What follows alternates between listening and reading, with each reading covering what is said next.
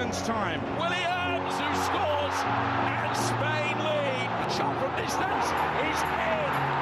It is Cole Palmer. Low ball in or far ball, slides it in. An absolute killer of a goal. I agree with the protest, but I don't think the violence was anywhere near necessary. No, I mean, I don't think anyone, Nigel, would ever think that the violence was the answer at all.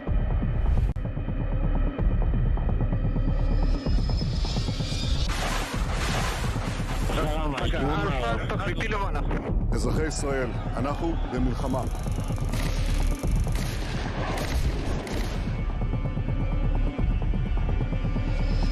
I probably took a bullet to the head because of the things that they say about me. If Donald Trump were president, Putin would be sitting in Kyiv right now. In Springfield, they're eating the dogs, the people that came in, they're eating the cats.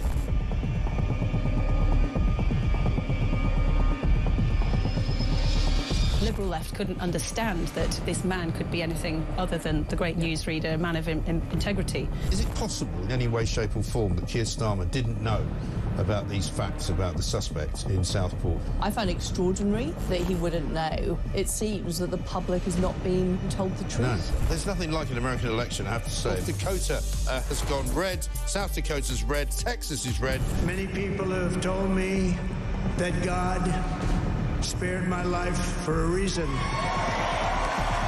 Bloomberg UK reporting Ukraine has made the first long-range missile strike inside of Russia.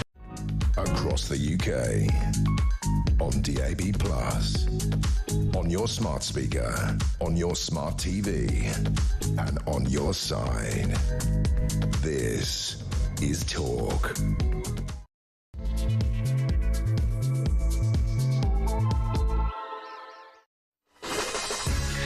Good morning and welcome to Morning Glory. It's coming up to very nearly 3 minutes past 6, and of course it is Wednesday the 26th of February. 2 more days and we will be in March, ladies and gentlemen. It's hard to believe, isn't it? Spring may well be on the way, but it's pretty chilly this morning, I have to say. Theo Usherwood's with me, getting a look through all the papers this morning, and obviously many of them completely and utterly chock full of the new defence policy that the United Kingdom has adopted, and the new foreign policy that the United Kingdom has adopted. And apparently it's nothing to do with Keir Starmer, it's nothing to do with David Lammy, it's nothing to do with John Healey, it's all to do with the White House. That's right. We have become the 51st state of America. I'm not saying it's a bad thing. I'm not saying that the idea that Donald Trump is dictating to Keir Starmer what he should do about how much money he spends and where he should spend it. I'm just glad that Keir Starmer's finally done something which would appear to be a step in the right direction. He decided not to give any more money to the ridiculous and marvellous and weird things that was going to be given money by this British government, like, for example, you know, prawns in Bangladesh, which we were apparently giving money to, or, you know, TikTok dancing in Ulaanbaatar, that sort of thing. We're not going to give them any money anymore. We're going to spend it on tanks, we're going to spend it on soldiers, we're going to spend it on the Navy, we're going to spend it on the Air Force, because apparently we now live in very dangerous times. Also, for those people who thought that Donald Trump was rowing Vladimir Zelensky out of the Ukrainian peace deal, it looks as though now they're going to have to eat their words, because Ukraine agrees a US minerals deal in the effort to mend ties with Washington. That's what it says on the front page of the Financial Times. That, ladies and gentlemen, is called international politics. I told you last week that this is what Trump was doing. Nobody believed me. Even yesterday, Dan Hodges from the Mail on Sunday was shouting and ranting and raving at me that I didn't seem to understand that Donald Trump was in the pocket of Vladimir Putin. Well, the point is this. Most of these lefties haven't got a clue about the real world. They've been sitting there, you know, chewing their own toes for so long, they haven't even been seeing what's been going on around them. Zelensky to sign deal with the US is what it says on the front of the Times. Front of the Telegraph, Reeves calls on Europe to step up. You know, this is a woman 2 weeks ago, didn't have any money, was talking about putting taxes up. Where are they finding the money from, by the way? We're going to talk about net zero as well. Daily Mail says the Prime Minister says hard power now matters more than foreign aid. After the Mail campaign, they're claiming victory. Well, they would, wouldn't they?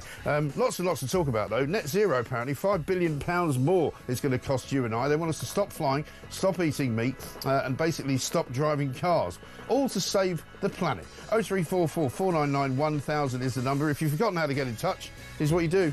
Morning, Mike. James from Blackburn. Morning, Mike. Great show. I'm going to put me down for one of them bumper stickers. Morning, Mike. Pete from Lincolnshire. Morning, Mike. It's Kate from Leeds. Good morning, Mike. I've just applied for my bumper sticker. I love your show every morning. Great show. Great show. Great show as always, buddy. Keep up the great work, everyone.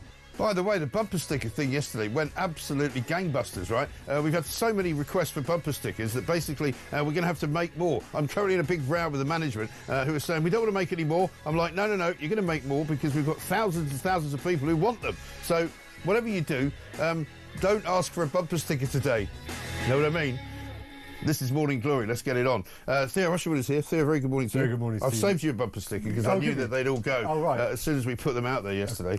You can have the home and common sense in the back of your car, thereby being recognised as somebody who is clearly ahead of the game, as we always are here. I mean, how many times last week did I say when you were here, you know, let's just wait and see. Let's wait and see what Donald Trump is doing. Let's not castigate him. Let's not say he's sold out to Vladimir Putin. Let's not say that Putin's pulling his strings.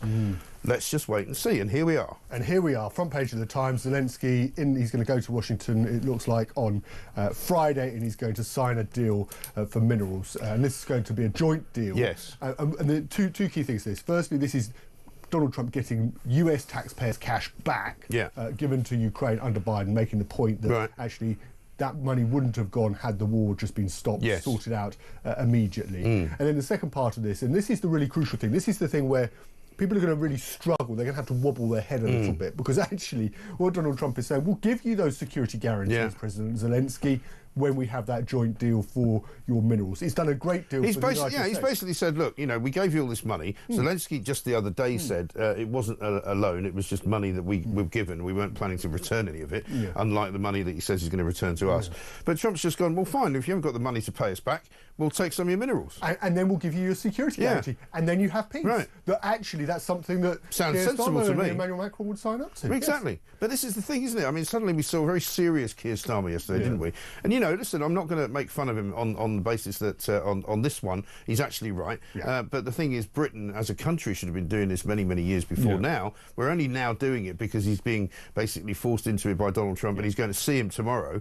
And he's going to have to answer for his policy. So if he hadn't done this, Trump would have probably said, you know what, I don't even want to see you. Well, exactly that. It wasn't even probably that. But basically, this was like, imagine Trump knows this play, right? You know, Mar-a-Lago. Think of his Mar-a-Lago resort where how many thousands of dollars is he charging if you want to come and sit at Mar-a-Lago and go to a fundraiser? It's just like that. You want to get in with the Donald in the room with Donald Trump. You want to play with the big boys. Then show it. There's a fee. There's a fee, and the fee is that you start pulling your weight and spending the money on defence. There's literally no such thing as a free lunch. Exactly, and there was this, and at the weekend there was this sort of prevarication in Number 10 where it was like, oh, we'll send out Bridget Phillipson, the Education Secretary, and we'll link all this money. Which was a bad idea, frankly. We'll link all this money to the Strategic Defence Review that's going to come in a few weeks' time. We'll try and drag our feet on it.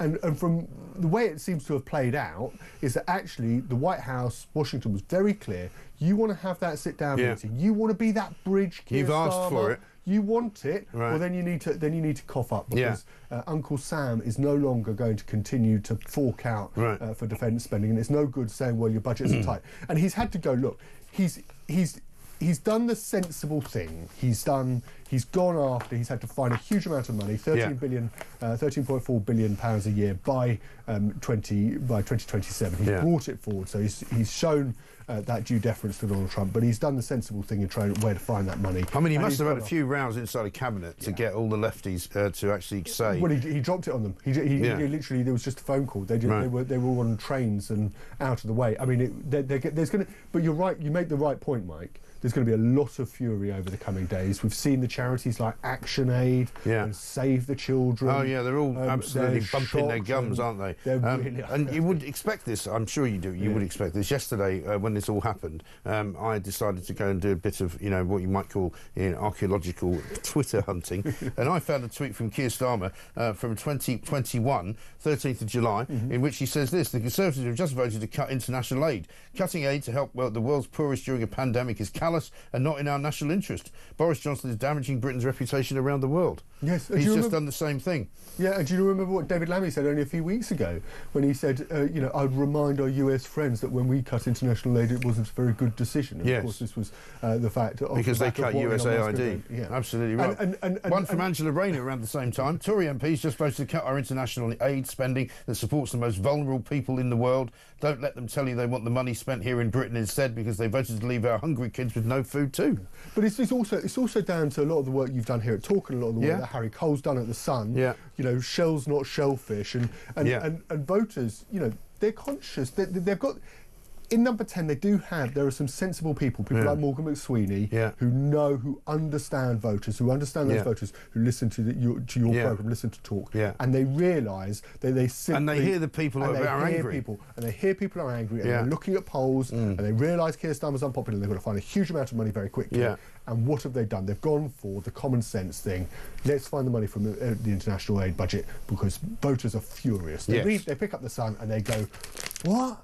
We're researching poor health in Bangladesh. Spending £110,000 on preventing gender-based disinformation in Kenya, £30 million budget for providing enhancing gender outcomes in Nepal. £500,000 for a fleet of electric Porsches in Albanian jails.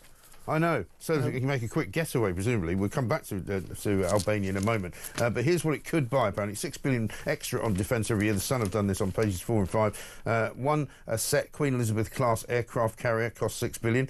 So that would be just one thing. Or you could get 70 F-35B military jets, which cost £85 million each. 15% of Dreadnought nuclear ballistic submarine programmes. 3,000 Storm Shadow missiles at £2 million each. Or 1,430 Challenger 2 tanks. Yes. I think people will be happy, depending on how long it takes to get all this stuff done, that we finally got a sort of an armed forces that we can be proud of again, or we will have. Yes, and that's where we should be spending the money. And the point is that there's going to be a deal that's going to be done on Ukraine, like it or not. You can get upset about it or not, right? And it looks like minerals is going to be key to this. We're going to have some sort of guarantee from Donald Trump, or Ukraine is going to have some sort of guarantee from Donald Trump. But what he really wants is he wants this to happen, not just in the UK, but right across Europe, and that everybody starts paying their defence. So when Vladimir Putin goes away, licks his wounds, rearms his military, and then comes back and thinks, right, I'm going to have another go at a NATO country. We don't just have to look to America. Europe doesn't just look to America and say, oh, could you bail us out with this one?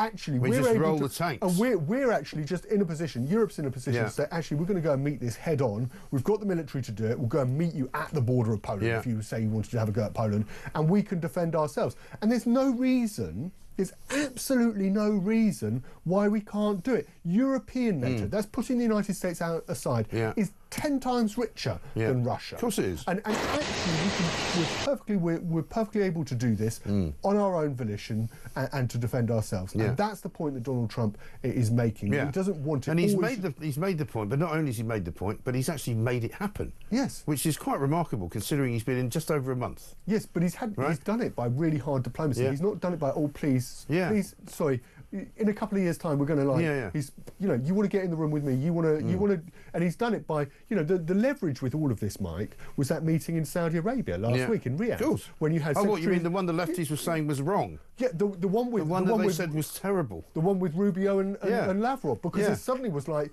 if you want to come to the table, if you want to come to the party, there is an entry fee. You need to be. Otherwise, I'm just going to do this by myself. I'm going to have my own phone calls. I'm going to send my own people to my own meetings with the Russians. He called Zelensky a dictator, and now look where we are. We've got Zelensky offering to do him a deal. Yes. That's called the art of the deal, ladies and gentlemen. And Dan Hodges, if you're watching, if you're up this early, remember what you said yesterday? We'll forget it. How about this? Let's listen to what Starmer had to say yesterday in Parliament on 2.5% of GDP. So starting today, I can announce this government will begin the biggest sustained increase in defence spending since the end of the Cold War. We will deliver our commitment to spend 2.5% of GDP on defence, but we will bring it forward so that we reach that level in 2027. And we will maintain that for the rest of this Parliament. And let me spell that out, Mr. Speaker. That means spending £13.4 billion more on defence every year from 2027. Now, if you looked at Rachel Reeves and Angela Rayner's faces there while he was delivering that, you would think that they'd just been condemned to some kind of horrible, Devil's Island sentence for the rest of time. But if only we knew where the money was coming from, and if only we had a journalist that would ask that question to Keir Starmer. Have a look at this. I've long argued that in the face of ongoing generational challenges, all European allies must step up and do more for our own defence. So, subject to economic and fiscal conditions and aligned with our strategic and operational needs, we will also set a clear ambition for defence spending to rise to 3% of GDP in the next Parliament. So now for the question. Are you concerned, Prime Minister, that come the spending review in the spring, later in the spring, that you've taken this tough decision when it comes to defence spending, but you're also going to have to take tough decisions when it potentially comes to tax rises, spending cuts across Whitehall, and that your own MPs and your own voters are going to turn to you and say, well, hang on a moment, you can find the money for defence. Why can't you find the money for the things that we're really worried about? Look, I have taken tough decisions. We took tough decisions in the budget. We took decisions I didn't want to take in terms of national insurance, winter fuel allowance. But we took those tough decisions as a political choice so we could put the money into the NHS and deliver the reduction, for example, that we've seen in waiting lists.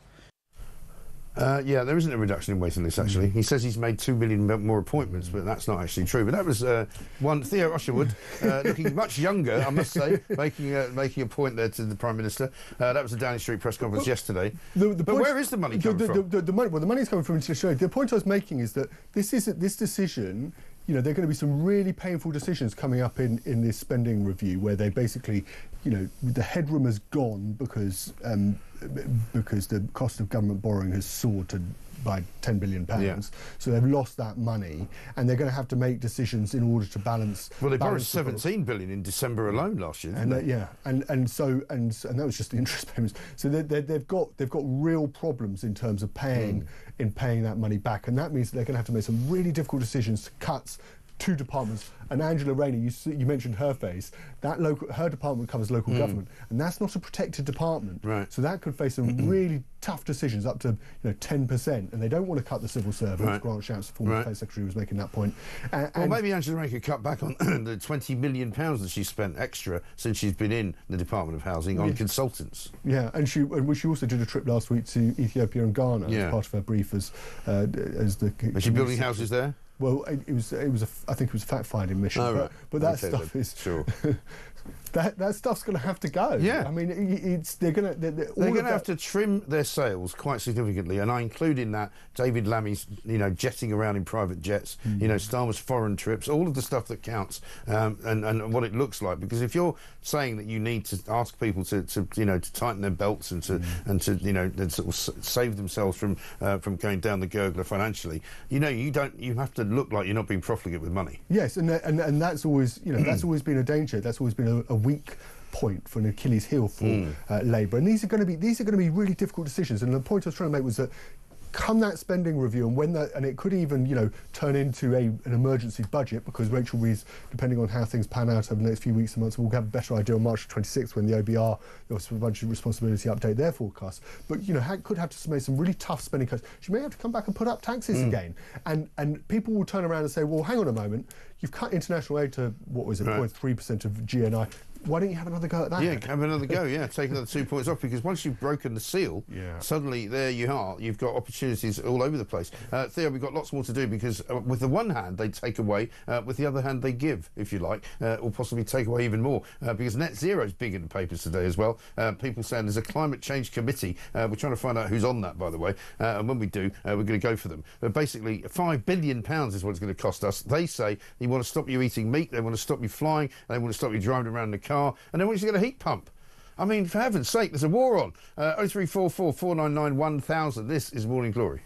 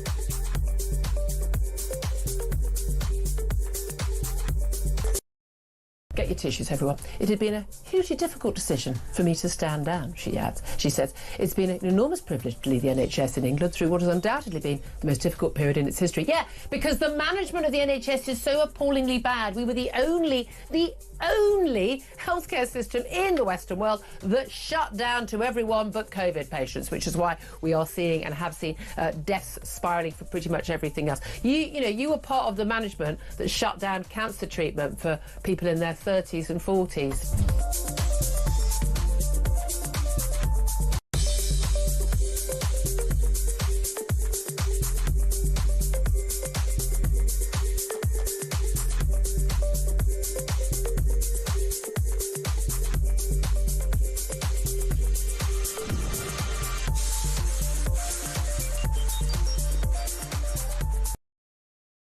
Across the UK, on DAB+, on your smart speaker, on your smart TV, and on your side. This is Talk.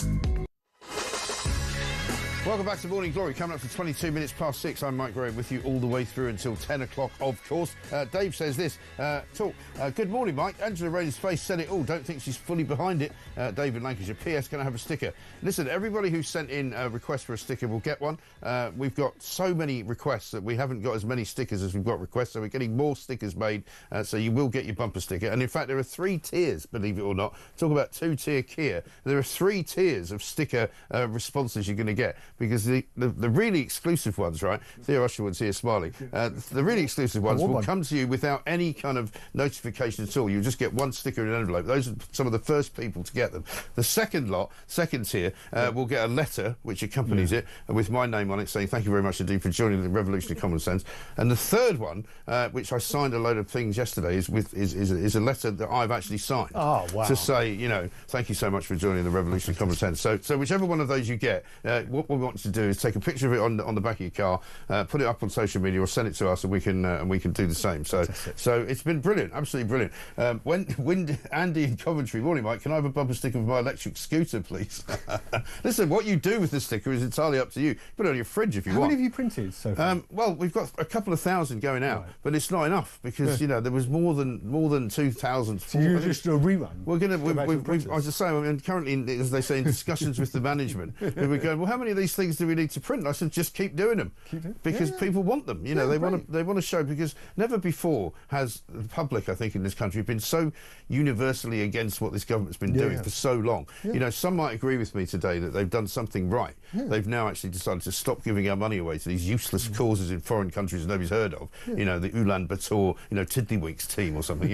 And suddenly now we're spending on our own defence. Good. It's the first thing they've done right. But however, I do worry they haven't got the money. And when you see this morning in the papers that we've got, the new net zero brigade still having a go, it says frequent flyers face paying more under government climate plans. So you're going to be taxed more to fly now on your family holiday. They want you to take a carbon budget scenario going on, where basically tax rates are going to go up on things like gas boilers. They want you to get a heat pump. They don't want you to drive very far. They want you to eat less meat. I mean, who do these people think? I don't know who's on this climate change committee. Does anybody know? Well, what's interesting about this is just before you send them to the gallows, Mike, they're just setting it out. This is the messenger. And this is how much was it? £300 Ed Miliband promised to cut from our energy bills. This is really interesting. This is on page 2 of The Sun. Jack Elsom and Harry have done the story.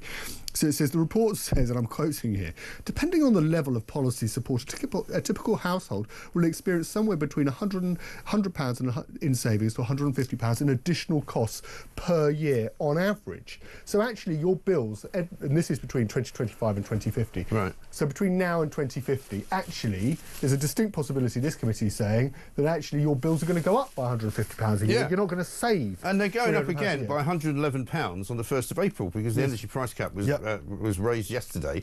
We said it was going to be 75 quid. It's actually more than that. It's £111. Yes, but this is by 2050. So even in 25 years' time, on average, households are not even going to come anywhere close to saving what Ed Miliband and Keir Starmer promised before the general election. It's going to cost a huge amount of money, and people don't have a huge amount of money. People don't just have that money lying down the sofa. These are tough times. And also, people don't want heat pumps because they're being installed against their will in some houses, like social housing-wise, and they don't work. They don't keep the house warm. They break down. Yeah, they make a lot of noise as well. Is the other thing we hear. It sounds like you've got a van with its engine running when you've got the machine sitting outside. But I've got even better news for you. I've decided to look this up, and I've found who are the members of the Climate Change Committee. Go on. And it's a right motley-looking collection, right? Professor Piers Foster.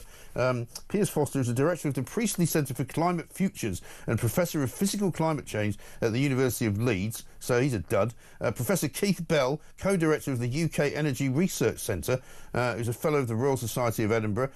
Basically, we've got Dr Stephen Fries, a senior associate fellow at the Institute for New Economic Thinking, University of Oxford. Professor Caroline Lequere, FRS.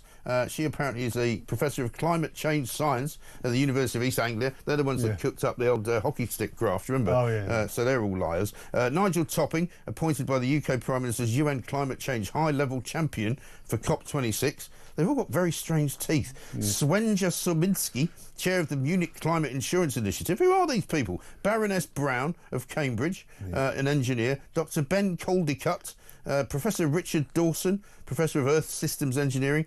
Professor Chris Evans, not that one, biogeochemist studying impacts of land use and other environmental drivers. It goes on and on. Dr Maria Romanello, Professor Natalie Seddon, Professor Swenger's there again. Expert advisors. I mean, what's going on? Who are these people, and are we paying them? Yes, well, Labour are insisting, this is a Labour insisting that they're just it's not a statutory body, it's just advice, it just provides advice which isn't binding. But I think what's interesting about this is, if I'm just one of your listeners now, and I've got, let's just say you've got the Times on your left hand, your Telegraph on your right hand. So this is saying that actually, we're only going to hit, the Telegraph is saying we're only going to hit net zero goals by deterring air travel through measures such as a frequent flyer levy. Yes. And then I read the Times, pick up the Times, we've got the Transport Secretary saying there's a new runway for Gatwick near takeoff. Yeah. Which one is it? It can't be both, can it? This is am it. I taking the right? Am I going to Gatwick in the left hand, or am I taking the right hand? And I'm just going to have to pay more tax because the government doesn't want me to fly. And Rachel Reeves is also pushing the idea of a third runway at Heathrow in the meantime, isn't she? Saying growth is the most important thing. I mean, is that all going to go by the wayside now because of the defence budget? Well, they hope to get private investment, but he'll get tangled. I was talking to a guy, actually, funnily enough, last week, who was involved in the private investment side of those kinds of projects, and he said that it's definitely going to go ahead because there's an awful lot of money in it, and that's what always leads these things. Because what I didn't know, which he told me, is that Heathrow is by far and away the biggest airport in the world for spending in terms of what people spend when they get to the airport. Because I said to him, it's going to be chaos, isn't it? You're going to have people queuing up to try and get through that horrible little tunnel into Heathrow. If you're going to build more terminals, you're going to have to revamp all the roads. He said, listen, don't worry about that, because what we want is to get them in quick so that they can spend more money while they're milling around in the air. We don't mind how long they wait at the airport. We just want them spending money. So that will happen, but he said it's at least 15 years away before any of that happens. And the original plan, I think, is, it's going to be chaos on the M25 because they're going to build a bridge. One of the runways is actually going to be a bridge like at Charles de Gaulle over the M25. Right. I mean, it's a huge project, but it will generate. It will generate a lot of money for the people building it. That's for sure. Whether it generates money for the economy in the short term is anybody's guess. But you're right. I mean, there is this kind of weird kind of schizophrenia about this government, where on the one hand they're saying, let's not fly too much, and on the other hand, let's expand the airport. Yeah, I mean, I don't know which one. I don't know which one it is, and this hasn't really been. The Conservatives are really good when the Conservatives have a row. The Tories in government were always really good at having a label, so they had a name for each group that was whether it was the ERG or the Five Families or whatever. But Labour, there's this tension, this huge tension between the environmentalists, the eco warriors on the one hand, and then those who realise that actually, in order to get people feeling better off and voting Labour again, they need to secure economic growth on the other. They need to make them feel a bit better off. And they need to make they need to feel, and they need to do that by creating really good high-skilled jobs, like building runways at Heathrow Airport, and that's how you get people. Well, and the they're realising, I suppose, if there are any grown-ups in the Labour Party, they're realising that student politics doesn't really cut it, and it's all very well waving your Greenpeace flag around and saying, "Oh, let's all have a heat pump and let's all sing Kumbaya," but that's not going to help you get re-elected, matey. No, it's not. Should we remind ourselves of what Ed Miliband actually said before the election? I think this was. We set that out for 2030. It was an independent set of modelling that said that bills could go down by up to £300. And what's important, Susanna, is that the report I referred to last week from the energy system operator confirms that not only is our target achievable, but it will lead to lower costs of electricity. So in 6 years' time, our bills will go down by £300. How much are they going to have gone up by that point?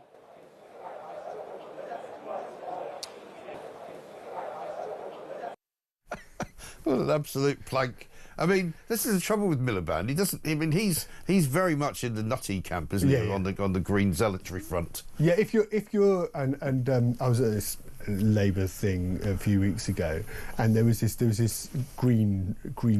I mean, she was obviously previously a Green voter. She was saying, they're abandoning, they're going to build this runway, and somebody somebody who really knew Labour turned around and said, "Don't worry.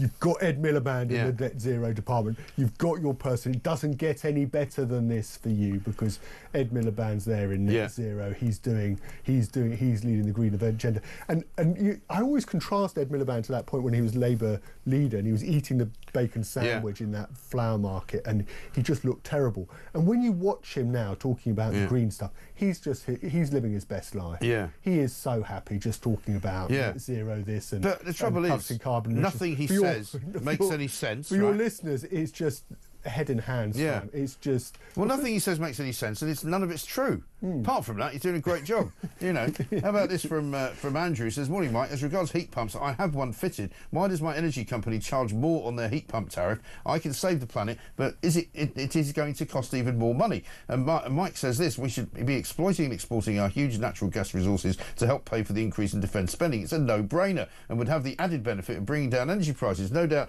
two-tier and thieves corporation will use this as an excuse to raise taxes instead." That's Mike in Colchester, and that is the trouble. They will, because they'll say with their very solemn faces on, this is a matter of national security, and therefore we have to ask you all to dig very deep to save the planet and to save the world and to save Britain and to save Europe and to save Ukraine, and they'll all be going Slava Ukraine every 5 minutes, like there's some kind of resistance movement against the Russians, and people will be sick to death of it because yes, we need more and better defences, but no, we can't pay any more in tax. Thanks. Yeah. You can show that you can get rid of some of the wasteful expenditure that you've been doing for the last 6 months, so do more of it. Yes, and it would be, for Keir Starmer and Rachel Reeves to come back with that and turn that spending review, I should say, that's coming out in the spring into a mini budget where they end up raising taxes, would just go down so badly. They realised the backlash after the October budget that they realised that had to be a one-off, that they cannot come back and ask for more money and more money. And we've seen, and it's not just about necessarily how your listeners feel or whatever, but it's also what's happening with businesses. Yeah. And there's a story on page 17 of the Telegraph, which is about retail jobs, isn't it? There's more than 100,000 jobs in retail. 170,000, I think, 160,000. 160,000 jobs in retail are now vulnerable, part-time jobs. Those are working people. On low salaries, who are struggling to make ends meet, who by no definition would ever be able to write a cheque to get themselves out of trouble if they got into trouble, as was the proviso put by Keir Starmer before the election, who are now, their jobs are vulnerable because businesses are saying, hang on, I've now got to pay the increase in national insurance contributions. Minimum wage is up. The threshold is up. I can't afford to take on that part-time worker. I can't afford to take that risk. I need to pull our business horns in. You know that shift where you have, you go to the tills and it's you go to the tills and it's an automated till, and sometimes you have 2 or 3 people helping you. Well, why not just make it one person helping you? And the customers can just wait a bit longer for somebody to come round and put in the code so you can buy that bottle of wine, whatever it is. Those are the sorts of jobs we're talking about. And those are the sorts of decisions that businesses are going to be making because it's just that much more expensive. Exactly. It eats into their profit. Absolutely right. We've got another little clip for you from Ed Miliband. This is what he had to say on homes. This is such an exciting development because it's saying to people who are buying a home that it will be guaranteed that you will have zero bills for at least 5 years, and that's a combination of heat pump technology, solar panels, battery technology. And it's so exciting because with Great British Energy, our new publicly owned energy company, if Labour comes into office, we'll be seeing more of these homes coming into being. And what also it's all about is tackling the cost of living crisis, and that's what Great British Energy, with our biggest investment in homegrown clean energy in our history, is all about doing. What's he talking about? I mean, is he living? He's literally living on another planet, isn't he? He's got this weird. He's talking about our mate Jürgen at GB Energy, the man who is the only employee of GB Energy, who doesn't have an office, who doesn't have a car that is provided to him, doesn't have any energy. Actually, doesn't buy any energy, doesn't sell any energy, doesn't make any energy, doesn't produce anything, doesn't even have, I don't think, a website. No. But apparently, you're going to be able to have a house that doesn't have any bills. Yeah. It's like cloud cuckoo land. You might as well have Charlie in the Chocolate Factory running the country. Really, really testy if you dare to ask him when they're going to do those new jobs that have been promised. Yeah, when can I move into the house with no bills? When's that going to happen? Don't ask me that. Don't ask me that. That's obviously in the future sometime. I mean, unbelievable, isn't it? 0344 499 1000 is the number. Theo Usherwood's here. Let's get a voice note from Sue. Morning, Mike. Sue from Farnham here. Just want to say he's only putting money into defence because he's seeing Donald Trump tomorrow. God, I wish we had Donald Trump here. I cannot stand Starmer. His droning voice. He's the most insincere man I have ever heard. But he is fixing the foundations, and working people are better off. And just keeps saying all these things, you know, that's the trouble. Sorry, I started off saying I thought what he was doing yesterday was quite a good thing, but already, only half an hour in, I've already got off the idea, to be honest. But there we are. We've got more to come, including the BBC are in trouble yet again over that Gaza documentary. We'll be talking about British Airways and how awful they are. And also, what about the NHS boss who's been sent off to the corner, the naughty corner, because she basically couldn't do her job? Amanda Pritchard has gone from the head of the NHS with a six-figure payoff, of course. What's that going to do? Has Wes Streeting fired her? 6:37.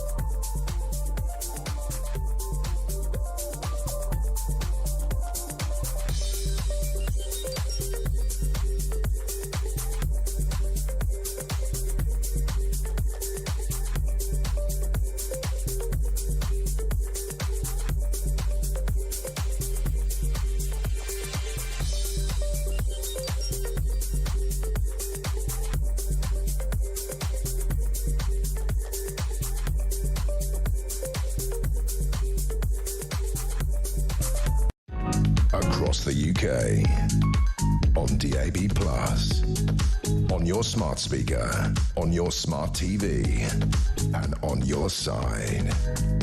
This is Talk. Welcome back to Morning Glory, 6:39. I'm Mike Graham. Good morning. Mike says, Marco in Swindon. You literally couldn't make this up. Reform have always said they would cut foreign aid and increase defence spending. Keir Starmer said just 3 days ago that Reform's right-wing policies are dangerous. Keir Starmer said yesterday we are cutting foreign aid and increasing defence spending. Has this absolute fool only just realised this is actually a good idea? God help us all. And Alan in Merseyside says the same thing. He's now copying all the ideas made by Reform in their 2024 contract. It now looks like Starmer is following the Reform UK agenda. Well, is he? I mean, there's some truth to that. He was asked about it yesterday, actually, whether he's just copying the Reform agenda. Look, Reform came second to Labour in 90-odd seats in the general election. You've got this looming by-election in Runcorn and Helsby after Mike Amesbury was jailed for 10 weeks, which is going to be a real test for Keir Starmer. Is that going to happen? Is he actually stepping down then? So it hasn't been confirmed. From the last I heard, he's contesting it. He's going to appeal the sentence. Yes. Or it's not going to have those processes. The appeal for the sentence has to go through before there would be a recall petition. Yes. It's not an automatic. He's not automatically expelled from being an appeal because the sentence was less than a year. Right. There's then a recall petition. 10% of voters in Runcorn and Helsby have to vote for a by-election. Once they do that, then there's the by-election. So you would think in a couple of months' time there will probably undoubtedly be a by-election in Helsby and Runcorn and Helsby. And Reform came second by 14,000 votes, split with the Tories. Question as to what Kemi Badenoch, the Conservative leader, does. Does she just say, OK, we're just going to sit this one out and let Reform and Labour just thrash it out between themselves? But you would expect that Nigel Farage gets the right candidate in place, campaigns hard, that he could win. They could move the dial. Yeah, absolutely right. I mean, this is the thing. Let's look at some of the other stuff that's going on this morning. Basically, a couple of stories about the BBC. BBC whitewashed the Gaza doc subtitles. This is still stench of bias coming from this war zone, How to Survive a War Zone documentary that went out a week ago Monday and has since been pulled by the BBC. It now turns out that not only have we now found out one of the cameramen actually celebrated the October the 7th massacre, we've also now found out that the main subject of the documentary, the boy Abdullah, I think his name was the son of a Hamas operative. It now turns out that they actually interfered with the translations of some of the things that were said by the people in it, and they mistranslated references to the Jews, omitted the word jihad, which was said by quite a few people, and subtitles in some cases were removed altogether. This is really serious, because this points to the fact that the producers and the team who put this documentary, say documentary, it's not a documentary, is it? It's just propaganda, who put it together knew exactly what they were doing. So you've got an interviewee who was praising Yahya Sinwar, who of course is the Hamas leader. Who's killed was. So they shot him in that house. Yeah, they got him, didn't they? Yeah. Good. For jihad against the Jews was also mistranslated as saying he was... This interview was quoted as saying he was calling for jihad. He was quoted as saying jihad against the Jews, and that was actually mistranslated as he wanted to fight Israeli forces. So they knew exactly what was done, and they decided to. It's a fair accusation. They softened They tried to soften the subtitles so that it would seem more acceptable. Which is not only unethical, but completely against every single rule of journalism. You're changing what people say. Yeah, exactly. Sorry? So you would think that if there was an honest broker in this, or an honest editor or producer in this, they'd have said, hang on a moment, let's just have a look at this. Oh, sorry, he's saying jihad against you. That sounds like that's extremist material. Well, that shouldn't be broadcast by the BBC. Surely it is. Would you not suggest that might be considered to be terrorism? Yeah. Right. So they're actually now propagating terrorism. I think Tim Davies on a very slippery slope here, because in addition, as if that story is not bad enough, and it is bad enough for me for him to lose his job. The second story this morning is all about the DJ Tim Westwood, Radio 1 DJ. A £3.3 million external inquiry published yesterday found that the broadcast of the BBC missed opportunities during the 2 decades that the DJ worked at the organisation to sort out significant problems that existed in the way that he was behaving around young women and girls. Misconduct, sexual misconduct by Westwood, a large range of factors which ought to have alerted the BBC. It's another scandal, and a scandal too far. I really don't see how Tim Davie can stay in his job. Well, the thing about Tim Davie, I say you get rid of Tim Davie. I would 100% agree with you, Mark. Get rid of Tim Davie. The problem, especially with the Israel, that documentary, the Hamas documentary, the problem is that it's endemic. You could get rid of you could get rid of Tim Davie, but you have all, right through the BBC, you've got people thinking that this is somehow acceptable. Well, maybe they left it up on iPlayer. Yeah. They wouldn't apologise to start off with. And their first statement was very much a defensive statement, justifying what they'd done, saying that, they were absolutely sure that everything had been done the right way and properly, and there was no question that that they'd done anything wrong. And I mean, this is the thing. Maybe more people have to go as well as a result of that. Maybe people who were involved in producing the documentary have to go. But it seems to me that after every single scandal that we've had, even just since I've been doing this show on breakfast, for just nearly 9 months or so, surely there's enough there at the door of the BBC boss, the Director General, that he has to go. But I was having a chat with a friend who works at the BBC, and they were saying to me that there's a sort of, when you get to that sort of mid-management level, there's this sort of complacency that they're untouchable. That you could get the, and it was put to me. There was a meeting, and it was after I think it was after the Hugh Edwards. What happened with Hugh Edwards? And there was a meeting where he was invited into this meeting with mid-management, and they turned round. One of them turned round very just smugly and said, you know, Director Generals come and Director Generals go, and it's like, we're untouchable, but you can get rid of Tim Davey, but we're still going to be here. Right. We're still going to be really running the show. Right. And what needs to happen is you need to be able to get somebody, and it's not going to happen with this government, right? This government is not going to deal with the BBC in the way it needs to be done. Get your claws into the editorial process to find out who was responsible. Well, isn't that what Samir Shah's meant to be doing? And actually, you know, it's cancerous what's happened. It really is. You know, this is the British Broadcasting Corporation, and it needs to stop. And the way it stops is you bring people in with proper oversight. So when you have a documentary like this, they go through it line by line, and they double-check the sourcing, and they make sure that it doesn't happen. And if you would, you know, it isn't just a sackable offence that somebody's going, you know, that this has been broadcast. It should be a sackable offence because what should have happened, it should never have been broadcast. A producer should have put it in front of some sort of really like high-level editorial board. They should have spotted the fact that the main narrator was the son of a Hamas was the son of a Hamas official. They should have spotted the fact that obviously the translation was completely incorrect, and then they should have sacked the person, and it should never have been broadcast. That would be the right outcome. Apart from that, it was a great idea, you know, and whoever came up with the idea should probably be fired as well. Or as I saw, one former, and I'm not going to say which one it was because I'm not 100% sure, but one former, you know, senior BBC person's talked about it being the right sort of journalism. How on earth is this? Well, it's not journalism. You know, if you're changing the translation of the words that people are saying in order to make them sound less problematic, shall we say, then that ain't journalism, that's fiction, that is messing about with propaganda, and at the end of the day, that can't possibly be something that the BBC should be proud of or should even be doing. Let's face it, we've got plenty more to do. NHS boss being fired as well. Amanda Pritchard says she's going to leave the health service's top job at the end of March following meetings with Wes Streeting.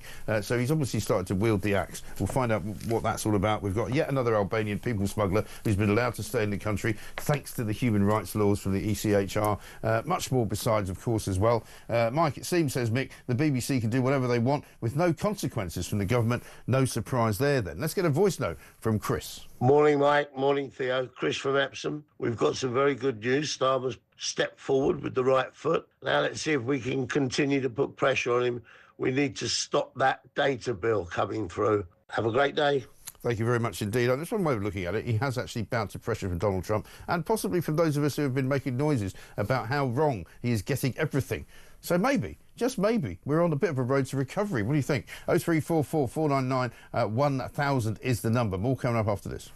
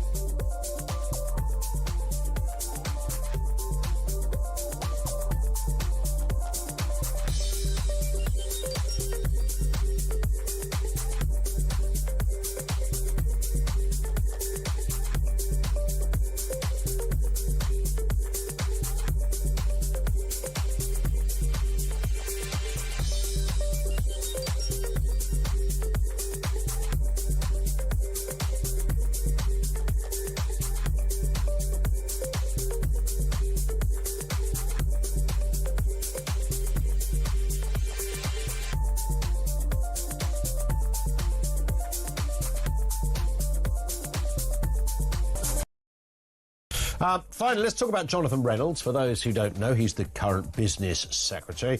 Used to be a top barrister and QC. Oh, sorry, no, he wasn't that. He was a solicitor. No, he wasn't that either. So he was never a solicitor. Went on a training course, thought he was going to be one, dropped out to become an MP. What I don't like that's happened here, which I think is the real story and cuts to the heart of it, is blaming it members of his team that, you know, referenced it incorrectly.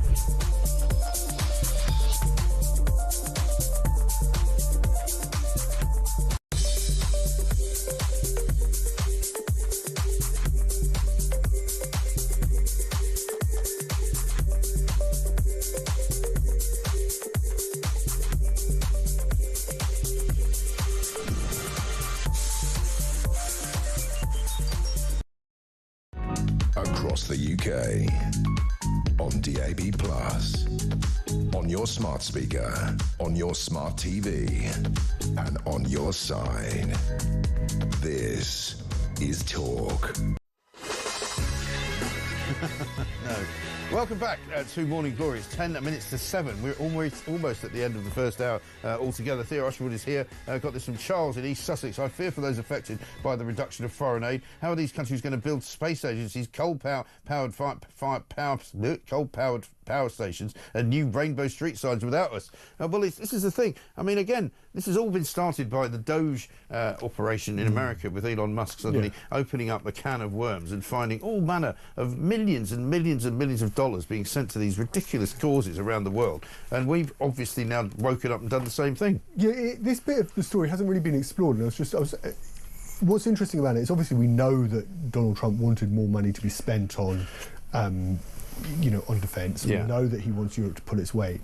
But what's interesting is that it's almost like a double whammy that what Keir Starmer has done here, because he's followed the Trump playbook in how to cut waste and save money. And what we saw with Musk and USAID, he's done the same here with our own international aid budget, cutting that in order to pay for defence. So that when he goes to Washington, actually he can say to Trump, I've done exactly what you would do, Donald. And nobody's really, and it was actually sort of a missed opportunity. I was sort of thinking about it as I walked out of that press conference last night. Actually, maybe somebody needed to ask a question actually about the decision to cut international aid was, did you do that also to impress Donald Trump, not just the defence spending? Because had he could have found that money from elsewhere. I don't think there's any question. I mean, he could have gone into any number of different areas, but he's clearly following the Trump playbook. And that's why I was saying earlier, it's clear that Donald Trump is now not only in charge of US foreign policy, but he's also in charge of European foreign policy, British defence policy, and everything else that Keir Starmer wants to do, because everybody wants to make him happy. Yes, and it's just... Which is no bad thing, by the way. And it's events, isn't it? You can have whatever we always think, oh well, we sit around and follow the general election campaign, and this Rishi Sunak says this and Keir Starmer says that, but actually what it comes down to so often in politics is just events, what happens and how those events dictate your own actions and your responses, because that's actually what often matters more than anything else in politics. I mean, the question I suppose that I would ask you next is this going to be Keir Starmer's COVID? Because, the money that he's going to have to spend possibly is going to be way higher than he thinks. It's going to have to be, and it's a bit of a bottomless pit, military spending, isn't it? Because once you put your foot in the water, you're suddenly going, well, we wanted to build one aircraft carrier, but actually that's not really enough. So we better build two. Or maybe we need more planes. Or actually, no, we better give the army a bit more money for this, that and the other. It's unstoppable. It is potentially unstoppable, but I think also, but within it, Mike, I think there are two things where I'm more optimistic than with COVID. Obviously, we didn't know what COVID was going to be at the very beginning of it. Firstly is this offers an opportunity for jobs and economic growth. You military investment in R&D, research and development, building things again. And we don't do that in this country. We should do more of it. And secondly, it's a good thing if we are military, if we are strong, if we have a decent army, navy, and RAF. We have. But what a curious world we live in, where the last time we were strong militarily to fight in the Gulf War and to fight basically Saddam Hussein and everything else in Iraq and Afghanistan was under the last Labour government. Or at least the one before, the Tony Blair government. But it was always austerity. It was austerity which did for it. And of course, the war in Afghanistan was seen as very costly. I remember sitting in the House of Commons as a cub reporter, and Philip Hammond, as the Chancellor, then stood up and said, Spreadsheet Phil, and said, we don't really do wars anymore because they're really expensive, and I don't really want to spend the cash. That's it, exactly right. And now that you could say what you like about austerity. Well, do you know what I'm looking forward to? I'm looking forward to them taking us the scissors to the red tape in the NHS, because they've just fired Amanda Pritchard. She's walking away with a six-figure salary. Apparently, she was accused by the parliamentary watchdog last month of the worst complacency ever in terms of boosting their productivity. But you can go in, into any department of the NHS and literally rip out all the DEI stuff, rip out all the trans nonsense, rip out the rainbow flags and the 65,000 different interpreters for all the different languages wages, and you can save a bucket load of money and put it on the front line. Yes, and that's what Wes Streeting wants to save that money, and he's actually been very strong against the DEI stuff. He wants, diagnostic hubs working around the clock, non-surgical, surgical hubs. Yeah, but it hasn't stopped yet. But it hasn't. No, it hasn't. It hasn't stopped, and he's got that challenge, and he needs to get somebody. The health secretary can't do it all himself, right? And he's clearly come to the decision that actually, if the NHS is going to go through this period of reform, he needs the right person to do it. I think it's going to be really interesting. She's going to get this payoff, obviously, and it's going to be a proportion of her £270,000 a year salary. I mean, it just makes your eyes. How can you be that useless and get paid that much? Did you see that? Did you see it was the performance in front of the Health and Social Care Select Committee? And Layla Moran, the Liberal Democrat MP, she's then coming out and saying, hang on, those answers were lengthy and diffuse. You can't be... There's going to be a problem, right? Yeah. So Wes Streeting sat down with her on Monday, and I think there was a decision that actually she was quit. She's going to get a proportion which is going to run into six figures, more than £100,000 of her salary. And I think it's going to be really interesting. Who does Wes Streeting go for here? Does he go external? Does he go to the private sector and bring in somebody with a real track record of running a big company, reform with, turning around? I think he'll go down that route, because that's what Elon Musk has done, and he's now going to probably ape that, isn't he? Bring in somebody from the private sector who's turned around a big company that was failing, that was going to go bankrupt, going to go under, and made it good again. Right. And I think if Wes Streeting can pick somebody and not just another civil servant. Not just another one of these Quango specialists that sort of bounce from one place to another. Because Amanda Pritchard will no doubt pop up somewhere else, probably on the Climate Change Committee. They'll go, oh, she's good, get her on there. How about this one on the front page of the Telegraph? Non-crime hate incidents, according to Lord Herbert, brilliantly named, who's apparently the chair of the College of Policing. My Lord Herbert, formerly known as Wally. He says that non-crime hate incidents could be renamed rather than being scrapped, because that will make all the difference. Call them something else. Call it something else, and then we don't call it having a non-crime hate incident, and then they stop. They won't. What they need to do is they need to... Are any of your listeners, Mike, does anybody ever message in, WhatsApp in, and say that they've got no crime in their area, that the police are just wandering around, twiddling their thumbs? Well, what are we going to do? Like we need some extra work here. There's no burglaries, nobody's getting their phone snatched. No, it doesn't happen. No. The police, they're surplus to requirements now. What we need is them to go around and figure out, where people have been offended or upset. Yeah. Is that... Nobody's saying that. No, funnily enough, no. And they also mostly say we don't actually see any police at all. I can't remember the last time I saw somebody walking down the street in a police uniform. Yes. So if somebody is racist and they racially abuse somebody, it is a criminal offence. Yeah. If somebody beats somebody up because they don't like the colour of their skin, it is a criminal offence. You commit a crime, you are investigated by the police. What you cannot have is the police being involved where people are upset. You have a right to offend me, you have a right to say something rude about me, and I have a right to be offended. That does not mean we need the police turning up at court radio to check how I'm feeling about it. No, funnily enough, I mean, the Police and Crime Bill was introduced into law, supposedly, or introduced into Parliament yesterday, but nobody's paid any attention to it. I've written a piece about it in the Telegraph, because does anybody really believe that actually it's going to make any difference whatsoever to your daily life, walking down the street? Are people not going to steal your phone now because there's a new police and crime bill? No. Are they worried that the police are going to kick their door in? No, because there aren't enough cops to do it in the first place. No, and the police have their work cut out. If you were to get Peter Blexley, if he was to come on, would he say that he's getting calls as a former officer from all these police officers who are like, they're just wondering what they need to be doing? No, exactly. Of course he wouldn't. He would be but he's also saying to me, which he did say to me just the other day when he was in here, he used to quite enjoy kicking people's doors down. And I said, well, why don't they do it anymore? You know what he said? He said they haven't got the will to do it. They've got the same laws. They haven't changed the laws. They could kick people's doors in. They just don't want to do it. And that, I think, is a terrible indictment. But listen, Theo, we're out of time. Great to see you. Thank you very much indeed. Have we got time for a voice note? Yeah, let's do it. Good morning, Mike. It's Chris in Northampton here. Great show. So, you want a house with no bills, do you? Well, that's easy, mate. Just become an MP and claim it all back in expenses. What a good idea. Trouble is, they can't afford me. But yeah, you're right. That's how do you get a house with no bills? Become an MP, and then somebody else pays for it, i.e. you and I. This is Morning Glory. We'll be back with more after the news.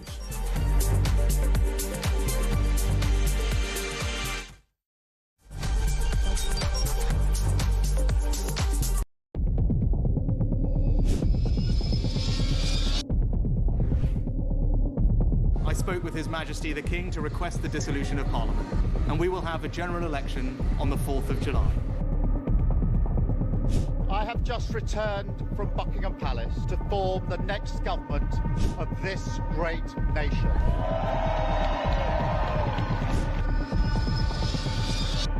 Take a look at what happened.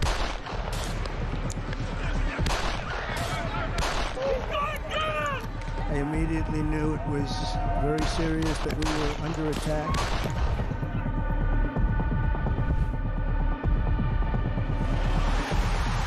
The time has come, and this surely is England's time. Williams, who scores, and Spain lead. Shot from distance is in.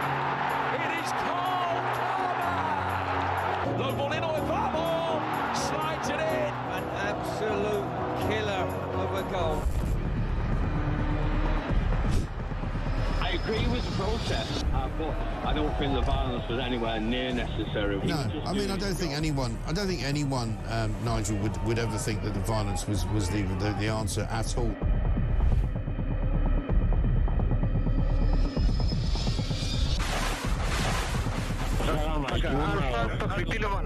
אזרחי ישראל, אנחנו במלחמה.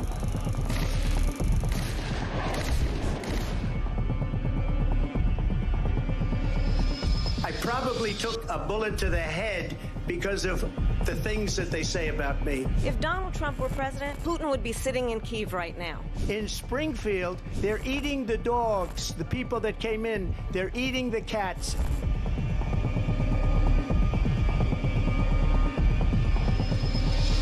Liberal left couldn't understand that this man could be anything other than the great newsreader, a man of integrity. Is it possible in any way, shape or form that Keir Starmer didn't know about these facts about the suspects in Southport? I find it extraordinary that he wouldn't know. It seems that the public has not been told the truth. No, there's nothing like an American election, I have to say. North Dakota has gone red, South Dakota's red, Texas is red. Many people have told me that God spared my life for a reason. Bloomberg UK reporting Ukraine has made the first long-range missile strike inside of Russia. Across the UK, on DAB+, on your smart speaker, on your smart TV, and on your side. This is Talk.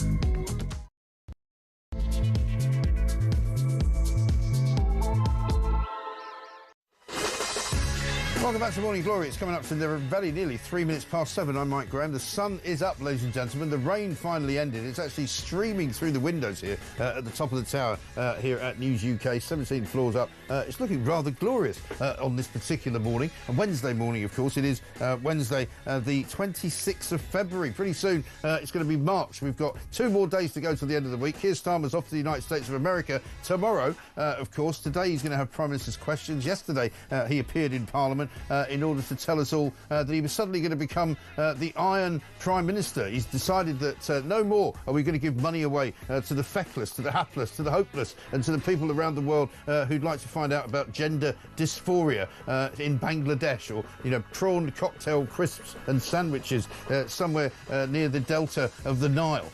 Nobody wants to give them any more money anymore, least of all Keir Starmer.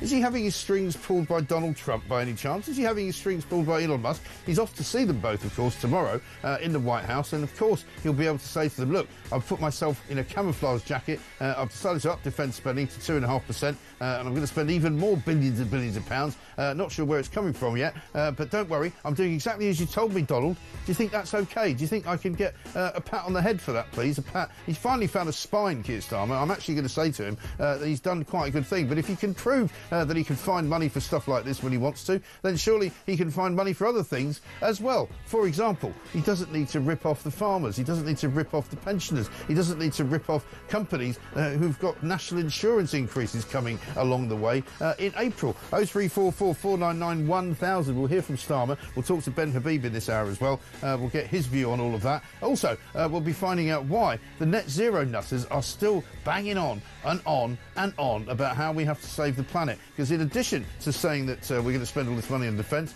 the other side of the government run by the crazed Ed Miliband. They're saying they're going to spend £5 billion. They want you to stop eating meat. They want you to stop flying around so much in planes. They want you to stop driving cars. And basically, they want you to install a heat pump. Absolutely and utterly ridiculous. 5 minutes past 7. This is Morning Glory. Let's get it on.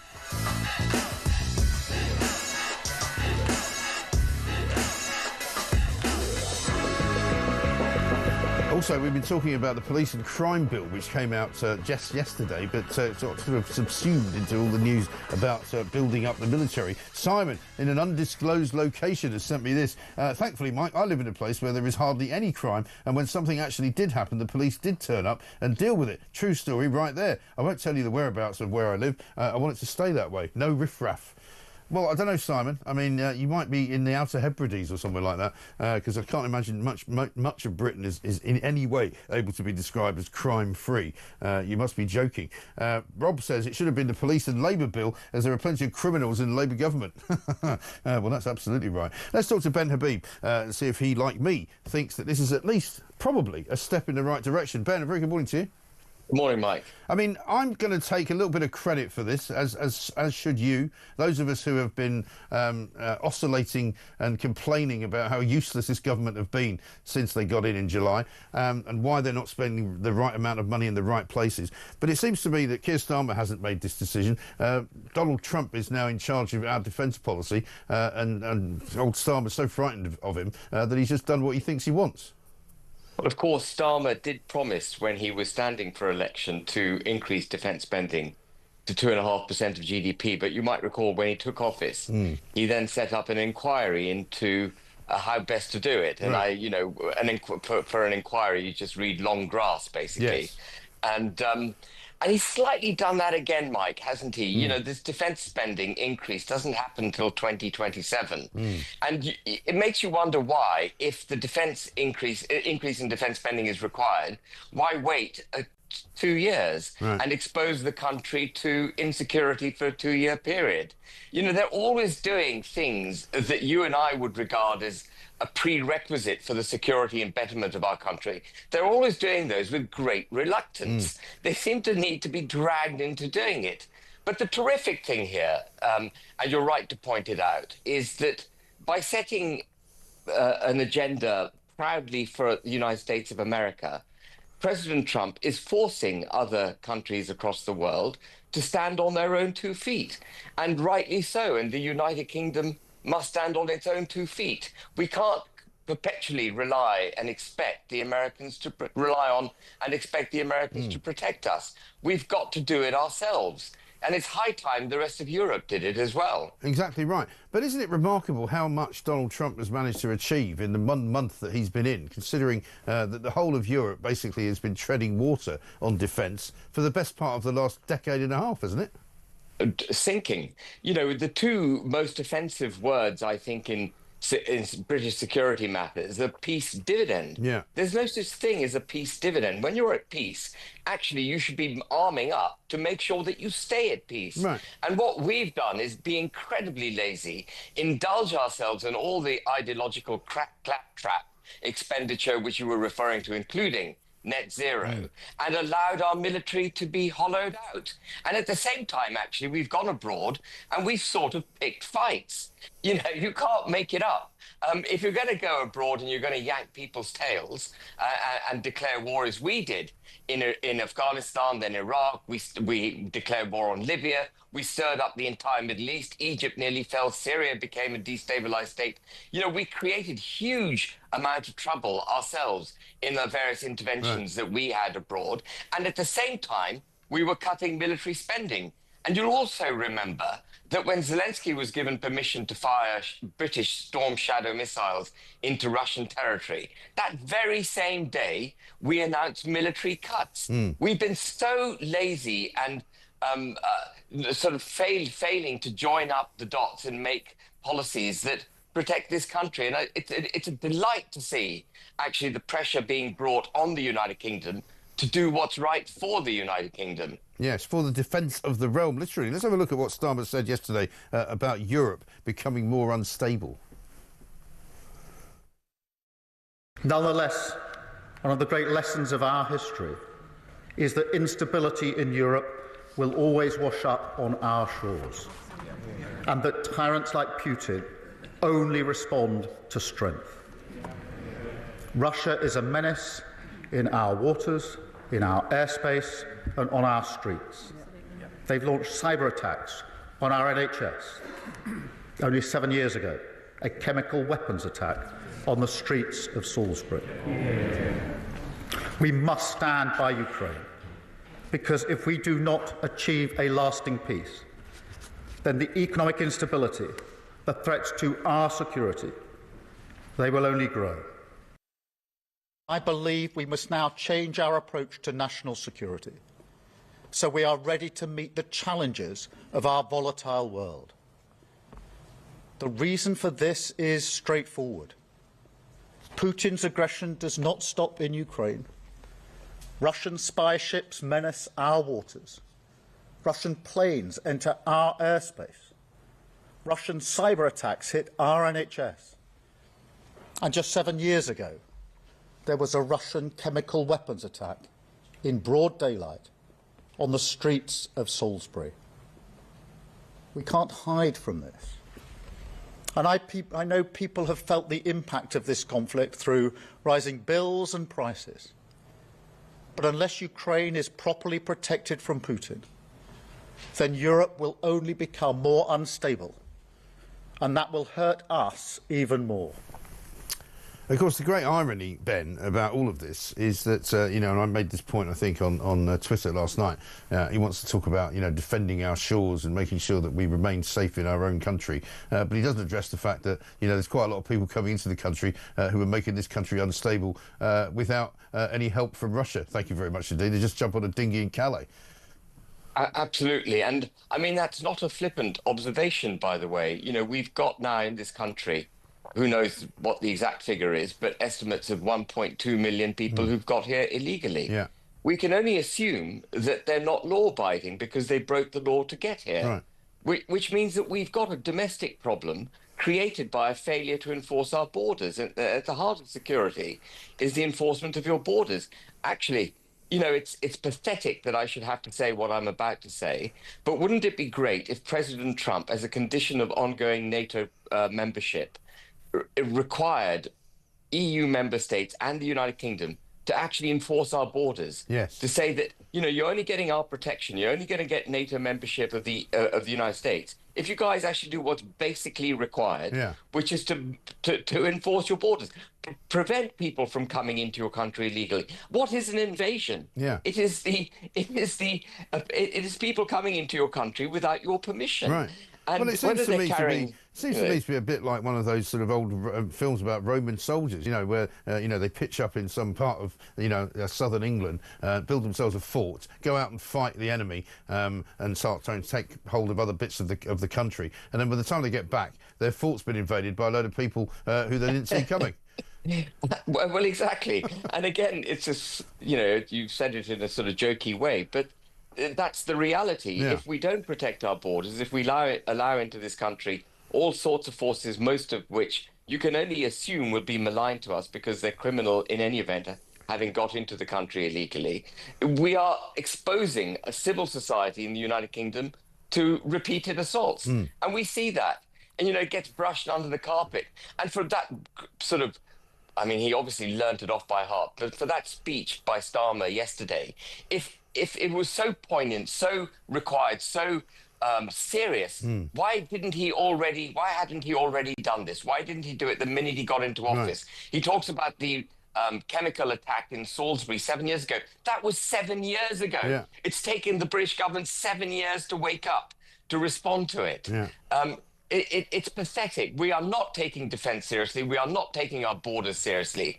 We're enmeshed in this global order, which we put first. Even yesterday, when he made that speech, he was talking about Ukraine's needs. Fine, I understand that.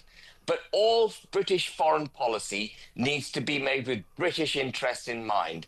And if they align with Ukraine's, great, we can offer up our protection to Ukraine, but our interests have to be taken care of. And again, it was impressive to see the way President Trump has looked after the United States' interests by demanding some kind of recompense for the hundreds of billions of dollars that have been spent by the United States on defending Ukraine. And that came in that minerals deal. And we should be doing the same for the United Kingdom. I remember going back to Iraq, without wishing to digress too much. Yeah. We put billions into Iraq.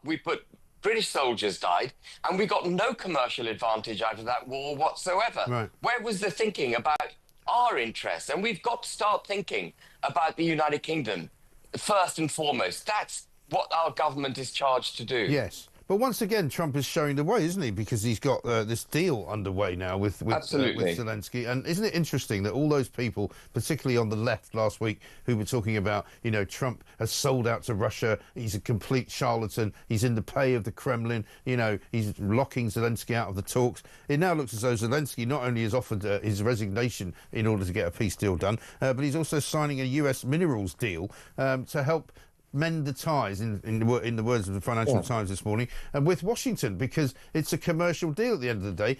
Donald Trump's quite right. We can't just keep pouring hundreds of billions of dollars into Ukraine and see it disappear down a sort of great big hole, when in fact they've got very valuable minerals which Trump wants a piece of. And I think that's the way to do proper foreign policy. That's reasonable. I mean, I don't know the details of the deal, but there should be recompense for assistance provided, and 100 billion, hundreds of billions of dollars is massive. And I also have great sympathy, while we're on the subject, with President Trump when he says a lot of that money has probably gone astray. Yeah. I have no doubt it's gone astray. The arms trade is a crooked business at the best of times. Right. And Ukraine is a crooked country, let's face it. And Ukraine is a crooked country, and the approach we took and the Americans took to the Ukrainian-Russian conflict was to just give Zelensky a blank check. Yeah. Here you go. Here's a blank check. You do with it that which you wish to do. And that is no way to run our foreign policy. We have to make sure there are checks and balances in place. We have to make sure the British interests are put first and foremost in the way that we prosecute our foreign policy. And I'm delighted that Trump is showing us the way. Absolutely right. And while we're on the subject of what Labour did in Iraq and Afghanistan before when they were last in power, I've got this from Soph on the subject of ramping up our kind of domestic defence agenda.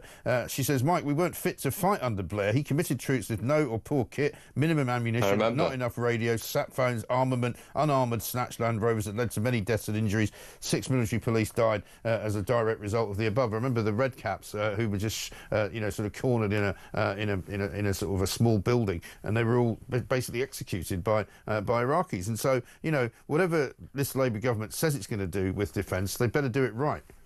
Yeah, and, you never believe them. And you might also recall armoured vehicles, which were, absolutely hopeless at defending themselves or withstanding the blast of IEDs. With lots of British soldiers injured because they were sent into battle with inappropriate protection. Right. And we can't have that again. We've got to really concentrate on modern war, the kind of warfare that we might face in the future, and make sure we're absolutely ready for it, including conventional boots on the ground type stuff. It's not all about cyber warfare and the rest of it. No. It is about having conventional weapons. When you've got Russian tanks coming at you, sending out radio signals ain't going to do the job. You're going to have But isn't it funny ground. that just before the Russian invasion, I mean, I remember speaking to sort of defence experts who were busy telling me that, the age of the old battleground is over. It's all going to be about cyber. We're all going to be, it's going to be like the Terminator with sort of robots fighting each other. You won't need real people. Well, that turned out to be complete and utter balderdash. Yeah, you've got to have people. You've got to have people. Exactly. Well, you've got to have good people as well. Good to talk to you, Ben. Thanks very much indeed. Ben Habib there, talking about, former Deputy Leader, of course, of Reform UK, talking about what we need to do with this money that is going to be spent on defence. Coming up, Colonel Simon Diggins, military and defence analyst, will tell us what he thinks we should be doing. And here's one from Mel. He says, morning, Mike. Great show as ever. Having found out who is on the Climate Change Committee, could we discover how many of them have a heat pump, drive electric cars, and how many air miles they rack up each year? Could be some interesting answers. Well, absolutely right. And here's one from Tracy in Staffordshire. Morning, Mike. Comparing Keir Starmer's words and promises with what he actually does, the latest tough words on security don't fill me with any confidence. The irony of him standing there behind a podium saying secure at home, I don't feel secure. Well, this is the point, isn't it? It's all very well making all these noises about making us secure at home by fighting on foreign fields with defensive equipment which is manufactured by British people for British Army people and for British armed services personnel. But what about what's happening behind them? While they're all fighting in a foreign field, there's people coming into this country from those foreign fields who may want to do us harm. And that, I'm afraid, is not being addressed by this government. 0344 499 1000 is at the time. It's 7:20.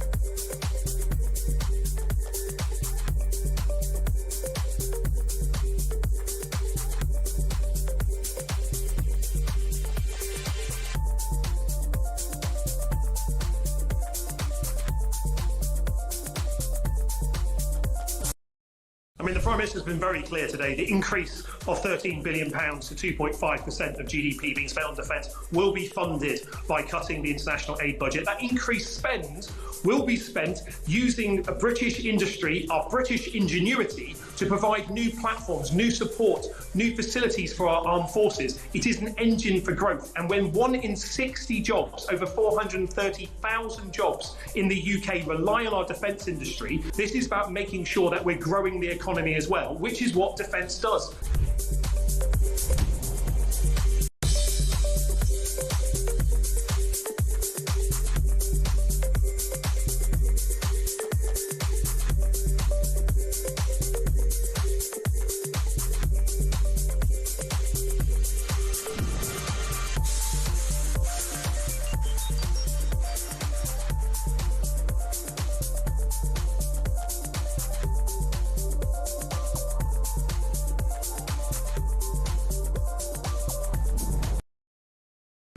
Across the UK, on DAB+, on your smart speaker, on your smart TV, and on your side.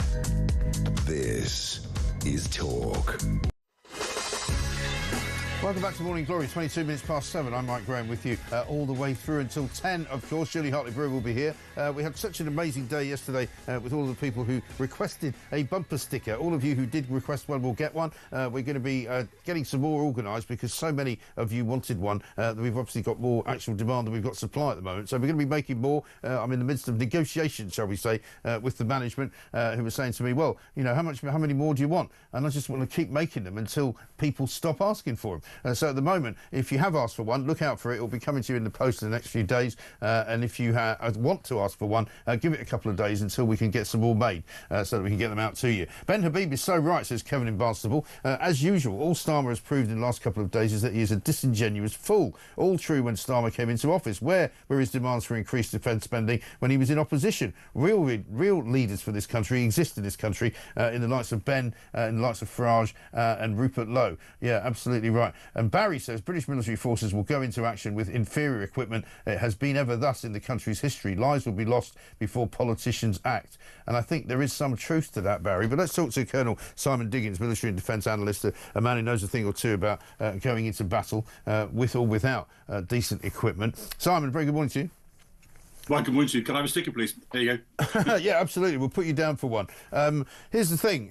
Where is this money coming from? I know that some of it is going to come from the sort of foreign aid budget, but I've said this morning that it's a bit of a bottomless pit, military spending in a way, because once you get into it, it tends to cost a lot more to make things happen than you probably first thought. And what sorts of things should they be spending money on?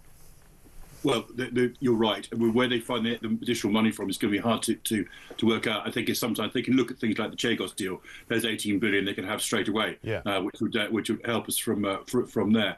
Ultimately, I think there needs to be a serious conversation with the British public and just say, in exchange for additional taxes then we're going to have the defence we actually need. But that's the kind of level of conversation they need to do. That's obviously difficult for them in terms of their Rachel Reeves and her promises on not borrowing in order to pay for current expenditure. But I think that's the level of conversation that needs to take place. But there's a quid pro quo as well. I know we're going to talk about equipment in a moment, but the quid pro quo as well, we really do need to sort out our defence procurement system. If you look at what we get as bangs for our buck for our defence procurement, it's not good enough. It's over cost, over time, and not up to standard. And that really does need to be addressed as well. If we're going to ask British people to pay more money for defence, we've got to make sure that it's value for money. And you also, I think, British people would expect it to be not just value for money, but decent and usable and user-friendly as well, because I'm looking at a piece from the Times the other day where it says the one serving senior officer says the Army are using an L11 5A3 sniper rifle, while other allies are using the same company's upgraded AX models, which are lighter and equipped with more capable sights. You know, that kind of thing. When you read it, you think, well, why are we not as up-to-date as other countries? Why are we not spending money on the latest high-tech stuff? Why are we having to put up with what would be considered to be, you know, less good operational equipment? I think there's always a danger, because you're always an element of legacy systems. In fact, that the basic weapon system there is the old 96 sniper rifle is actually a really good sniper rifle. But over time, it becomes less effective, and also people develop newer and better ways of doing business. My understanding is that the armed forces are looking for a new sniper rifle, and there's a project out at the moment to try and do that.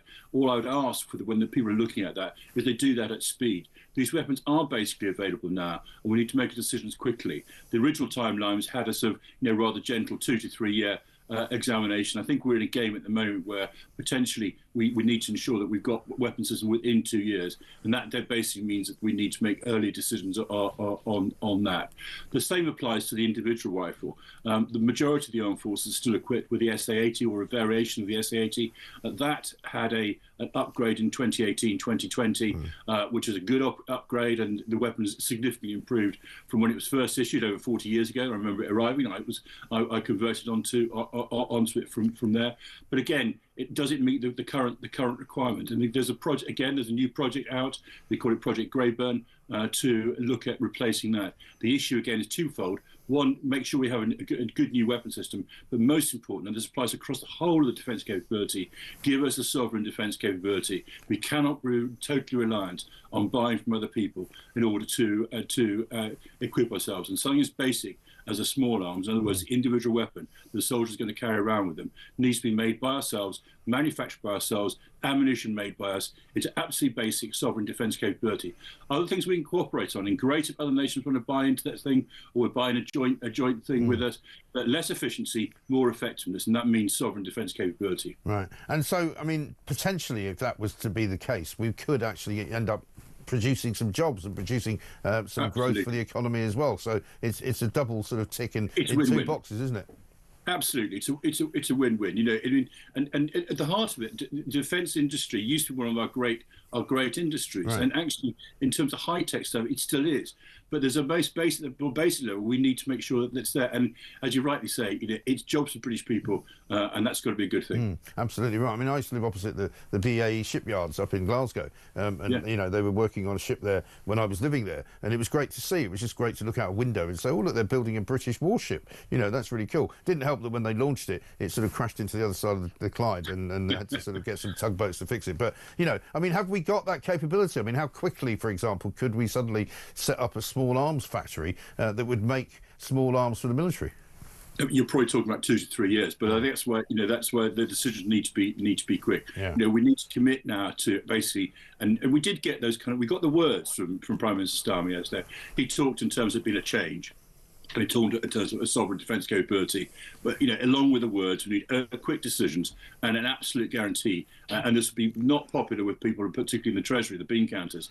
Actually, that we sovereign defence capability, and some things have to be made in this country. And I would say small arms is one of them, but there are other things as well. Yeah, and in terms of recruitment, where are we there? Because obviously the numbers of people actually serving in our armed forces have been sort of denuded over the years. Again, how long before you can get some of this money into boosting the literal numbers of people in the Army, in the Navy and in the Air Force? That, again, will take a little bit of time, maybe 2 years. But before that, what we can try and do, and we should be doing, is making sure that people who are currently serving do not leave. One of the difficulties we've got with recruiting is not just recruitment, but also retention. And we need to have a proper terms and conditions package that actually makes it attractive with those soldiers, airmen and sailors that we've trained and are looking after, for them to stay and to continue to serve with us. And that needs to be sort of the same sort of scale of magnitude as Labour managed to find for train drivers and other people. Now, if we can do it for them, and they're important people as well, if we can do it for them, then so are our armed forces personnel, and we need to make sure that they're properly looked after, proper terms and conditions, living conditions are in good order, and all those endless scandals we have about the status of our accommodation need to be stopped. Yeah. That's what's going to keep people in and say, this is an armed force I'm proud to belong to, and the country is clearly proud of me, and then we're going to continue to serve. Yeah, I mean, it's funny, isn't it, that despite being the probably most important public sector workers that we have, that the military kind of come down at the bottom of the tree in terms of what they get and what they're given to work with. Let's have a quick voice note from Steve on this. Morning, Mike. This is Steve in Hertfordshire. There's absolutely no point in chucking millions and millions and millions more pounds at the Ministry of Defence and the military. It's the same as chucking millions and millions and millions more pounds at the NHS. Unless it's root and branch reformed, you're wasting your time. The British Army is now woke. 1,000 lads are leaving a month. In 5 years, we'll have no military. Who's going to join the army, you know? Who? Nobody wants to be in it anymore. We're in big trouble that way. Is that fair, would you say? As I said, it is the issue about retention, and we're not. People don't sense that they've been looked after, don't sense they've got the kit and equipment they need to try and do the job, and we need to turn that around fast, because that's going to make the big difference in the short term. I'll give you another example from the Navy. We've got 6 destroyers in the Navy at the moment, many less than we actually need. Only 2 of them are actually operational at the moment. Those are the kind of things we can sort out. We've got armour in maintenance which it can't be used. Get it out of maintenance, get it usable. I mean, there's probably about a third of the armed force in terms of equipment, at least, that is basically not working. The Navy, again, God bless them, they've only got 1 operational Royal Fleet Auxiliary ship, and the Royal Fleet Auxiliary ships are essential to them. That's what gives them their supplies, their food, their ammunition, their water on there. Only 1 of those is working at the moment, and not particularly effectively. Those are the kind of things we need to do now.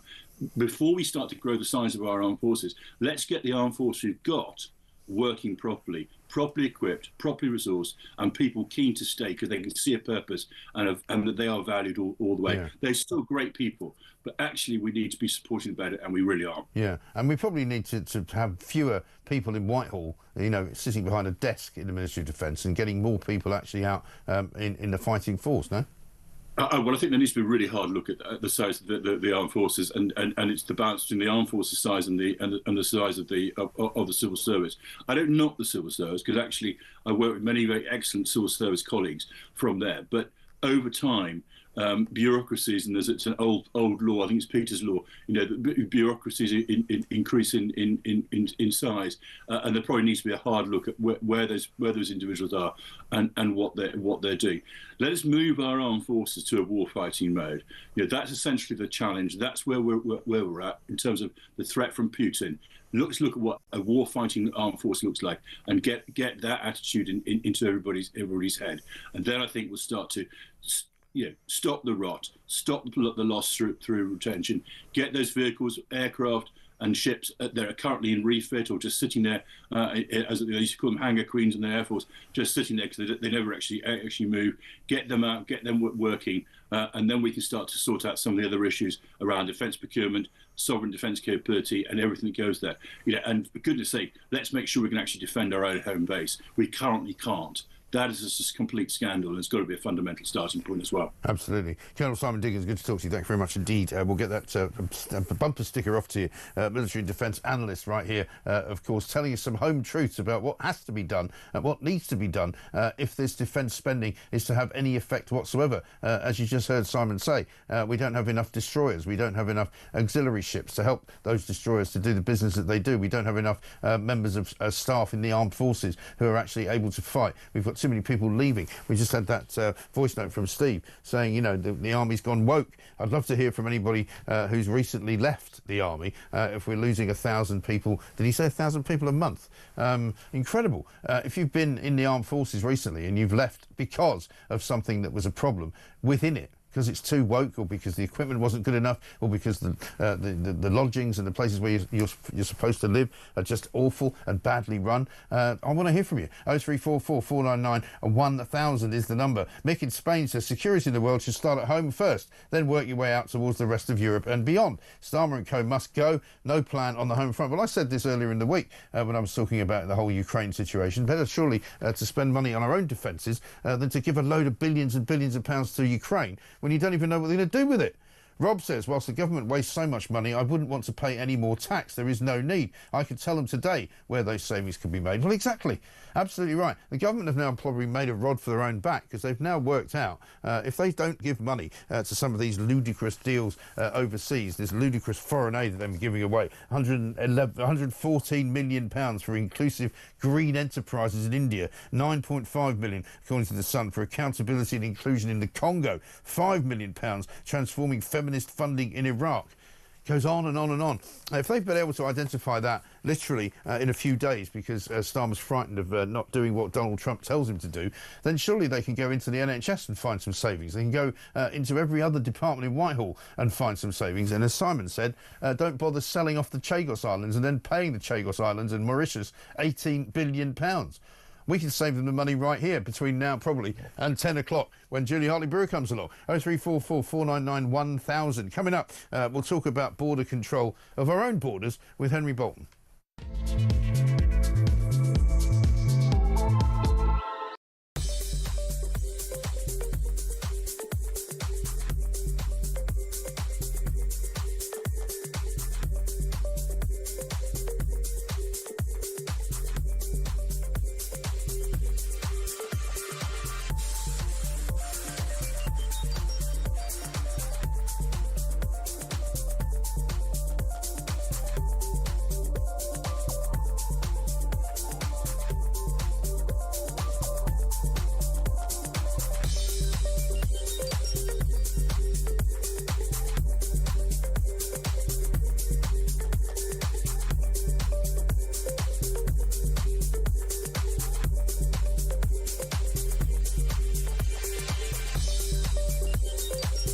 Across the UK, on DAB+, on your smart speaker, on your smart TV, and on your side.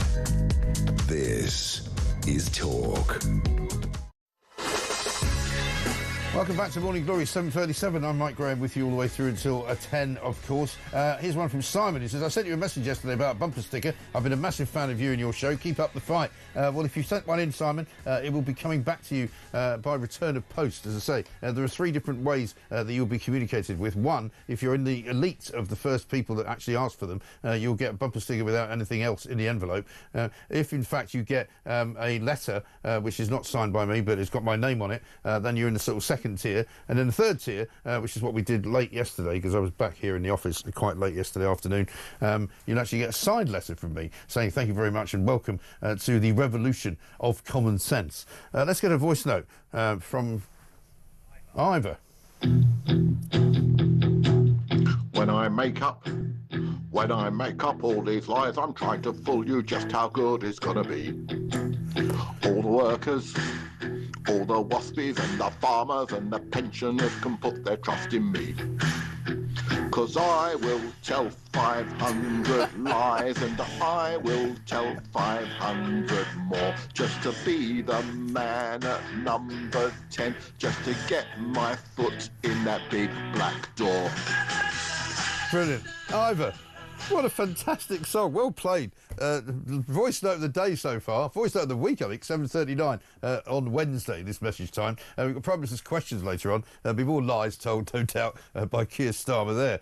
Henry Bolton's here, international border control expert, because, of course, it's all very well on the military front saying that you're going to strengthen our armed forces abroad, but who's minding the store back home? Because I'm afraid we've got quite a few enemies arriving on our shores without any kind of resistance whatsoever. Henry, very good morning to you. Morning, Mike. So, good Lord, yeah. I mean, that's the point, isn't it? I mean, it's all very well. I'm liking the fact that Keir Starmer's basically jumping to Donald Trump's tune, and he's decided to up defence spending, and I'm happy that he's doing it. But, you know, it's kind of ironic that he's selling us this package of goods based on making us safe at home when we're not safe at home.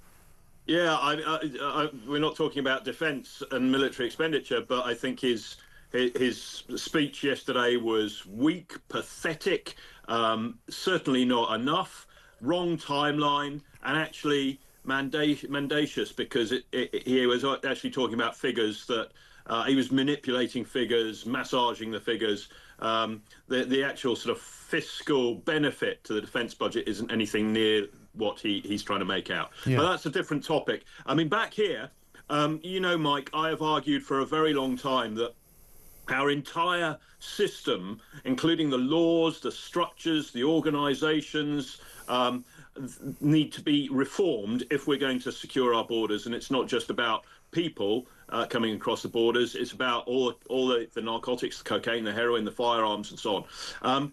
And it's a massive problem. And even fisheries, illegal fishing, is a border issue. So I've long argued for root and branch reform of all of that, because it is messy, it is chaotic, and it is one of the most, if not the most chaotic setup that I have experienced working with 57 different countries in all. Yeah. So, which is appalling. It's quite an indictment on the British system. Yeah. And it's getting worse, isn't it? I mean, I don't get the sense from you that there's any improvement that you've seen. No, I haven't seen any improvement. What I've seen is tinkering around the edges.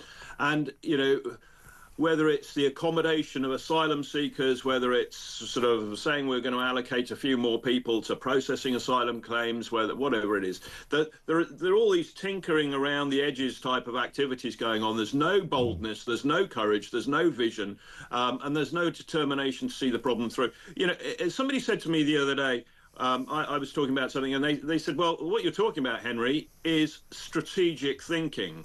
But what no politician in Westminster has is strategic acumen. And I couldn't, you know, absolutely. They're tacticians. They're fiddling at things. They've not got that vision. And so when we look at the whole process of how we stop people getting to the European continent and why they get there in the first place, how they're dealt with within Europe, how they're stopped coming across the border, what we do with them when they arrive at our shores or on a border vessel, then if you know, that's all legislative back here at home, that bit as well as structural and organisational. And then we look at what happens if we've got foreign national offenders here in the United Kingdom and we want to deport them.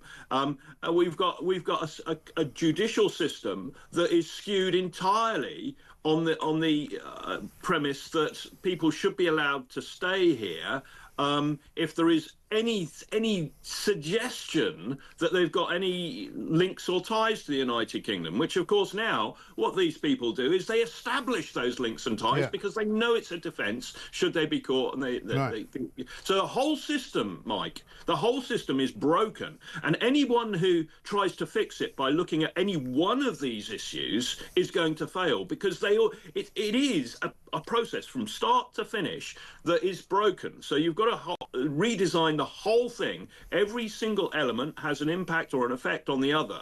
And so, you know, we've got a big piece of work to do.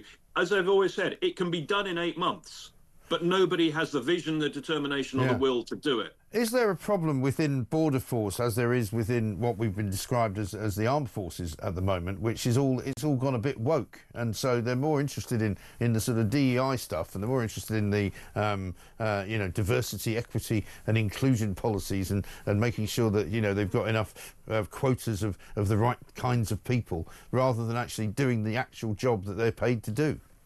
Sure, there's an element of that, and of course remember that because of the bizarre way that we've set Border Force up, and that's not the fault of the good men and women who are part of Border Force, they are actually civil servants. You know, not in the same way as the armed forces or the police. They're civil servants, and we right at the very beginning, when they set the border agency up and then they folded it into the Border Force, Again, tinkering around the edges, nothing particularly meaningful. The contracts were, there are people on different contracts but working together on the same shift patterns, and it's a nightmare. The whole thing is a mess, and that's not their fault. It's the fault of the people who designed this and put it together, the civil servants and so on, in the Home Office. Now, what we have to do is, because go back to your point, morale is a big problem in Border Force, because there are people like me out here who are saying, this isn't good enough, this isn't good enough. But what I don't want to blame is the frontline people who are out on those vessels doing what they're told, often in pretty rough conditions,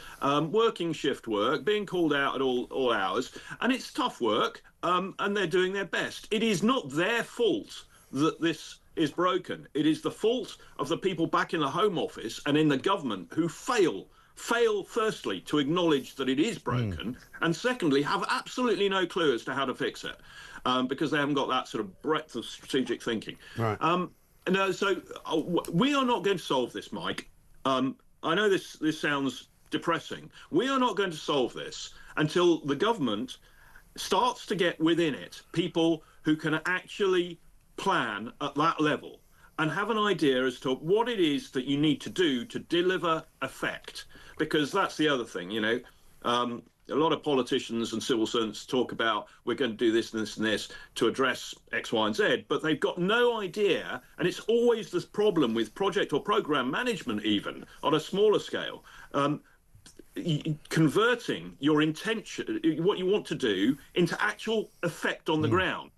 And it's always been a problem. I mean, throughout my life with the United Nations and the European Union, whoever, NATO, even the military have that problem of delivering effect, because it is the most difficult part of the whole picture. And nobody in Westminster or Whitehall seems to have a clue as to how to go about it. And it's very, very frustrating. But I don't want to blame the people who are the front line. It's like the police.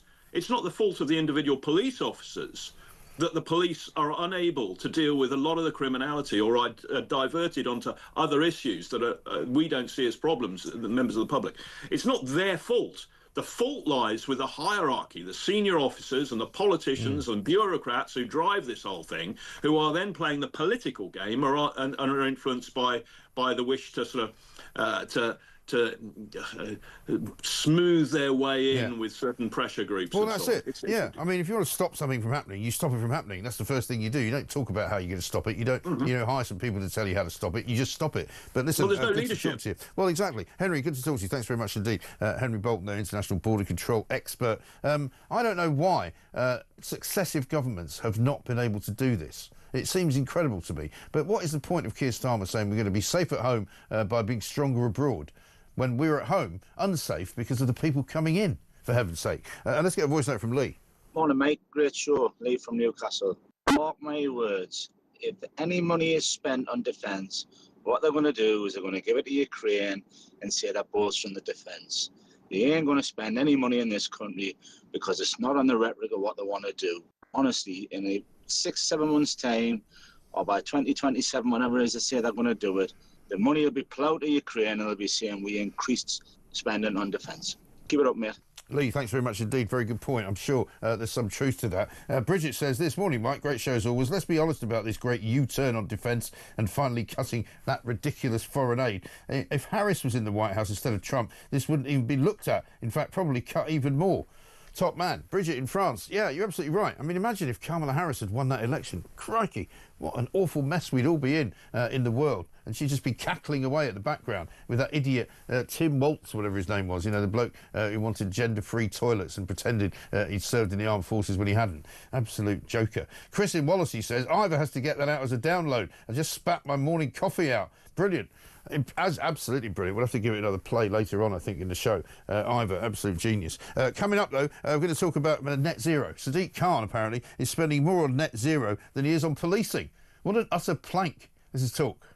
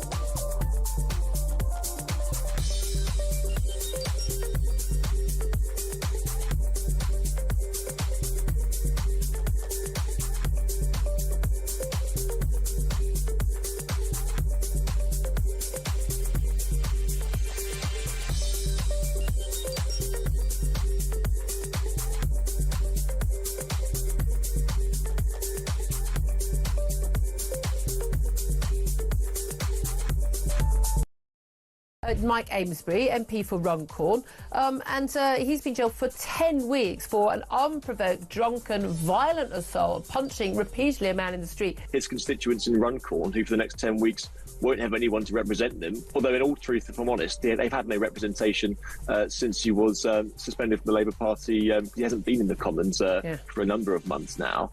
I think that there is pressure building on him from within the Labour ranks, from within the constituency of Runcorn, for him to do the decent thing and resign.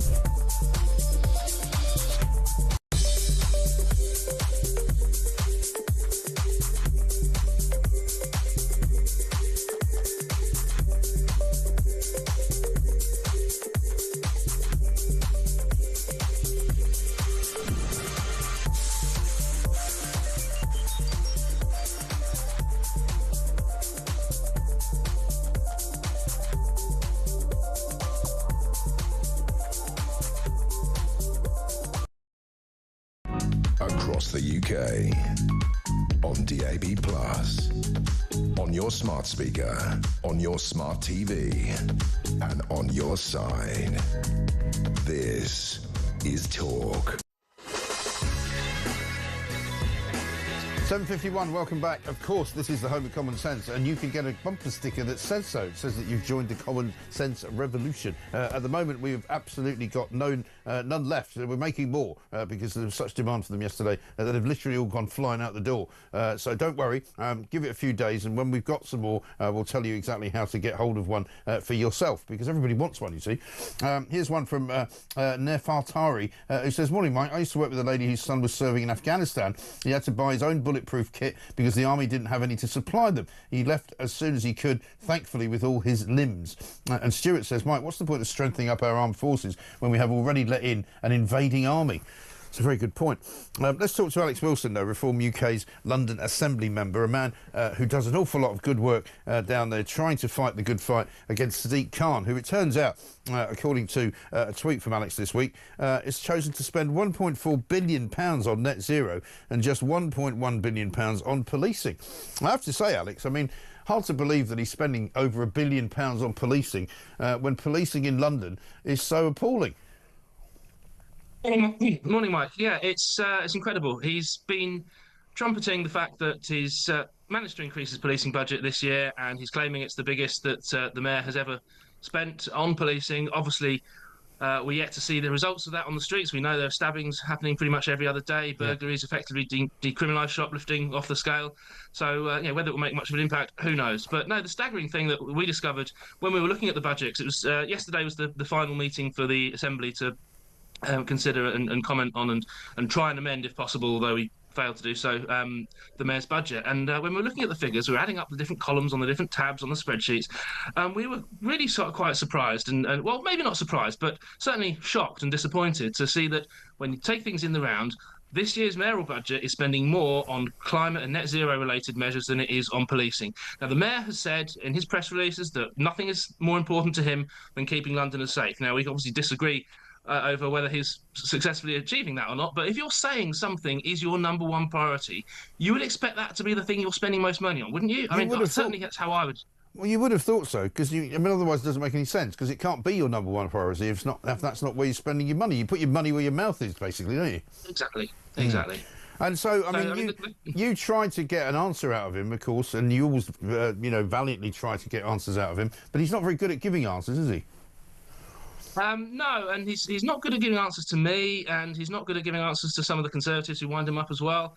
I mean, our job is to hold him to account. We know that he's failing as mayor on housing, on crime, on transport, and the 25 of us on the Assembly, we're there to ask the questions, to hold him to account, and try and get him to see the error of his ways. And he's not very receptive to that, let's say. Well, if you want some help on how to deal with questions about net zero, you can always go to our good friends at GB Energy. Now, I don't know whether you've ever had any dealings with them, but there's a bloke called Jürgen who runs GB Energy. Here's what he's got to say about your bill. It will help bring energy prices down. When?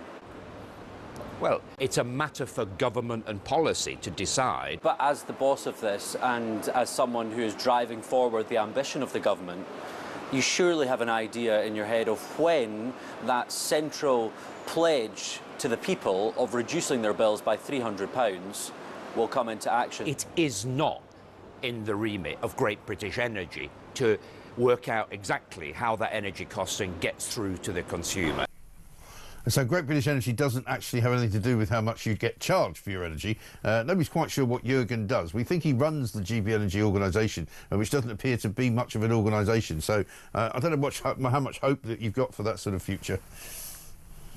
No, it's shocking. And since the government came to power on a manifesto pledge of cutting energy bills by £300, and since then we've had 3 rises in the energy price cap. It's off the scale, and we all know, you know, I know, and an increasing proportion of the British public are discovering and waking up to the fact that it's net zero that's driving this. Yeah. It's the ever relentless move to renewables, which are unreliable. It means you have to have backup capacity as well. We have huge amounts of energy resource, the treasure under our feet. We should be using that. But this government is ideologically wedded to offshoring jobs and the carbon emissions elsewhere. It's not going to make a scrap of difference to global emissions, whatever we do here. What it will make a difference to is our economy, our steel industry on the floor, chemicals industry on the floor, automotive industry on the floor. You see Luton closing their plant in Vauxhall, directly because of electric vehicle mandates and net zero. It's an absolute disgrace. It's the biggest act of economic self-harm this country has ever engaged in, and Reform UK is the only party that will stop it. Yeah, exactly right. And I mean, Reform really is the only party that talks about stopping it as well, because we've got this morning a story from the Climate Change Committee, who basically said that, they want to spend another £5 billion of our money. They want us to stop flying. They want us to stop eating meat. They want us to stop driving cars. They want us to get heat pumps installed in our houses and just basically put a load of tax up. But at the same time, this government is so schizophrenic that we're hearing about a 3rd runway at Heathrow that Rachel Reeves is pushing forward with, and a 2nd runway at Gatwick. I mean, which one is it that they're doing? Increasing aviation capacity, I support them on that if it actually comes to fruition. fruition. No, I do as well. But I mean, they can't have a net zero policy over here, and then on the other hand, over there, they've got let's expand the airports. Well, they're pushing the can down the road and hoping that nothing will actually happen on their watch. But no, as far as the Climate Change Committee's demands are concerned, they want us to stop driving, they want to stop flying. Everyone's got to have a heat pump. Well, this evening for my dinner, I'll make sure I'll have a nice, fat, juicy steak, and I will enjoy every last mouthful of it. Yeah, and turn up the radiators as well while you're at it, because it'll probably be quite cold. But thank you very much indeed. Alex Wilson there, Reform UK's London Assembly member. Get this from John in Rochdale. Any truth to the fact that Starmer has now included the Intelligence and Security Services budget into the defence budget? It's just a pea and cup scam. Well, actually, he has included that, but he added it in on top of the 2.5. So he said, in addition, I think, to the fact that he's enhanced that pushes it up to 2.6, supposedly. Ian from Oldham says, who in their right mind would join our armed forces to have the likes of Starmer and Hermer prosecute them for war crimes? Well, I think that's a very good point. And Lisa says this, morning, Mike, if you want a house with no bills, arrive in a dinghy. Very good point. Lots more to do. Coming up in the next hour, we're going to be speaking to James Cartledge MP. He's the Shadow Defence Secretary. We'll find out from him exactly what is going on. James Price is going to join us as well. Of course, he's a former member of the Special Advisors Group back in Downing Street, back in the day when the Tories were in charge. And also, Harry Cole is going to be here as well, because he'll tell us all about exactly what's going on page 10 of the Times. John Healey, the Defence Secretary, is writing in The Sun today. But let's talk about this defence budget, right? Because according to pages 4 and 5 of The Sun, £6 billion on defence extra every single year would only actually buy you one Queen Elizabeth class aircraft carrier, which costs, believe it or not, £6 billion. It would also buy you 70 F-35B military jets. It would buy you 15% of a Dreadnought nuclear ballistic submarine programme. It would buy you 3,000 Storm Shadow missiles, and it would manage to get you 1,430 Challenger 2 tanks, all of which is very, very admirable. But the problem is what is the time frame exactly for this? Because as we heard from Colonel Simon Diggins there, we don't actually have the factories up and running that can make all this stuff. So it's going to take a bit of a time for all of it to be, shall we say, oven ready, which used to be a phrase that Boris Johnson used to love. So we'll be asking those questions coming up. We'll also be asking you, if you've been in the armed forces and you've left, what was it actually like? This is Morning Glory. More after the news.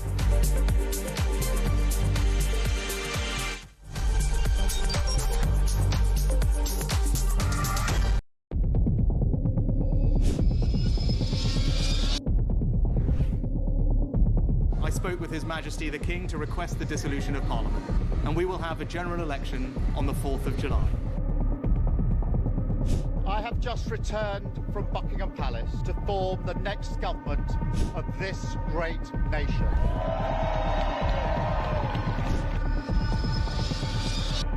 Take a look at what happened.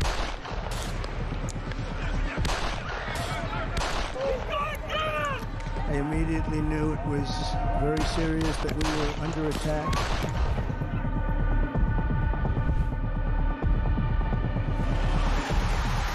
The time has come, and this surely is England's time. Williams, who scores, and Spain lead. The shot from distance is in.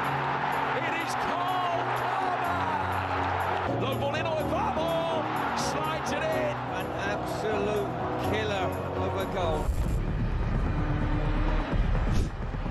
I agree with the protest, but I don't think the violence was anywhere near necessary. No, I mean, I don't think anyone, Nigel, would ever think that the violence was the answer at all.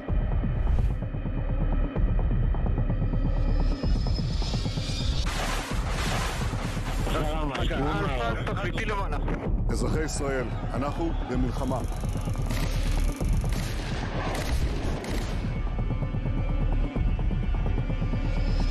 I probably took a bullet to the head because of the things that they say about me. If Donald Trump were president, Putin would be sitting in Kyiv right now. In Springfield, they're eating the dogs, the people that came in, they're eating the cats.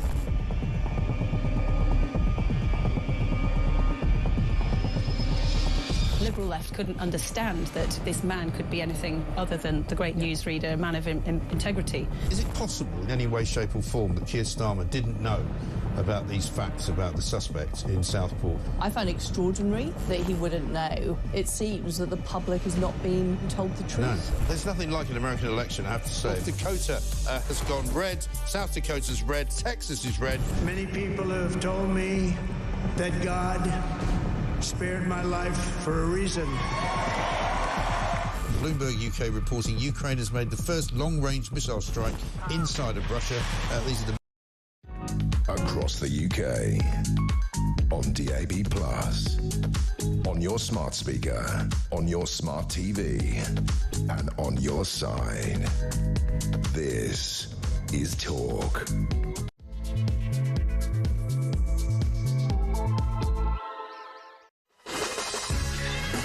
Welcome back to Morning Glory. Coming up to very nearly 3 minutes past 8. I'm Mike Graham. The sun is up, ladies and gentlemen. If you are not up with it, then it's about time you did get out of bed, because there's plenty to do. If you're working from home, that's no excuse. You should still be up and about, getting on with it. Lots of people, of course, who do work from home apparently work in their pyjamas. I don't want to hear about that, because I expect you to get up, get out and go to an office, because I think that would be good for the economy, it would be good for you, and it would be good for everybody all round, really. I know some of you don't like my views on that, but there we are.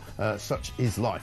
We've got lots to do in this hour. Harry Cole's going to be talking to us about John Healey, the Defence Secretary. He's written in The Sun this morning about what's going on with regard to the defence spend, when the money is actually going to be released and what it will actually be spent on. We'll talk to Harry Wilkinson, Head of Policy at the Global Warming Policy Foundation, because there's much to be said about the net zero mania that's still going on, despite the fact that they found 2.5% of GDP to spend an extra £13 billion a year on defence. They want another £5 billion to spend on net zero, believe it or not, which is going to be quite an extraordinary amount of money. What are we going to get for it, and where is it actually coming from? Yes, they've slashed overseas aid, but that doesn't mean necessarily anything. Let's get a voice note from Bruce on GB Energy. Mike, fantastic show today, as always. I would like to ask Jürgen from GB Energy to fill in Elon Musk's email, 5 things that he did last week. I think it would be fascinating, and I'm not sure he'd get to all 5 bullet points. Have a great day. I can't imagine what he would have done. 5 things. You know, Jürgen, I woke up, I went to work. I told the wife I have a job in an office. Then I looked for an office. And then number 5, I went home. There you go, 5 things. I think Elon Musk would fire him for that, wouldn't you? 0344 499 1000. James Price coming up. Also, James Cartledge as well, the Shadow Defence Secretary. We'll find out what exactly we are going to get for our money? And why has Keir Starmer suddenly turned into, you know, the strong Prime Minister that perhaps he should have been from the beginning? He's now doing what Donald Trump wants him to do. Funnily enough, he's going to see him later on tomorrow. And he's got Prime Minister's questions today. So he's trying to make himself out to be the new Margaret Thatcher, isn't he? Margaret Thatcher in a suit. 0344 499 1000. Is he going to be any good at it, though? This is Talk.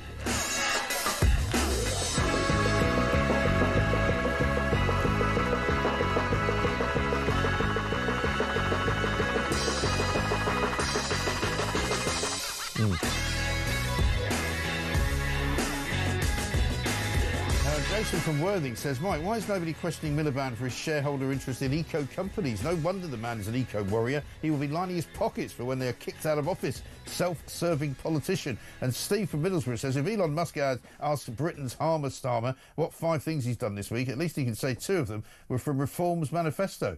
When he was asked that question, whether he was Nigel Farage in disguise yesterday, which he clearly didn't like, it made him sort of wince a little bit because he hates having to talk about reform, but he does it quite a lot. Let's talk to James Price, who's here, former number 10 advisor, of course, and now political commentator. James, very good morning to you. Hello, sir. How are you? Yeah, what is this thing I see before me? Is it Donald Trump's new Defence Secretary, Keir Starmer? Donald Trump appears to be not only in charge of our foreign policy, but he's also in charge of our defence policy now as well. On our way to becoming the 51st state, beating Canada and Greenland and whoever else to it as well. Well, what a pity it all is that it takes Donald Trump having to rattle the saber and scare all of us naughty Europeans in order to start to get our own house in order. Yeah. It started a few weeks ago where Vice President J.D. Vance touched down in Europe. He had a massive go at the French and the Europeans in general in France about their terror over the exciting prospects of AI and the fact that the EU boasts about being number 1 in safety regulation for AI in the world without actually having any AI. Right. And then he hopped over to the Munich Security Conference and said, right, what on earth are you guys doing? You're letting mass migration and huge censorship completely destroy your countries, and yet you're lecturing us and telling us to do more to defend your own continent when you're not doing it yourselves. Why is it that we as Brits and as Europeans, continentals, whatever, why is it that we are making the American taxpayer make it so that we're sleeping safe in our beds at night? It's absolutely outrageous, and it's right that Trump has called out our naughty PM to start doing the right thing finally. Yeah, well, when he was standing in front of that podium yesterday talking about strength abroad and security at home and all that kind of thing, I was thinking to myself, well, hang on a minute, and I said this earlier, it's a bit like one of those old Roman fort type stories, you know, where the centurions all go out to fight a war, but by the time they've won the war, they come back, their fort has been occupied by foreign forces because they weren't there to protect them. Yeah, absolutely right. Well, this is the lunacy, right? Look, to put on the record, in case there are any idiots out there, not that they'll be watching this show at all. You know, we want not allowed. No, we're not allowed idiots. Not allowed. Not allowed. That, you know, it would be great for Ukraine to take all of its territory back. It would be great for there to be peace in Europe and for Ukraine to come out the victor. And we hate Putin. All these things are just obvious truisms.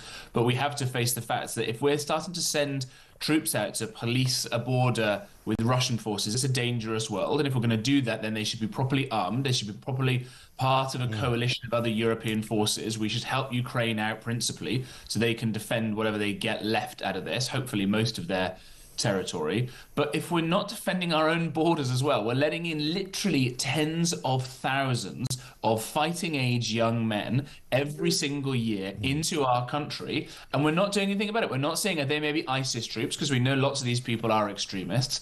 We're not saying whether they're compatible in any way with our culture, and we're hearing stories of these bogus asylum seekers now hanging around outside primary schools, for God's sake. Let's sort our own borders out. Let's get our own house in order, and then let's try and spread the goodwill and the better kind of culture and rules of law and things like that this country has historically been known for. Yeah, absolutely right. And what about the accusation to Keir Starmer yesterday, which he clearly didn't enjoy, that he's Nigel Farage in disguise because he basically adopted Reform's policies on defence? It's a great way to have a pop at him, isn't it? And I think we're starting to hit some kind of inflection point where Reform will start taking support from Labour votes as much, if not more, than from Tories. But I think that this is just the thing that's been frustrating about talking about politics for the last years, it was certainly frustrating working in the heart of it for many years, and people watching the live stream can see the grey hairs I've got from doing that. What the British public want is mostly to be left alone, right? They want to raise their families, run their businesses, all that sort of stuff. They want a decent healthcare service. They want decent education. They don't want mass migration transforming their societies. And they love our armed forces. They love all those people who go out and keep us safe at night, whether it's the Special Forces, whether it's the Royal Navy, the Royal Air Force, the British Army, any of those things. And they've seen for decades those people come in and step in when everything else goes wrong, when there's flooding here, when there's horrors abroad. And yet they've also seen that a spaff money up the wall, frankly, and undeserving people on benefits who shouldn't be there, plenty should be, that's fine, spaffing it around the world to end, frankly, ending up in the pockets of dictators in developing countries rather than the world's poorest people, rather than keeping us safe here at home. And people are seeing images of soldiers on the live stream now. Do you remember what happened in Iraq when we were sending these people into the most dangerous places on earth without the right kinds of kit, and yet at the same time wasting all that money at home, frittering away your tax? Well, this is it. I mean, I was talking about the Red Caps who died in Iraq earlier on the show. The 6 young men who were ambushed basically by Iraqi forces. And I got a message from one of their fathers, John, who says, Ray, your conversation with Ben Habib earlier, you mentioned the 6 Red Caps in Iraq 2003. I'm the father of one of those boys, and I'm still seeking justice for their murders. The government is doing absolutely nothing to ensure that the known murderers are arrested. And I mean, this is a tale that you hear all the time about military families who are not treated well. You've got, I think now, a tax raid on the spouses, or not the spouses, but the partners of people in the military who have died, but they're not married, and so they don't even get a pension. I mean, the way the military are treated in this country is absolutely disgraceful. And yet, nothing from Starmer on improving those conditions. No. Well, Starmer likes to cosplay every now and then, doesn't he? He pops up in the woods of Estonia or somewhere wearing a bit of camouflage. Yeah. And if he's Action Man or something. I don't really think that many people in the modern Labour Party have the kind of affection for our armed forces that most of the British public.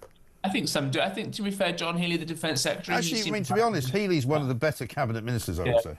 Yeah, in general, I think a few of them do. And I certainly think Labour voters, by and large, do. Maybe not the kind of loony, Hamas-supporting 18-year-olds with blue hair, but the vast majority of people do. So it just always baffles me why it is that defence always seems to come last. The first responsibility of government is supposed to be the defence of the realm, and we should be funding the defence of the realm pursuant to the kinds of threats that we actually face in the world, not the kinds of threats that the Treasury thinks we can afford to face, because we've been doing that for too long. And I'm afraid some of the accountancy voodoo that was going on yesterday, starting to just classify that the security services, those amazing people in MI5 and MI6 and whatever else, that those budgets will just count towards our defence budget now. Not extra money for that, but we'll just count towards it. And not even a denial yet that this surrender money to go to Mauritius, of all places, to give them our own sovereign territory in the Chagos Islands. No denial that that's not going to count towards this increase.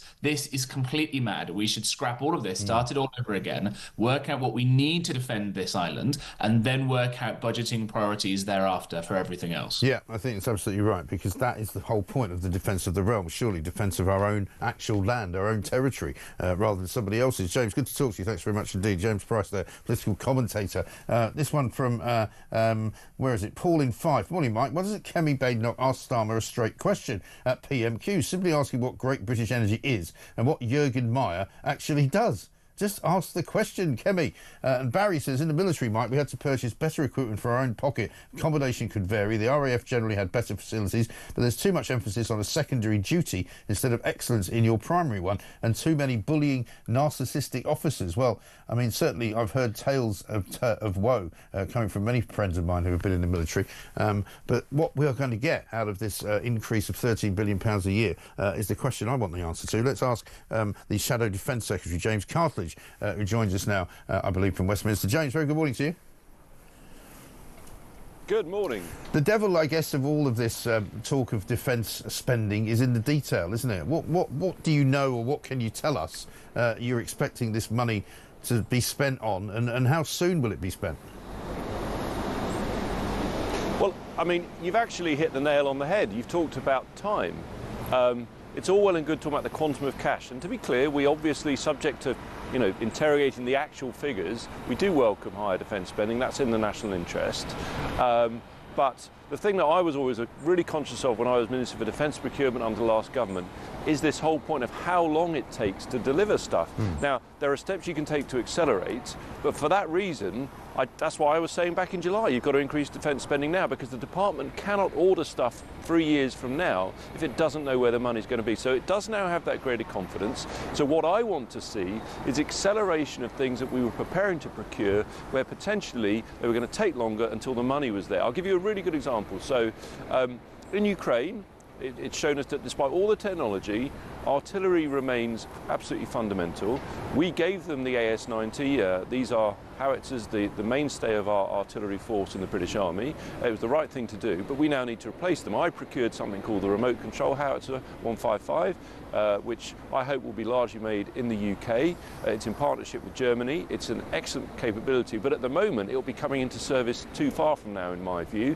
And I think there are steps that can be taken to accelerate, not least because the Army can, we call the technical word is reprofiling, basically move things within years because it's got more money. So I sincerely hope it's not just about the quantum. I hope the government give the chiefs greater freedom to move money between years so that they can accelerate kit into service if need be. Yeah, and a lot of people talking to me this morning on this show about how, it's all very well wanting to have a secure home base as the British Isles would be described as, but by making us strong abroad, that doesn't necessarily make us safe at home, because we've already got the problem of illegal migration. We've got the problem of crime on the streets. They passed the police and crime bill into Parliament yesterday, which kind of disappeared without trace. A lot of people feel that Britain at the moment as a place to live is not in great shape.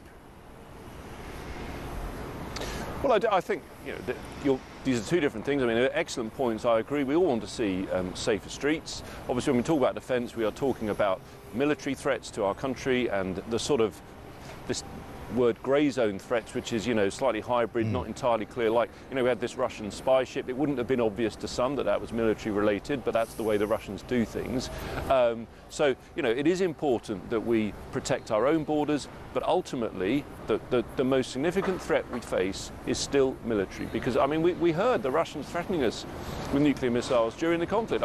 Now we assume that was just what we call belligerent language, rhetoric, but nevertheless, having invaded a sovereign country in the last few years, the first time a peer military has done that since the Second World War, it underlines that we live in a different era where we have got to shore up our defences. And I think homeland defence is number one, and that means obviously investing in the Air Force, investing in missile defence and the nuclear deterrent.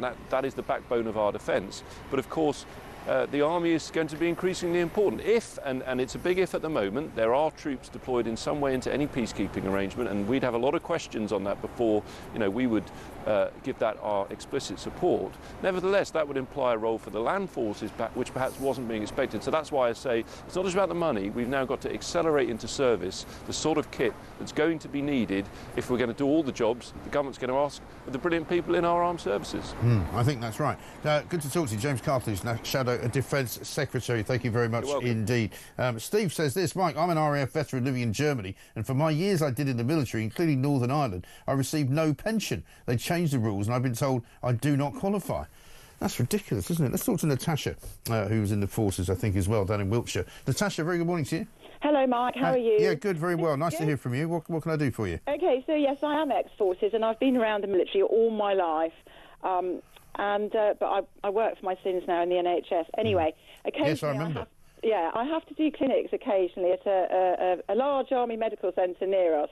And I was so shocked when I went in recently because there were posters all over the walls, all to do with trans ideology, LGBT stuff. Yes, yes. Stonewall and all that? Yeah, they were Stonewall. I had a look. They were Stonewall posters.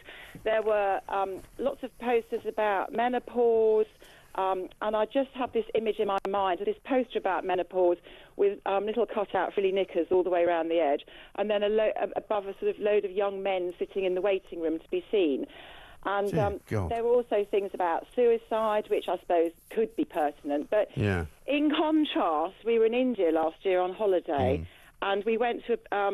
they have a lot of big military cities there, and there were posters all over the place with things on them like, The Indian Army is for my brother next to me, for my family at home, for a country I protect. Yeah. Or I'm a soldier, I win where I fight. Yeah. And there were numerous posters of people who'd been killed, who'd been given, you know, high bravery awards, with their pictures and saying things like, "We salute you." And, you know, if you compare and contrast those two images of the current British Army and the army there, you know which one you'd want to belong to at the moment. Totally. I mean, this is the problem, isn't it? I mean, we've heard this as well from a couple of other people that, you know, the army's just gone too woke. And so an awful lot of people are leaving it because they can't stand it. I mean, it's hard enough to be asked to do the job that they do when they don't get enough proper supplies, their lodgings are often not particularly adequate, and, you know, they put up with all of that. But if you're going to then start forcing all this woke stuff down their throat as well, it's not much of a job, is it? Well, no, and also they're so pared back. I mean, people are doing sort of two jobs because they haven't got enough people.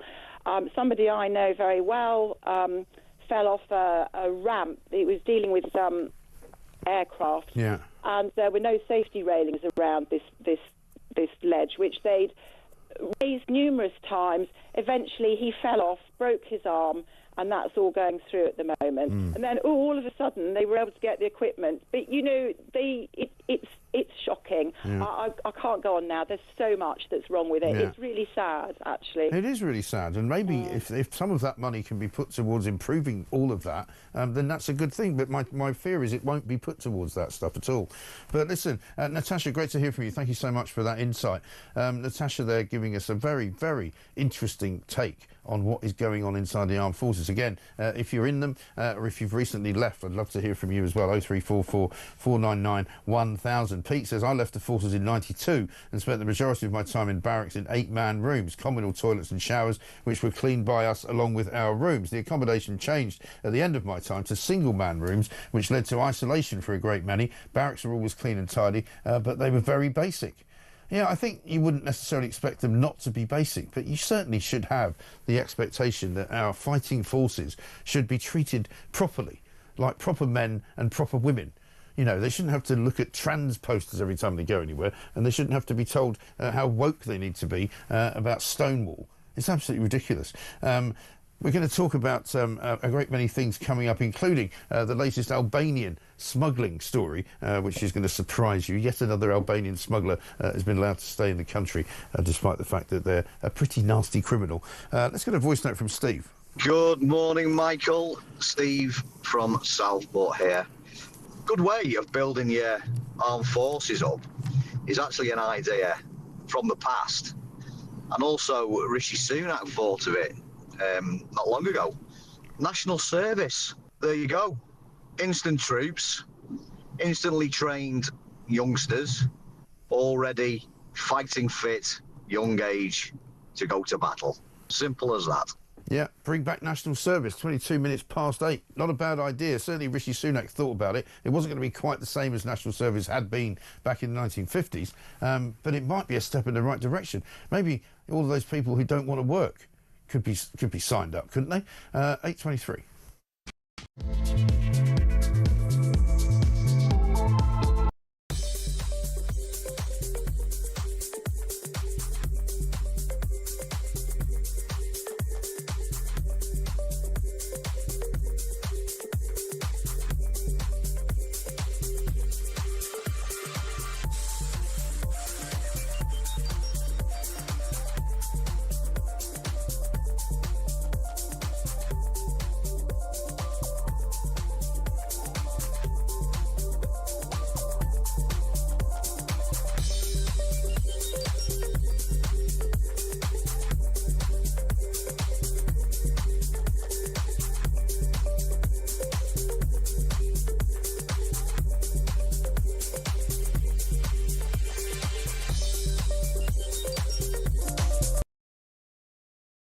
instead of getting the answer, sorry, there's nothing we can do about it, apparently now there will be something they can do about it. Is that broadly what the story is here? Good afternoon, Ian. Well, yeah, that's broadly right. And, you know, this is a big crime and policing bill that the government's put forward. There's a lot of measures here. You know, some of them are quite technical and technocratic, but, you know, it is good to see the government taking steps to, you know, deal with some of these issues that certainly policing and I think the public have been crying out for a while.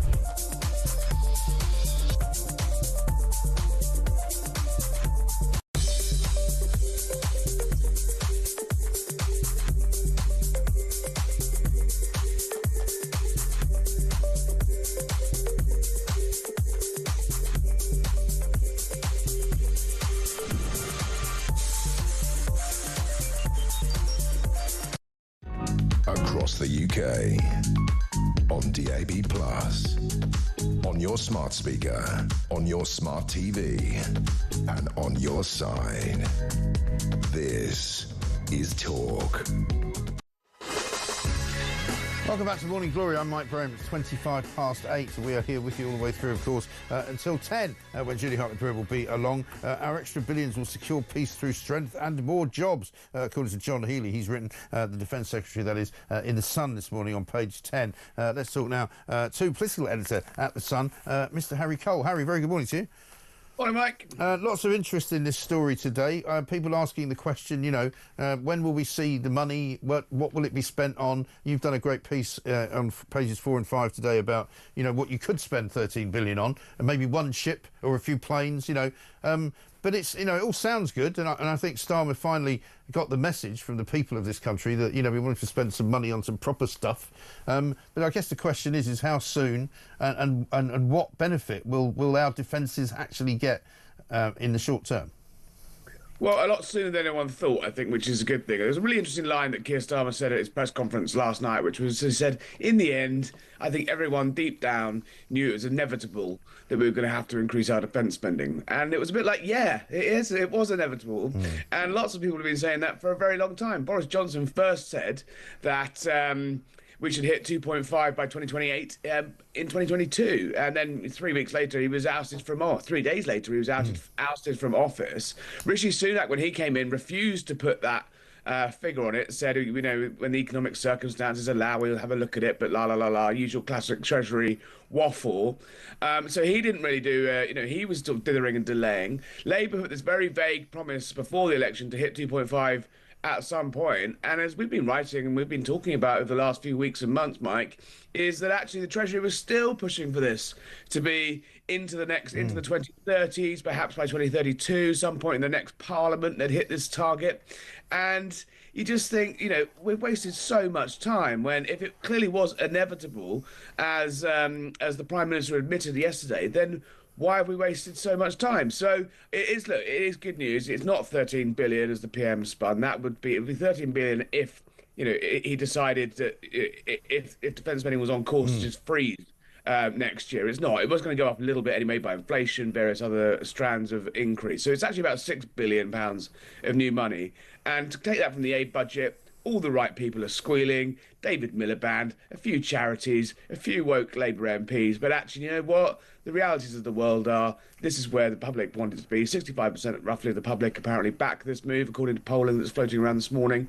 They wanted to see cuts to the aid budget. We've talked about, you know, shellfish projects in Bangladesh, poetry classes for Colombian, you know, drug lords or jailbirds or whatever it was. All of that, you know, nonsense that we've been through, and we're looking at it fresh again in the paper recently. So look, a good move. I think, you know, when the government does good things and finally gets it, we should say, you know, we shouldn't really say, you know, that's rubbish. I just think it's a shame it's taken this long. And, you know, 2077, 28, 29, this is a long time. The MOD, they sort of, you know, it's an industry, defence is an industry that makes 10-year plans, not 10-month plans. So they've been in a lot of upheaval of late, thinking, are we going to be able to hit this project? Are we taking this money from that project to fund this project? And stuff's been delayed and put off. And frankly, at the end of the day, we need to look at what's going on in Ukraine, look at how they're fought, and invest massively in cheaper modern technology like drones and new modern warfare techniques. And so, look, the money is good. It's just a shame it's taken this long. Yeah, and he'll certainly get good marks, won't he, from his new boss in Washington when he goes over to see him, the man who's now in charge of British defence policy as well as British foreign policy.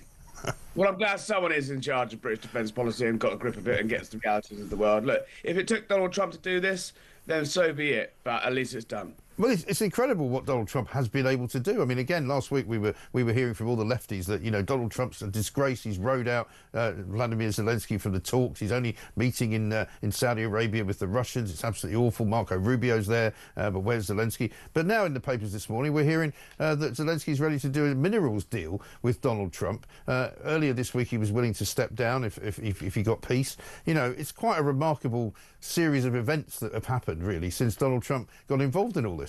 Yeah, there's a slightly tortured now sort of an analogy of don't listen to what Donald Trump says, look at what he does. Yeah. And, you know, Keir Starmer will be flying back from Washington and will probably cross on his plane somewhere above the Atlantic as Zelensky's on his way to Washington. So Zelensky's due to meet Trump on Friday now. You think from the screaming and howls a week ago whether that would happen. He said, look, I want to meet the guy. I'm perfectly ready to do this deal. The Ukrainians are saying they weren't going to sign up to anything that was considered extortionary in terms of this critical minerals deal that basically gives Americans not only the rights and access to 50% of the minerals, but the chance to basically invest in a post-war Ukraine and extract the stuff. And actually, behind the scenes, a lot of people have been pushing the Ukrainians to sign this because it is in itself a security guarantee. If the American firms and American government are going to invest massive amounts of money into Ukraine to extract, yes, admittedly, chemicals and gas and oil and minerals that they want and need, they're also going to be protecting those mines,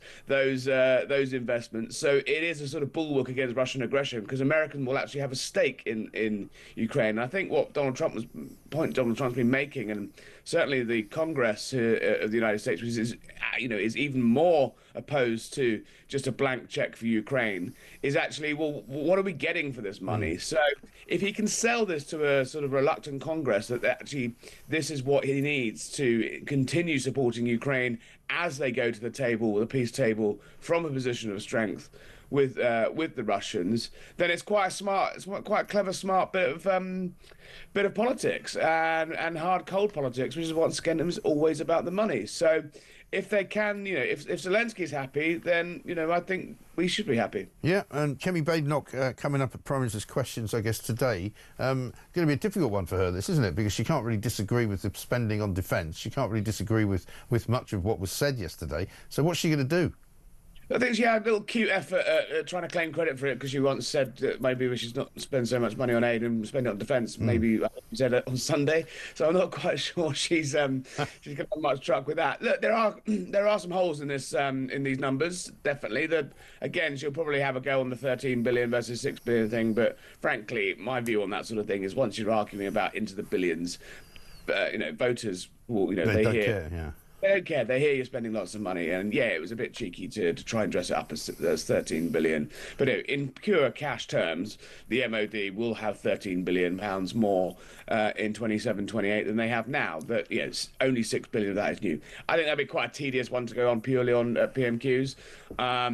So, look, the Chagos deal is an interesting bit. Will this money that we're apparently about to squander over to the Chagos to keep our access to the military base in Diego Garcia, there's sort of talk that deal has been front-loaded, so some of the sort of 80, 90 billion pounds a year we promised them will actually be front-loaded, so that could actually be a lot more in the short term.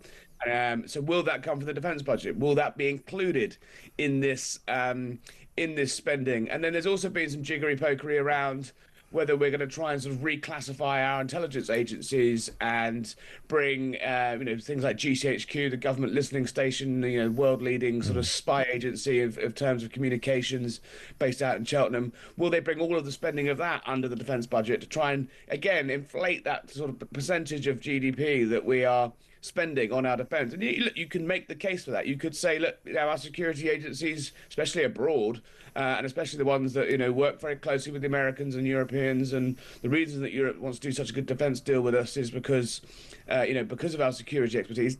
Is that actually defence spending? So there's an argument to be had there. It's all quite technical. So in terms of PMQs, I don't know what Kevin's going on. Knowing her, I should probably go on the Corn Laws or something completely random. But we shall see. Yes, indeed. Well, listen, you're off to Washington with the Prime Minister. I am. Later on, I guess. So have a good time. And we may hear from you, I dare say, on Talk at some point over the course of the...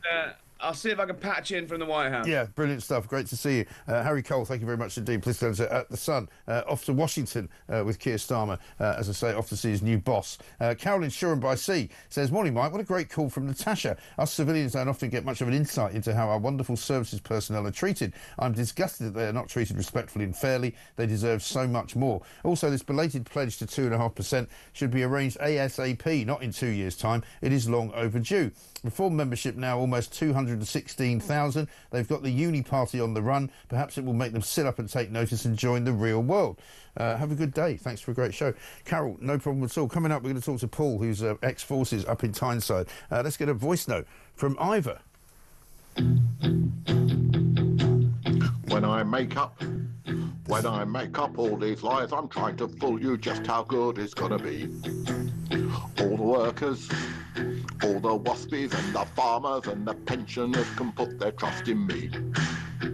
'Cause I will tell 500 lies and I will tell 500 more, just to be the man at number 10, just to get my foot in that big black door.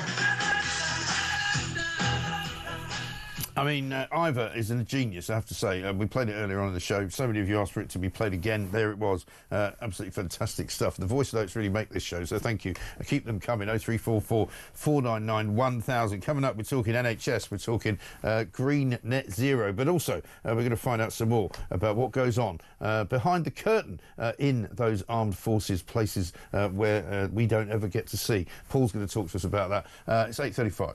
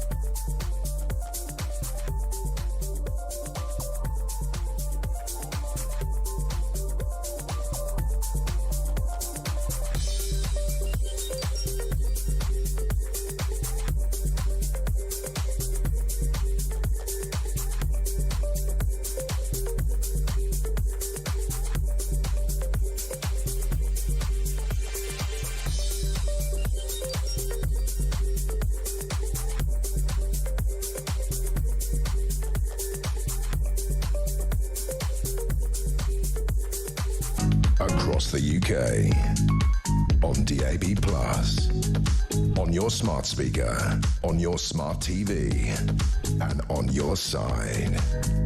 This is Talk.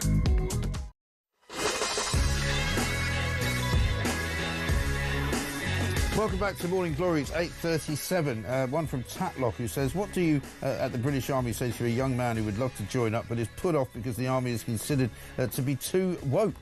Well, that's a good question. I don't know what they should be doing, but let's talk to Paul, who's ex-forces up in Tyneside, wants to talk to us about it. Paul, very good morning to you. Hello, Paul. No?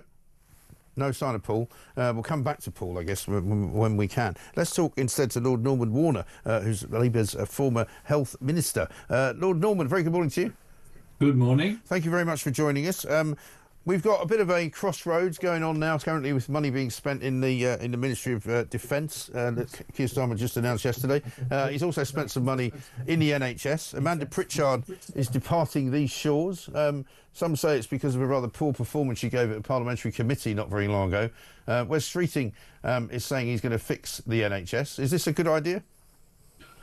Well, we used to run the NHS without NHS England. So it is possible, and we did it in the Blair government very successfully. But what we did do is devolve a lot more authority down to the 10 regions. Right. And we used a much more devolved regional model than the highly centralised one introduced under Andrew Lansley with NHS England. Right. And I think it's made itself pretty unpopular in the NHS itself by a rather command and control approach and a very acute hospital dominated approach, which has really led to the sort of rundown of GPs and primary services. And we've also still got the age-old story of not having a good social care system. Right. And I suppose if you devolve it too much, it becomes a bit too administratively top-heavy as well, doesn't it? Because you've then got even more administration layers between you and actually the doctors. Well, one of the things which has happened with NHS England, it's got a huge workforce. And it's a very expensive system to run. I mean, you're taking money out of patient care if you have these big bureaucracies. That's the plain fact of life. And I don't think their performance has been terribly startling. Right. So we've got a situation where I think Wes Streeting has decided to cut his losses and probably go back to, we don't know what's going to happen, but probably go back, I suspect, to a much more devolved system. Because we have to understand that the healthcare issues in different parts of the country are different. Death rates are different, diseases are different, population, demography is different. So you've got to have a fair degree of flexibility around different parts of the country. Yeah. And what do you think it was that Amanda Pritchard got so wrong? Because she didn't appear to be on top of her brief, as I say, when she appeared in front of that committee. And she hasn't really, I don't think she's leaving with any great sort of marker left behind her. This is what I did, you know, when I was running the NHS England. Well, I think that's spot on. I mean, she said that she didn't have the kind of personality that made her a sort of showy kind of manager. Well, to some extent, she was following someone, Simon Stevens, who was a clear leader, who was dynamic, who did actually start the devolution agenda. And I think she looked a much quieter backroom woman person than Simon was, who was much more upfront, could tell hard truths to ministers, and I think she struggled with that part of the job, which you've got to do in the modern age where you're going to be appearing on the media a lot. Yes, of course. And so if you were able to have a conversation with Wes Streeting, I don't know whether you already do, but if you were able to, what should he be doing really in the next sort of coming months? Because again, I ask this question every single year to people who know about the NHS. You know, we'll have another winter crisis, no doubt. You know, there'll be another 24 hours to save the NHS. Every single year we get to the same position. You know, what can we do to try and make sure that that doesn't happen every single year? Well, he's now stuck with the fact that he's not going to get very much extra money for the whole part of this parliament. So he's got to actually live within his means. And that means taking some tough decisions. I know it's a problem to actually take money out of acute hospitals, but I think he has got to really address the issue of the very inconsistent performance amongst acute hospitals. I mean, they haven't all got ambulances queued up outside them. It's a limited number of acute hospitals which are performing very badly. And I think he's got to take some tough decisions about backing some of the more successful hospitals and taking services away from the failing hospitals, because he's not going to get through the next 3 or 4 years doing what he's doing now, and he's going to have to be nice to the GPs, get GPs doing more work, boost GPs, boost primary care, getting more diagnostic politics down at the local level rather than getting people traipsing off to acute hospitals. He's got to do something very different from what he's been doing now. Interesting. Lord Norman Warren, good to talk to you. Thank you very much indeed. Former Labour Health Minister there telling us what Wes Streeting ought to do, which he's not quite doing at the moment. We'll take some more calls on the NHS and how terrible it all is at the moment as well. Let's talk to Paul, though. I think we've got him back. Ex-Forces Paul from Tyneside. Paul, very good morning to you. Hi, Mike. How are you doing, mate? Yeah, good, sir. What can you do? What can you tell me? Right, so first of all, I'm going to be coming at this mainly from a reserve point of view. Okay. I did 35 years in the regular and reserve, vast majority of that being reserve. But the training courses which we do as reserves are absolutely the same as the regular. So I would go on a course with regular troops, pass the same tests, everything which they would do in the qualifications and stuff like that. Yeah. Now, one thing, which we see a lot of, is the military, or the Army, the Navy, Air Force getting downplayed a bit. Right. We have got a fantastic fighting machine. We do. The guys who are in the armed forces are absolutely brilliant and first class. However, when it comes to the management side, there's a process of yesness. Everybody wants to report well, so they pass up the chain of command. That everything is correct. Oh, everything's fantastic. The guys are happy. Well, that gets filtered out. So when you go to your top echelon, they think everything's great down at the coalface. Right. And one of the problems is, so for example, if I sat in a command conference of maybe 200-300 guys in the auditorium, and you're listening to brigade commander, div commander, giving out information about things, you're looking at the screen and the ORBAT and everything what's out there, and you look across your peer group left and right, and the regular soldiers are all nodding their heads. Yeah. And the reserve soldiers are looking at each other going, really? This ain't going to happen? Right. Because the detachment from the top to the bottom, there's a huge gap. There's an information gap. Right. Now, the equipment and everything like that, it's pretty much all right. But the procurement side, you try and get a mod or something like that through, or an idea through, it just gets filtered out. Right. And what about the sort of wokery aspect of it? Is there much of that? Well, I think it's starting to be stepped on a bit. Right. We used to. Don't get us wrong, Mike. It has its place. It does has its place. When it comes to discrimination, racism, things like that, and bullying stuff like that, it absolutely has its place. But I think potentially the Army, like everyone else, civil service, we're talking here, because the Army is controlled by the civil service. Right. So the civil service. So it's coming from them. Yeah, absolutely. I once got a phone call. Could I check the notice boards to see if the word manpower appeared anywhere? Really? Crikey. Oh yeah. And I just turned on. I went, really? That's good use of my time. Yeah, I know. Seriously, and there's a bloke running at you with a bayonet fixed to his rifle. You don't want to be worried when the hurty words. Blimey. Listen, great to talk to you, Paul. Thank you very much indeed. Paul just saying there's a bit of a disconnect there in the armed forces between the people that run it, the managers, and the people that actually carry out the orders, which sounds about right. Colin says Ivor's song needs to go into charts. It's brilliant. And Sharon says I love it. Ivor is a genius. Well sung, Ivor. Ivor is quite remarkable. I mean, he's written this song, he's changed the lyrics, absolutely brilliant. We may have to play it again before the end of the show. But right now, have a look at this.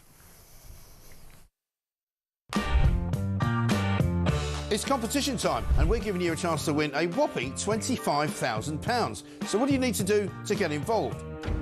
All you have to do is text the word prize to 83338, or you can enter by post. It's as simple as that. Once again, to get involved, just text the word prize to 83338, or you can enter by post.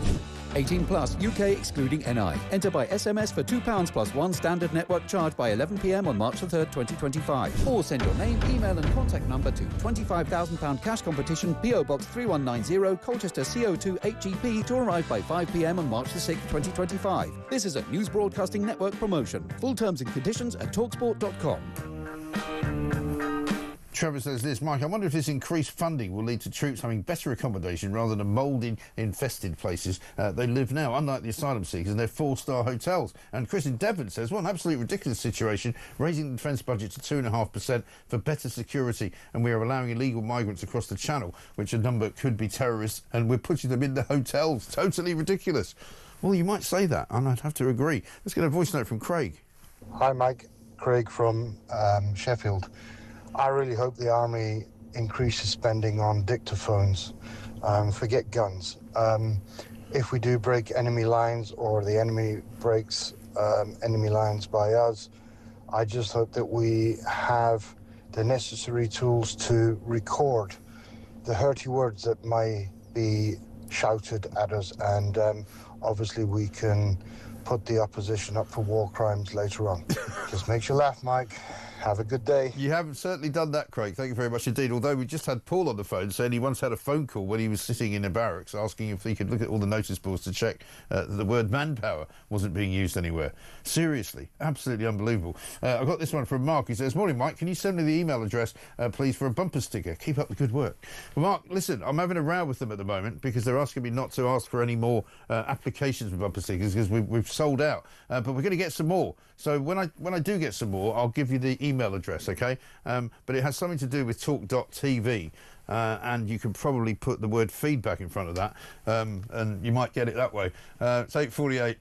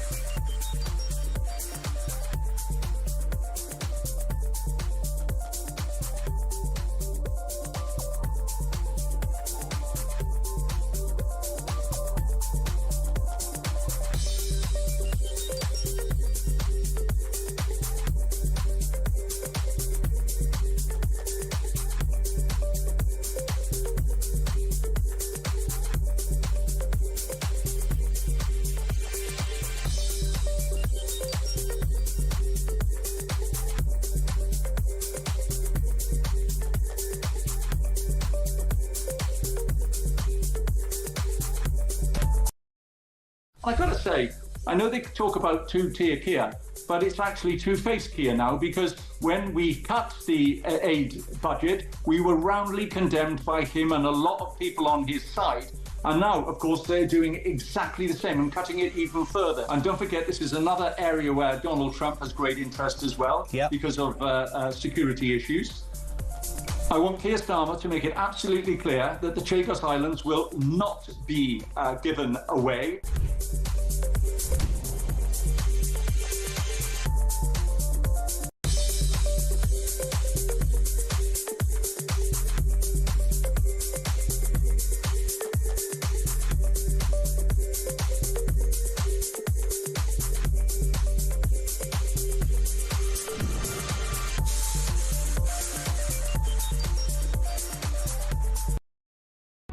Across the UK, on DAB+, on your smart speaker, on your smart TV, and on your side.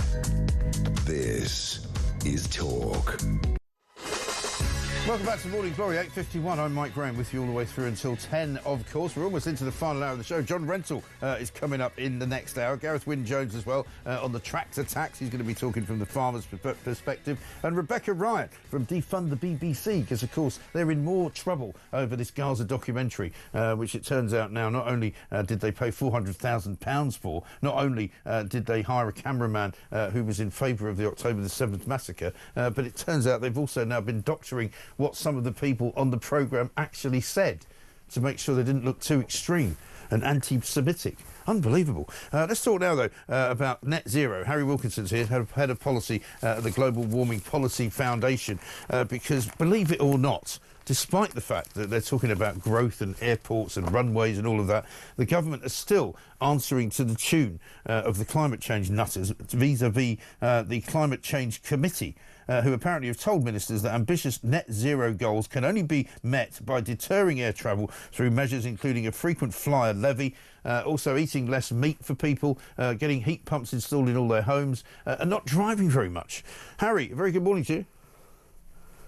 Good morning. I mean, just when you thought that this idiotic government had seen some kind of sense and decided that actually, you know, economic growth might be a bit more important than saving the planet, they still have been pushed and pulled in all sorts of directions by Ed Miliband and his nutty crowd. Well, that's right. Unfortunately, this carbon budget is something that we could expect because the Climate Change Act, and net zero is, of course, embedded in the Climate Change Act. That happened because Theresa May increased the target from 80% to 100% back in 2019.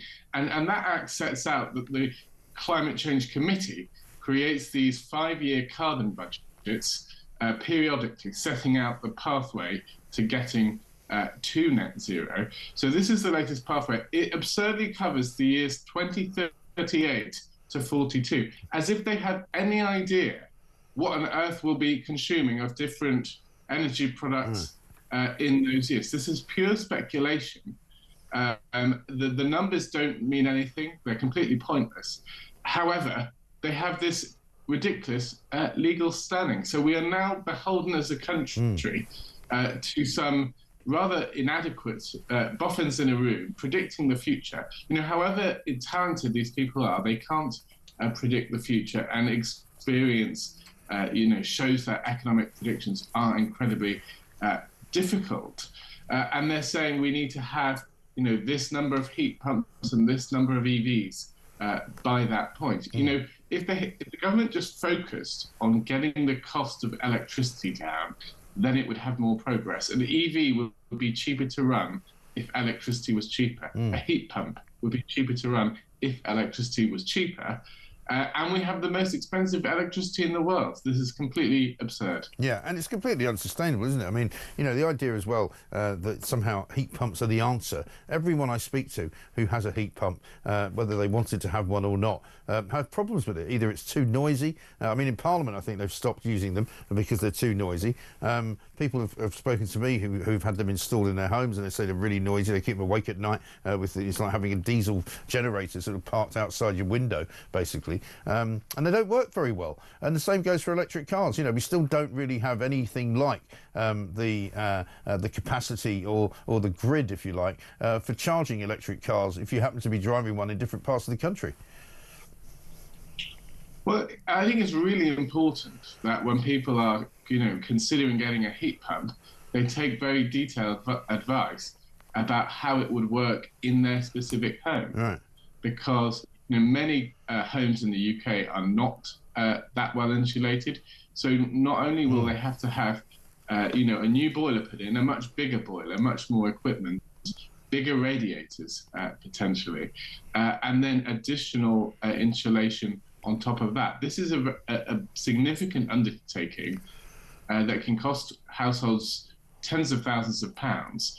And then even after all that work, if it's not configured correctly, it can leave people with substantially higher bills. So it's something not to be taken lightly whatsoever. It can work for some households, but they should really take that advice very seriously and plan this appropriately. Unfortunately, a lot of people have been misled into thinking this was such a great thing. The government's providing large grants to encourage people to do this, and therefore they haven't necessarily foreseen that they're going to have massively higher bills at the end of this. No, exactly right. And that's the problem. The bill is a kind of a never-ending rising scenario, isn't it? Because despite what Ed Miliband said, that we're all going to be saving £300 at some point in the future, which has not been yet determined, electricity, as you say, goes up. It's going up another 111 quid in the next sort of cap rise, which happens, I think, on April the 1st.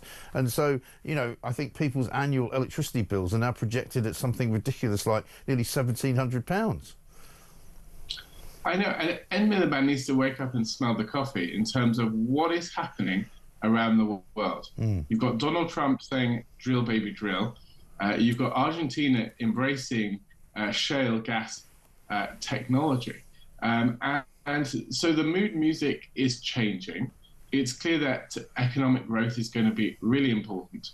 And we're going to need that growth to invest in the kind of new technologies that could really make a difference in terms of climate change. Yeah. What we've got to move away from is this miserabilist approach which tries to regulate the kind of technologies that people can choose to use in their own homes. We have a zero-emission vehicle mandate which forces people to buy electric vehicles. We've got a clean heat market mechanism which forces people to buy heat pumps. This is the kind of rigid statist approach that has left Britain one of the slowest growing countries. We've got to copy countries that are taking an energy abundant approach. Fossil fuels still provide 78% of our primary energy needs. And Ed Miliband, whenever he's asked about getting bills down, he says, oh, we just got to get away from fossil fuels. The reality is they provide most of our energy needs now. And if he hasn't got a plan to get fossil fuel costs down, then he hasn't got a plan to get energy costs down. No, he really hasn't. And he hasn't got a clue. There's the other bit that we could mention as well. Harry, good to talk to you. Thanks very much indeed. Harry Wilkinson, Head of Policy at the Global Warming Policy Foundation. Coming up in the next hour, John Rentoul is going to join us. We'll get his view on Keir Starmer's defence budget differences and him going off to America to see his master, Donald Trump. Let's get a voice note from Linda. Hi, Mike. It's Linda from Lichfield. Just a thought, maybe questions, Prime Minister questions, Nigel Farage could say the government could also use one of their policies, which is coming out of the ECHR, as well as all that extra spend on defence. Great show, Mike. Yes. Bye. Well, you do have to wonder, don't you, Linda? Thanks for that. Whether or not Keir Starmer is Nigel Farage in disguise. I'll ask John Rentoul that, I suppose. That might be a good idea. This from Mark in Selby. Mike, there was a time when I looked at the MPs in my government and felt confident that they were working in the best interest of the country and me. I also knew who they were. Today, I do not recognise Starmer as my Prime Minister or trust any of the Cabinet. Am I alone in this? Can I have a bumper sticker as well? Of course, Mark. Well, you've got to wait for the next batch to come in, unfortunately, because we're all out of them at the moment. Kevin in Southampton says, Mike, illegal migrants can be solved easily, but you need to want to actually do it. Well, that's true too. And, of course, that's the problem. They don't want to, do they? Coming up after the news, more from Morning Glory and myself. This is Talk.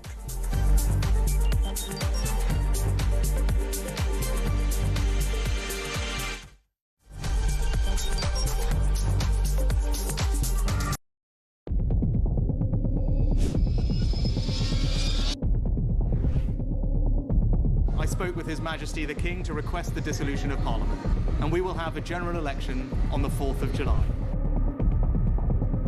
I have just returned from Buckingham Palace to form the next government of this great nation.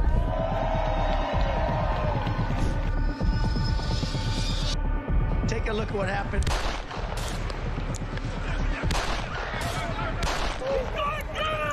I immediately knew it was very serious, that we were under attack.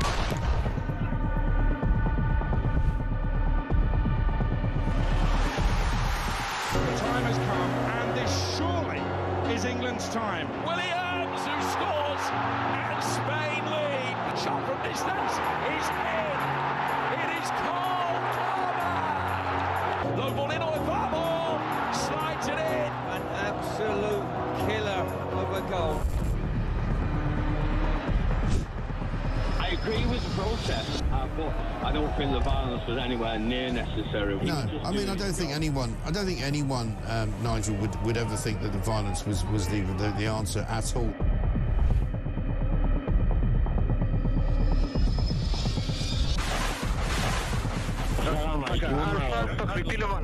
אזרחי ישראל, אנחנו במלחמה.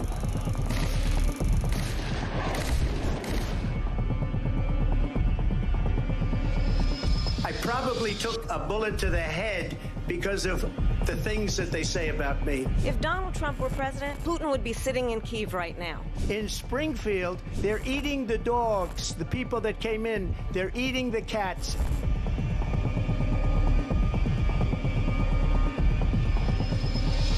Liberal left couldn't understand that this man could be anything other than the great newsreader, a man of integrity. Is it possible in any way, shape or form that Keir Starmer didn't know about these facts about the suspect in Southport? I find it extraordinary that he wouldn't know. It seems that the public has not been told the truth. No, there's nothing like an American election, I have to say. North Dakota has gone red, South Dakota's red, Texas is red. Many people have told me that God spared my life for a reason. Bloomberg UK reporting Ukraine has made the first long-range missile strike inside of Russia. These are the missiles that Biden has approved for the use. Across the UK, on DAB+, on your smart speaker, on your smart TV, and on your side.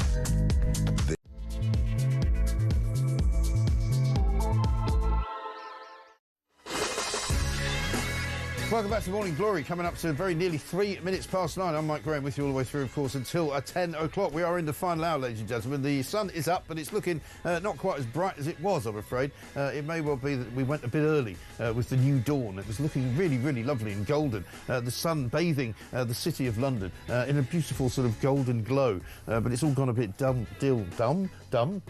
No, it's gone a bit dim. That's what it's done. And it's not very nice. Anyway, never mind. Luckily, we've got John Rentoul to brighten the day. He's going to be talking to us from the head offices of The Independent.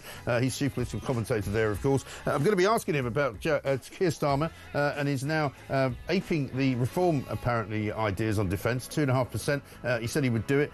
He's going to try and push it up to 3%. The big question is, where's the money coming from? He says some of it can come from foreign aid. He's going over to see Donald Trump after Prime Minister's questions today, who I'm referring to as his new boss, because he's obviously clearly in charge of not only the Foreign Office, but also the Department of Defence as well. But listen, if it boosts our defences, then it can all be a good thing. And it could be even that I'll admit that it's the first decent thing that Keir Starmer has actually announced that he's going to do. But of course, there's quite a bit of sort of whining and moaning from the back benches, particularly those people who think we should spend more money on overseas aid than we do, because we have to help those poor people who have not got really anything to write home about. One of those people said this back in 2021. The Conservatives have just voted to cut international aid. Cutting aid to help the world's poorest during a pandemic is callous and not in our national interest.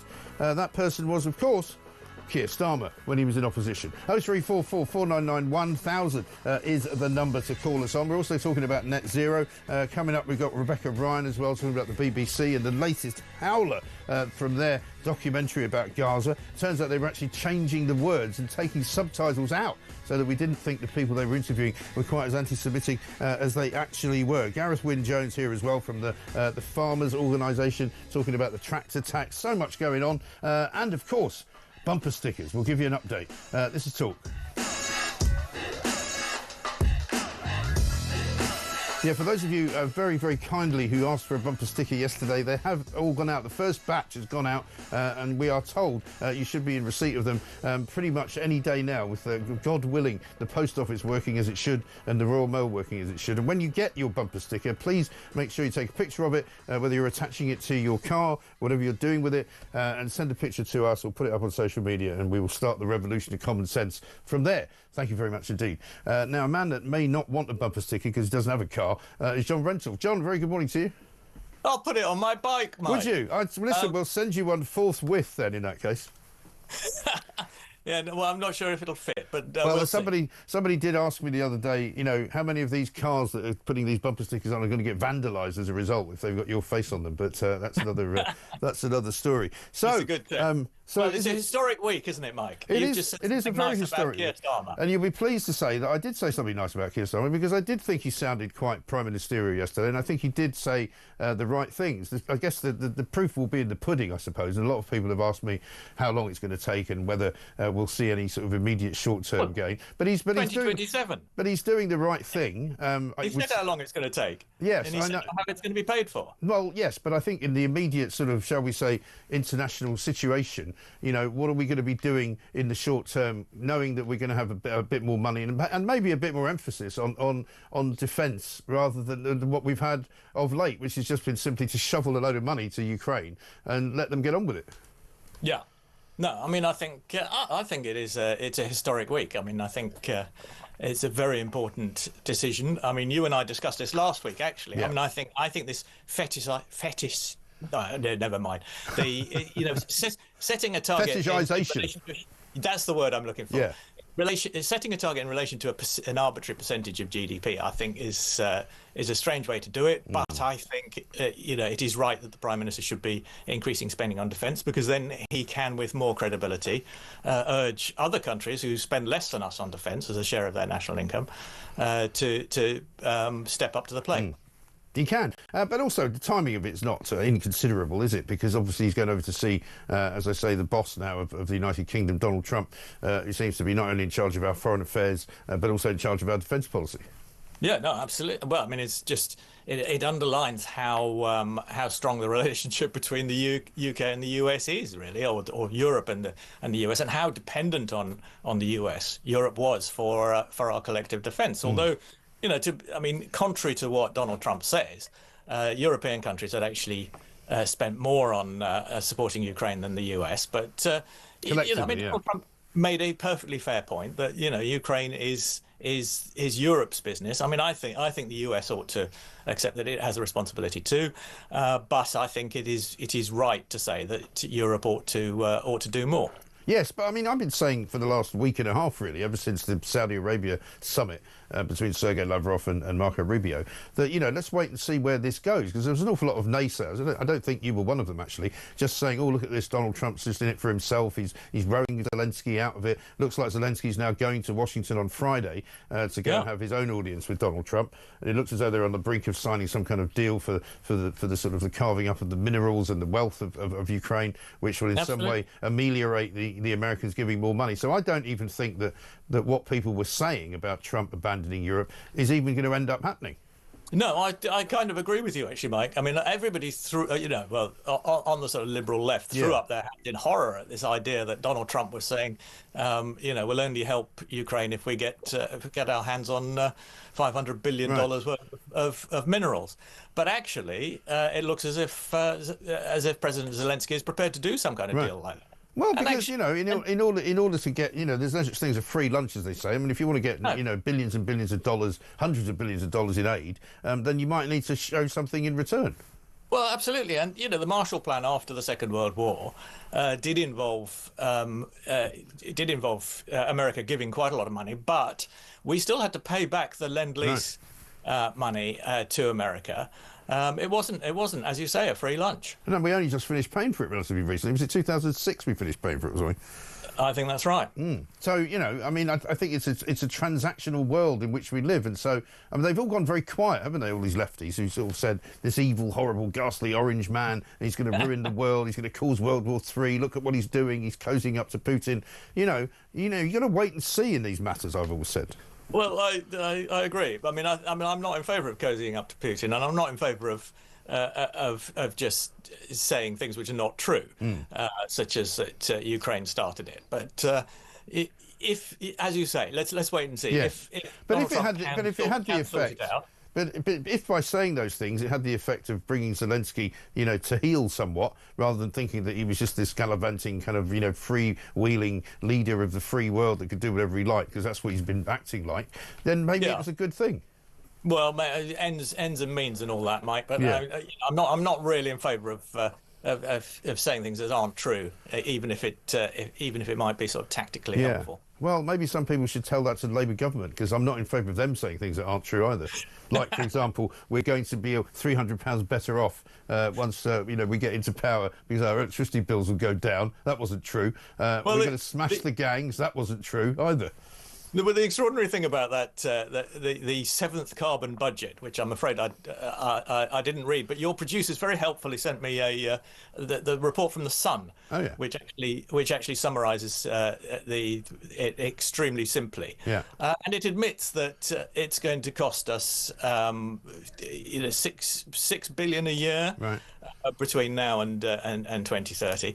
I would have thought that's very much on the low side. But if the Climate Change Committee, which is totally committed to net zero in a sort of rather propagandistic sort of way. They're a dreadful organisation. They look quite dangerous to me. They are an independent organisation appointed by the government and with statutory authority. But if they say it's going to cost $6 billion extra, then it's clearly going to cost a lot more than that. Well, exactly right. And you say they're independent, but I don't think there's anybody on there that's got any kind of, shall we say, negative scepticism to say about some of the modelling that gets done. And then they're all singing from the same hymn sheet as far as, what they do for a living. They're all climate change professors, basically. I had a look at the board of directors of what they all do. And they're all in making a good deal of money from the climate change kind of, racket. So, of course, they're going to say that we have to stop flying around in planes and we should pay more tax and we should get heat pumps installed in our houses. What else are they going to say? Because if they didn't say that, they wouldn't be doing what it said on the tin. Well, I think we should be flying less, actually. But why? Because it's not good for the environment. Well, you say that, but lots of things are not good for the environment. You know, coal-fired power stations aren't very good for the environment either. But, you know, why don't you tell that to David Lammy, who spent £1 million of our pounds flying around in a private jet? You know, I don't really need my government to tell me not to fly once a year on holiday when you've got Lammy, you know, clocking up, you know, millions of miles every single week. No, but the Climate Change Committee is proposing a frequent flyer tax. So well, he's more frequent. Only if you go on holiday 4 times a year. Well, David Lammy's been abroad. Well, David Lammy's been abroad about 25 times so far. Yeah, but he's doing that on government business. Oh, okay. So he's acting for me and you. No, is he really? What, selling off the Chagos Islands? He didn't ask me if I wanted him to do that. And I didn't ask him to go to Sudan either to check out what was going on there. Maybe he should ask us if he wants to start operating on our behalf. A referendum on every plane trip taken by every minister. Well, he doesn't. You know, I mean, you know, there is such a thing as Zoom. You know, we allow people to work from home. Suddenly, you know, David Lammy sees a private. He's never seen a private jet. He doesn't want to get on. You know, loves it. You're agreeing with me, Mike. We should fly less. Well, I don't fly very much, but what I don't think we should be doing is charging people more tax for flying. When clearly, no, I think we should. When clearly it doesn't make any difference, because it's the same as the ULEZ charge, right? It doesn't discourage people from driving. It just means that you pay to pollute the air. Well, in that case, but at least you raise some money, so that's a good thing. What, to pay for the Climate Change Committee, and then we all go round and round a big circle? No, I don't think it costs that much. How much do you think the Climate Change Committee costs? That's a good question. Yeah, there's an awful lot of millions. There's an awful lot of people on it. Well, no, but there's an awful lot of people on it. I'm sure if they take the 6 billion that it's going to cost us every year, probably 1 billion of that is running the Climate Change Committee. No, it's not. This is just numerical. No, it's innumeracy. I mean, and we have the same thing with the Chagos Islands. Everybody goes on about how it's going to cost £9 billion. It's 90 million pounds a year. Admittedly for 99 years. So obviously, if you roll that up, that adds up to £9 billion over a century. Yeah. That is not a very significant sum of money, to be honest. Okay. Well, you don't have to take my word for it. Why don't you listen to the Chancellor of the Exchequer to see what she has to say about it? We will crack down on Tory ministers' private jet habit. What is Rishi Sunak so scared of up there in his private jet? Meeting a voter? Well, we will properly enforce the ministerial code on the use of private planes and save millions of pounds for taxpayers in the process. That's another lie, I'm afraid, John. Oh, ghastly hypocritical nonsense. No, you're absolutely right. I mean, that really was a low point in the Labour opposition, having a go at Rishi Sunak for actually choosing the most efficient way of getting around on government business on behalf of the people of the country. Yeah, and it just shows you, doesn't it? She was a lot happier in those days. I mean, you should see her face yesterday when she was sitting behind Keir Starmer as he was announcing all these things. Well, it was a very serious occasion. Well, no, it wasn't. It's not so much that it's a serious occasion, but she has this look of somebody who's just been condemned. I mean, she and Angela Rayner both looked about as miserable as I've seen them. Well, no, I think they were trying to look solemn. Mike. Well, they need to try. They need to work on that because she does not look. You're right. She does not look as if she's enjoying herself. Although, actually, you know, when she turns it on, and I sit in the press gallery in the house sometimes, and you know, I quite often see her waiting to come in. From behind the speaker's chair, and she's chatting away in an animated way and looking quite cheerful. Actually, I think she just puts on that face when she sits down because they don't want to look as if they're making light of things. Having a laugh. I did something the other day that I haven't done for ages. I think it was Monday. I put on the BBC Parliamentary channel and actually just had it on in the background for Home Office questions. And this was all around the day before I think they were due to announce the police and crime bill. And I see you've been writing about that this week as well. Indeed. And it sort of fell between the cracks, didn't it? It's sort of, you know, nobody's really paid much attention to it, obviously because of what's happened with regard to the defence budget. But I mean, I've similarly, like you, I've written a piece for Telegraph about it, saying, you know, is it really going to make any difference? I don't think so, because they haven't still really got the manpower, and they haven't really got the wherewithal, or the want, if you want, or the motivation to change the way the police operate. Well, absolutely. I mean, I actually agree with you that... Crikey, this is a big win.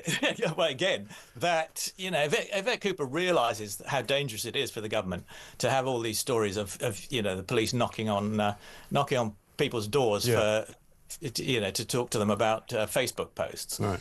I mean, the police tried to spin that as we were just informing that woman in Stockport that she'd been accused of. Yes, because we must.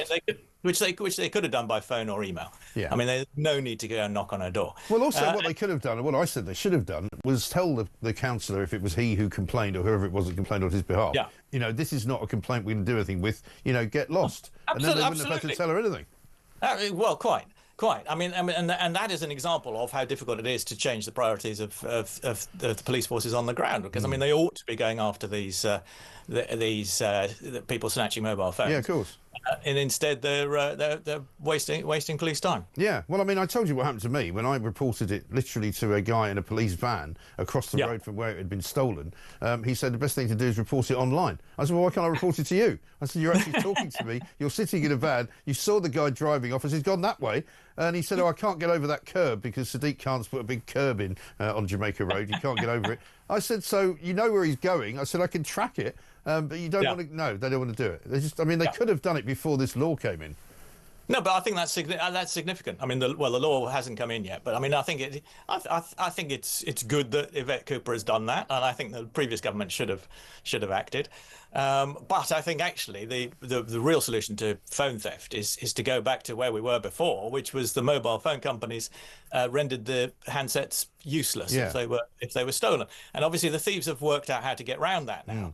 So there's like a sort of tech arms race between they tend to do that, don't they? And the phone company. But that's the thing; they tend to do that, and also the phone company does. It's not in their interest to stop phones from being stolen because you have to get another one. Well, yeah, I think it is in their interest. I mean, people don't like having their phone stolen, as you know. And if one company gets a reputation for having more secure phones, then I think they'd profit from that. Yeah, maybe that's my advice to them. Maybe so. Well, it's a good piece of advice, John. It's incredibly a good-natured conversation we've just had, so we'll have to change all that next week because I'm sure we'll have something to argue about. I'll be back to normal. I've been too respectful to Keir Starmer, that's the trouble. Thank you very much indeed. John Rentoul there, Chief Political Commentator for The Independent. We're going to speak to Keith from Wales, who used to work at the MOD, coming up in the next section. Also, Andy from Nott says, Rayner and Reeves, as Starmer was speaking round here, had their expressionist known as a face like a smacked arse. Yeah, something like that. Martin says, Mike from County Durham, my coal and wood-fired heating system is going to be running all year. I just thought I'd let Big Ed know. No net zero over my house. Absolutely right. Well done, indeed. We're also going to talk farming as well. Gareth Wynne Jones is here. We'll be finding out from him what the next step is in the war between the farmers and the government.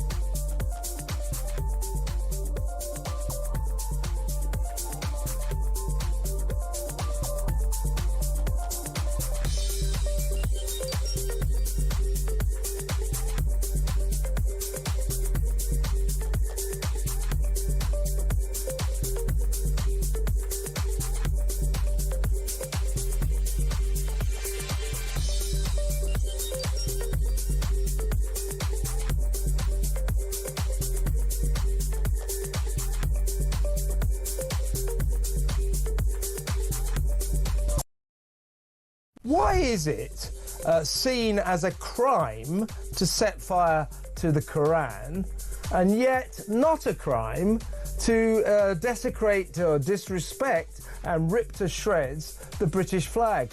If it were down to me, those Hamas groupies tearing the Union Jack to bits wouldn't be prosecuted. I don't think it should be a crime to... it's typical Palestinian behaviour, isn't it? Yeah. You know, they are infants.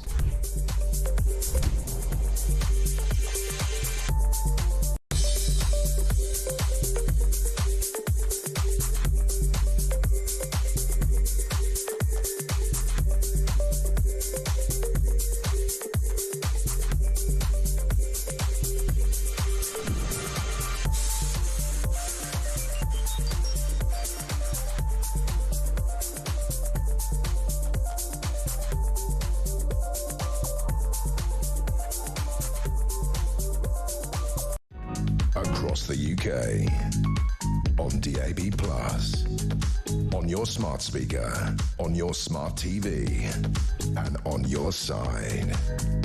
This is Talk. Welcome back to Morning Glory. It's Mike Graham. I'm here until 10 o'clock. It's coming up to 23 minutes past 9. John Rental wants a bumper sticker, Margaret. A good morning, agreeing with you. And David Lammy in his private jets has to stop. Yeah, absolutely right. Morning, Mike, says Mark. I'm from Devon. I smell a rat. And we're being prepared to be put on a war footing. That would be perfect timing and a great reason to suspend the general election, and that would stop the advance of reform in its tracks. Well, it's a bit far away, isn't it? They don't actually have to have a general election for a few years yet, so we'll see about that. Let's have a quick word with Keith, who's in Wales. Keith, very good morning to you. Good morning, Mike. Good to talk to you. You're ex-MOD, I understand. Yeah, I did 42 years in the MOD. Well done. The department that equips and arms our armed forces. Wow. I mean, and how was it? I mean, I know it's a very open-ended question, that, but I mean, what can you tell me? Well, it's a very changing organisation, if you like. Over the years, I saw something like 9 different management changes and things like that, restructuring and reorganisation that goes on. Right. But I just wanted to sort of calm down the euphoria when we talk about defence spending. There is only one government department that spends money arming and equipping the armed forces, and that's they're now called the Defence Equipment and Support Agency. Right. It's a government agency based outside Bristol. Okay. And is that part of the MOD then? It is, yeah. Right. Yeah, that's right. And so, I mean, so they'll be the ones who will be instructed, presumably, to spend this money in whichever way possible.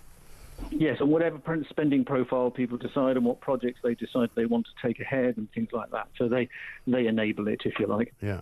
And go ahead and carry it out. So right. It's an interesting sight. You'd like it, Mike, particularly when you arrive outside. There are 3 flagpoles outside. Oh, so one is the DNS flag, one is a Union Jack, and, of course, one is the obligatory rainbow flag. Rainbow flag. Oh, for God's sake. Oh, yeah. I mean, for God's sake. I mean, funnily enough, I was just watching on another channel, which I won't mention, John Healey, the Defence Secretary, apparently refused to answer the question whether the money for the Chagos Islands would come out of the defence budget. Well, of course it will. But it shouldn't, surely, should it? Diego Garcia? Yeah. Unbelievable, isn't it? Military base on the corner of it. It's the only place we use it for. But, I mean, you don't think this... So you don't think this money will make much of a difference, in other words? Oh, I think it might, but it's not something that happens quickly. There is a finite capacity within the UK infrastructure for actually producing our defence equipment, right. and it takes a long time to get things ahead of steam, if you like, to produce it. But not only that, if you I mean, really, you ought to get Admiral Chris Parry back on and ask him his experience. Yes. At the end of the day, ask him about his experiences of equipment that comes in from DNS, and you'll find that it's, well, any National Audit Office report will tell you that it's overrun on time and it overspends on cost. Mm. And all of them do historically. Yeah. You know, so. Yeah, so it's not, as we said, it's not really 13 billion. It's more like 6 billion of actually new money. So you know what you can get for that, anybody knows. Yeah, and then of course, even then, when you talk about having new warships and things like that, the existing armed forces struggle with recruitment and retention problems. Yeah. And so there are plenty of naval ships that I know when I working directly opposite the Navy, because that was the naval department I worked with, or worked alongside. You know, they have gapped billets at sea, you know, and it's not uncommon for ships to sail with 20-30% gap billets on board. Right. They do struggle with existing manpower to actually operate what we've got. So to simply say, here's lots and lots of kit, great. Right. Well, you've actually got to entice our younger generation to actually want to join the armed forces. And funnily enough, they're not that motivated. No, quite. Well, because there's other things that they can be doing, including not doing anything at all. Good to talk to you, Keith. Thanks for the information. Keith from Wales there, an ex-MOD. 42 years. Imagine that, in the civil service. Done well. But he says the money probably won't make much of a difference, and that is a bit depressing. Let's talk to Gareth Wynne-Jones, though. Farmer, campaigner, a man that we have on this show very often, and who's always fighting the good fight against the government, who seems to be continuing to come up with more and more cobblers and more lies about what they want from the farming community. Gareth, very good morning to you. Good to talk to you, sir. Looks nice and sunny down there in Wales. So the day is afoot. What's happening? Where are we at? There was a meeting last week, wasn't there, that the National Farmers Union basically stormed out of. What's happening now? We're in the same position again, aren't we? You know that you just can't believe what's happening in this country. The the problem I see is that they're not listening to our industry. They're not listening to the people on the ground. We are in dire straits. This industry is struggling, you know, to make money, and they come in with the inheritance tax. Steve Reid has said now they're going to back British produce. They're going to procure British produce. Do you know what?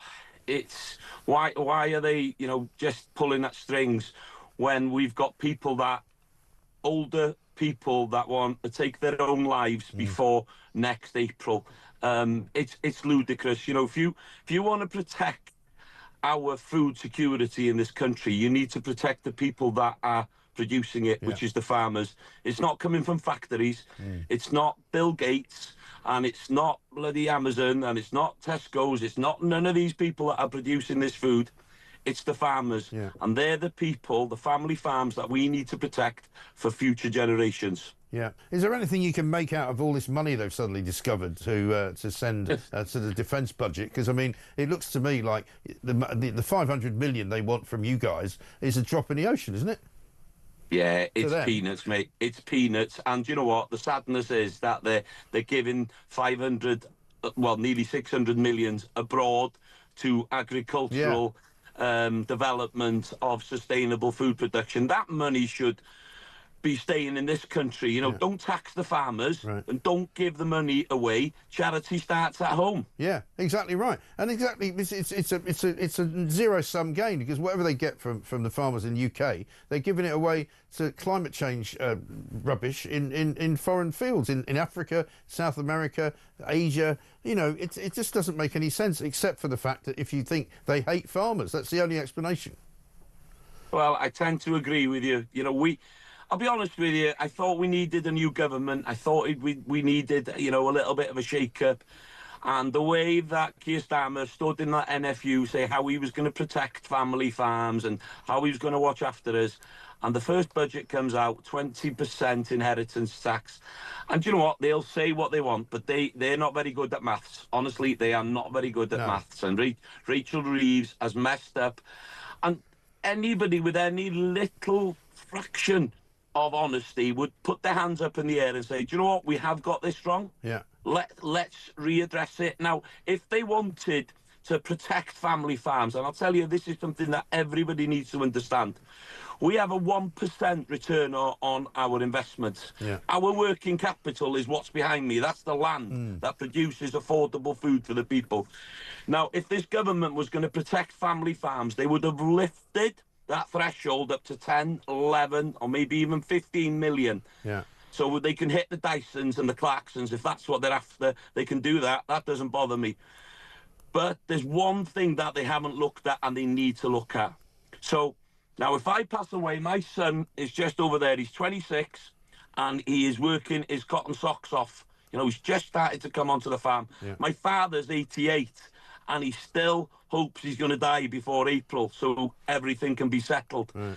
But what I'm saying to you, if I have the opportunity to hand this down to my son as a working farm, and this is really important, as a farm that's producing food, I'm not selling it for development or solar panels. If I can prove I'm keeping this farm just for food production as a business to keep people fed affordably in the UK, don't tax them family farms. Leave them alone. Because what you're going to get from them is nothing but despair and people not going to come into the industry. Do you think a 26-year-old wants to come in with a 20% headache on top of everything that we've got? Our investment goes into the farm every year. I've worked this land all my life. My family's been on it 375 years. I do not want to be the last generation. I want to be producing lamb and beef and vegetables for people to eat healthily, sustainably, affordably. We need the government to listen and to start to readdress this ludicrous policy. No, I totally agree with you. There's a boy on the front page of the Daily Express today. I don't know if you've seen it, Gareth. I have, yeah. A young boy by the name of Leo Aveling. He's written to the Chancellor a brilliant letter in which he says, I'm a farmer who knows how to grow food. I would be heartbroken with the government if we were forced to sell the farm to pay the inheritance tax bill. You know, I mean, it comes to something when you've got a government that's so callous and so hateful that they won't even take notice of an 8-year-old boy. I mean, how awful is that? And it's not just that 8-year-old boy. There's a speech yesterday. A farmer spoke yesterday about his mother in the 90s, worked all her life, you know, that she hasn't passed things on, and she wants to die before April. People want to go from this world before April so they can protect their children. That's not how people should be ending their lives, and not thinking about, you know, money. This is all a money grab. And the scary bit is, you know, there'll be more land for sale, and these big oligarchs and these big Bill Gates will be able to come in and swoop this land away from us, and we will lose our food security. We need to protect farmers and the people on the land to make sure we are producing affordable food for the nation. Yeah, totally right. Couldn't agree with you more. Gareth, good to talk to you, and good luck with it all. We'll keep fighting for you as well. Gareth Wynne-Jones on this ridiculous inheritance tax situation going on with the farmers of this country. I mean, why on earth do they want to pick a fight with the people who produce the food that we eat in this country? It's absolutely ridiculous. Andy in Hampshire says this: Mike, can we arrange for talkTV bumper stickers to be sent to all Labour cabinet ministers, especially to stick one on Lammy's private jet? Good idea. Reg says, a friend of mine lives off-grid. He has a diesel generator. He tells me he uses a litre of fuel a day to power his entire house, lighting, cooking and washing machine. That's cheaper than what I pay for my house. So we're saying it's cheaper to run a diesel generator than to pay someone who's already got everything in place. Well, isn't that extraordinary? You better not tell Ed Miliband, though. He'll come around and slap some kind of fine on you. Michael says, on frequent flyer tax, this will mean the rest of the world will fly more, but us Brits will have to pay more to do so, or stay at home because we can't afford to, because we're taxed to death, and even then, they will tax us more. It is absolutely outrageous. You know, the idea that you're going to be paying more money to fly because it's supposed to put you off flying means that it won't put people off flying. It just means they'll pay more money to do it, which means they'll borrow more money to do it, probably, put max out on the credit card to do it, because people deserve and want nice holidays in the sunshine, which we don't have in this country, I'm afraid, and people will continue to fly. So all you're doing is putting a tax on pollution. That's what you're doing, and it's costing people more money, and the government are just wasting whatever it is they get. Absolutely unbelievable. Coming up next, we're going to talk about the BBC, who are in more trouble today over that Hamas documentary, which wasn't really a documentary, it was propaganda. And also, yet another BBC employee who's in trouble for acting improperly. This is Talk.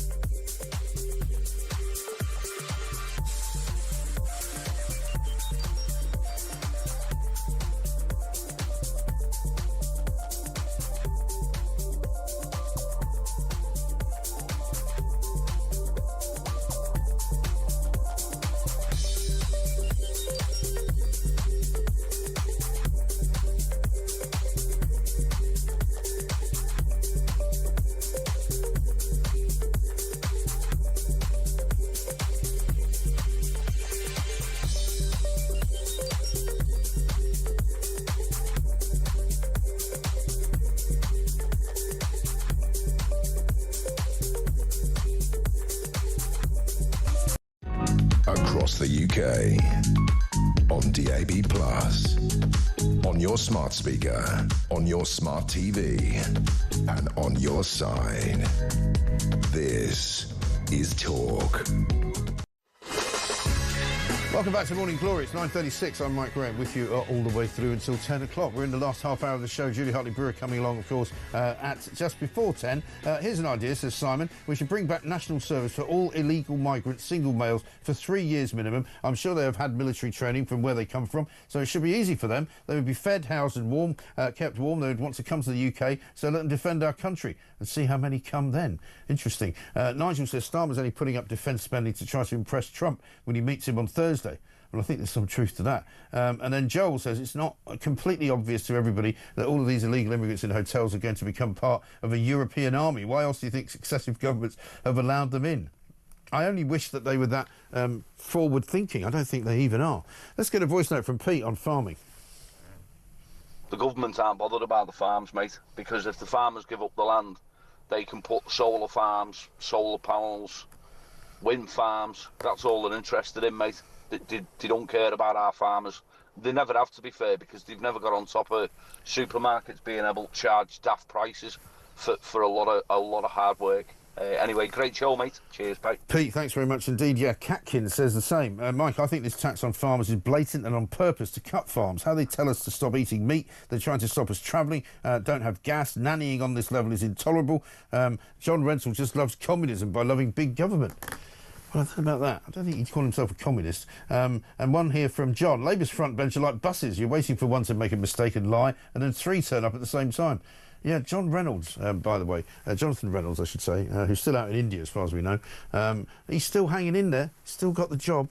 Basically, Nigel Farage has been calling for his resignation the last couple of days, but he still hasn't gone anywhere. Let's talk about the BBC now, though, because, of course, they've been in terrible trouble since a week ago Monday when they put out that ludicrous documentary, so-called documentary about Gaza, which was called How to Survive a War Zone. Let's talk to Rebecca Ryan now, Campaign Director for Defund the BBC. Rebecca, very good morning to you. Hi. I mean, hard to believe that they're so idiotic at the BBC that they thought they could put this out on TV and get away with it. Because now it turns out that not only did they fail to tell everybody that Abdullah, the young boy who was the narrator of the show, was actually the son of a Hamas operative, not only did they hire a cameraman who it turned out was supportive of the Hamas attack on October the 7th of 2023, it now turns out that they were actually changing what people were saying on the show when they were in praise of jihad, when they talked about jihad against the Jews. They just kind of made it look as if they'd said something else and changed the subtitles. It's absolutely awful, isn't it? And the thing is, the BBC can't claim that they didn't know. Somebody's gone through and checked this. Right. Somebody's done sort of the subtitles, and then literally it's just full of blatant anti-Semitism and calls for jihad against the Jews, and they've just sort of replaced the words for sort of calling, when they've said Jews, they've said Israel. So they've deliberately manipulated the messaging of this. But the thing is, there's people in this country who don't need the subtitles, who understands what's being said and understand the sort of call to jihad against Jews. So it's blatant anti-Semitism being broadcast on, in the UK using licence fee payers' money. And that's really disturbing. They are bullying people on the doorsteps in Britain who don't want to be paying for this, but they're being intimidated into paying the BBC. And then that money, £400,000 went to well, we don't know if it went directly towards Hamas, but they still haven't answered that question, have they? So a huge chunk of cash from licence fee payers has been used for this propaganda for a terrorist organisation. It's outrageous. It really is outrageous, because this has got to be more than a Tim Davie problem now, because surely what he means here is that you've got commissioning editors, you've got presumably legal departments, you've got, the usual processes that everything goes through in an organisation like the BBC before something goes to air. They presumably have an ethics department of some kind or other. I mean, you can't just change what people say and call it a documentary, because that makes it propaganda. It makes it untrue. It makes it fiction, basically. Exactly, and this is the thing with the BBC. They're so arrogant and so sort of insular in their kind of liberal metropolitan worldview that they haven't even considered. Well, either there's two options: either they haven't even considered it because they're so arrogant, or they have considered it and they've just thought, you know what, we're just going to put this out anyway. And both situations are completely unacceptable when they're using licence fee payers' money. Right. I mean, I'm struggling. I was speaking earlier on the show today to another guest. I'm struggling to see how Tim Davie can kind of survive this, really, because, I mean, it's not exactly the first scandal he's been embroiled in since he's been Director General. And, it seems to me that this should be the final straw, shouldn't it? Absolutely. I mean, it's completely unacceptable for this to carry on, and it doesn't make any difference if we've got Kemi and we've got Labour sort of saying, oh, we're going to have a stern word. It makes no difference when they have a stern word with the BBC. We all know that. And we all know that Tim Davie's still sitting there, and what has he actually done to challenge bias? Well, exactly right. And also, who the hell are they employing that thinks that this is an appropriate way to run a television company and an appropriate way to produce documentaries? I mean, what else have they been doctoring that we don't know about? Exactly, and this is the thing. If they want to produce this kind of content, then they should, get on and do it, but not with licence fee payers' money. And that's what needs to come down to. The licence fee needs to be got rid of. They need to stand on their own 2 feet, and then they can make as much propaganda as they like. Right. But British taxpayers' money, essentially it's a tax on live broadcast TV, can't be used for propaganda material for terrorists. It's completely unacceptable. I mean, you wouldn't think you'd have to say it, really, would you? I mean, you wouldn't think you'd need to send a memo around to people saying, you know, please don't give any money to terrorist organisations unless you clear it with the Director General first. Or, you know, please don't doctor any speech that's being given to you directly by people being interviewed for the documentary department because it's unethical. I mean, you know, two things that you wouldn't think they'd have to put in a memo. Exactly. This is the thing. Anybody that's working on covering this part of the world should certainly have it in the forefront of their minds that these are the things that they need to check all the time. But they clearly don't. They clearly have an agenda, and that's what's so deeply upsetting. And I don't know if you saw the protests outside the BBC from the campaign against anti-Semitism. And it's, you know, what the BBC is doing is outrageous, and it's making the British Jewish community feel deeply uncomfortable. And we absolutely support that protest that went on outside and hope they carry it on. Well, right. Meanwhile, as if that wasn't enough to be getting on with, I mean, even The Guardian have got this on the front page.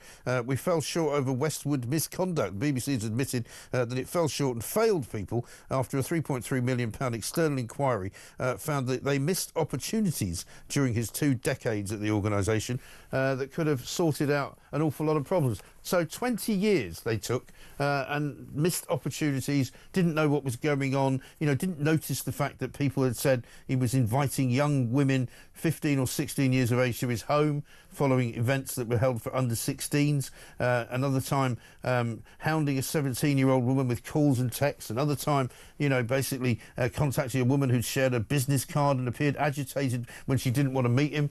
You know, I mean, surely they knew what this guy was like. And yet another ridiculous series of mistakes made by the BBC, and they just go, oh yeah, we could have done a bit better. Absolutely, but this is just one in a long line of sexual predators who the BBC have promoted and given a platform to and done nothing about for decades. You know, and you have to wonder why they're releasing this story at this time, and it's, you know, most likely to be a sort of dead cat bounce while they've got a big news story going on about Hamas. Either one's trying to detract from the other, or they're just trying to get this out while they're, you know, already under fire for some other bigger story.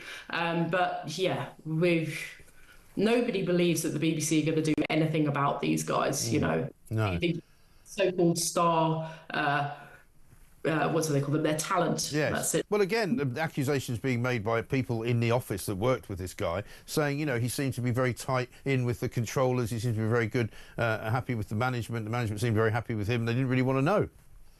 Exactly. Well, this is the problem, and they treat their talent, so-called talent, with these sort of complete carte blanche to do whatever they want. And we've seen over and over again with, you know, Rolf Harris, Savile, Hugh Edwards. They've all got this behaviour, and the BBC just turns a blind eye.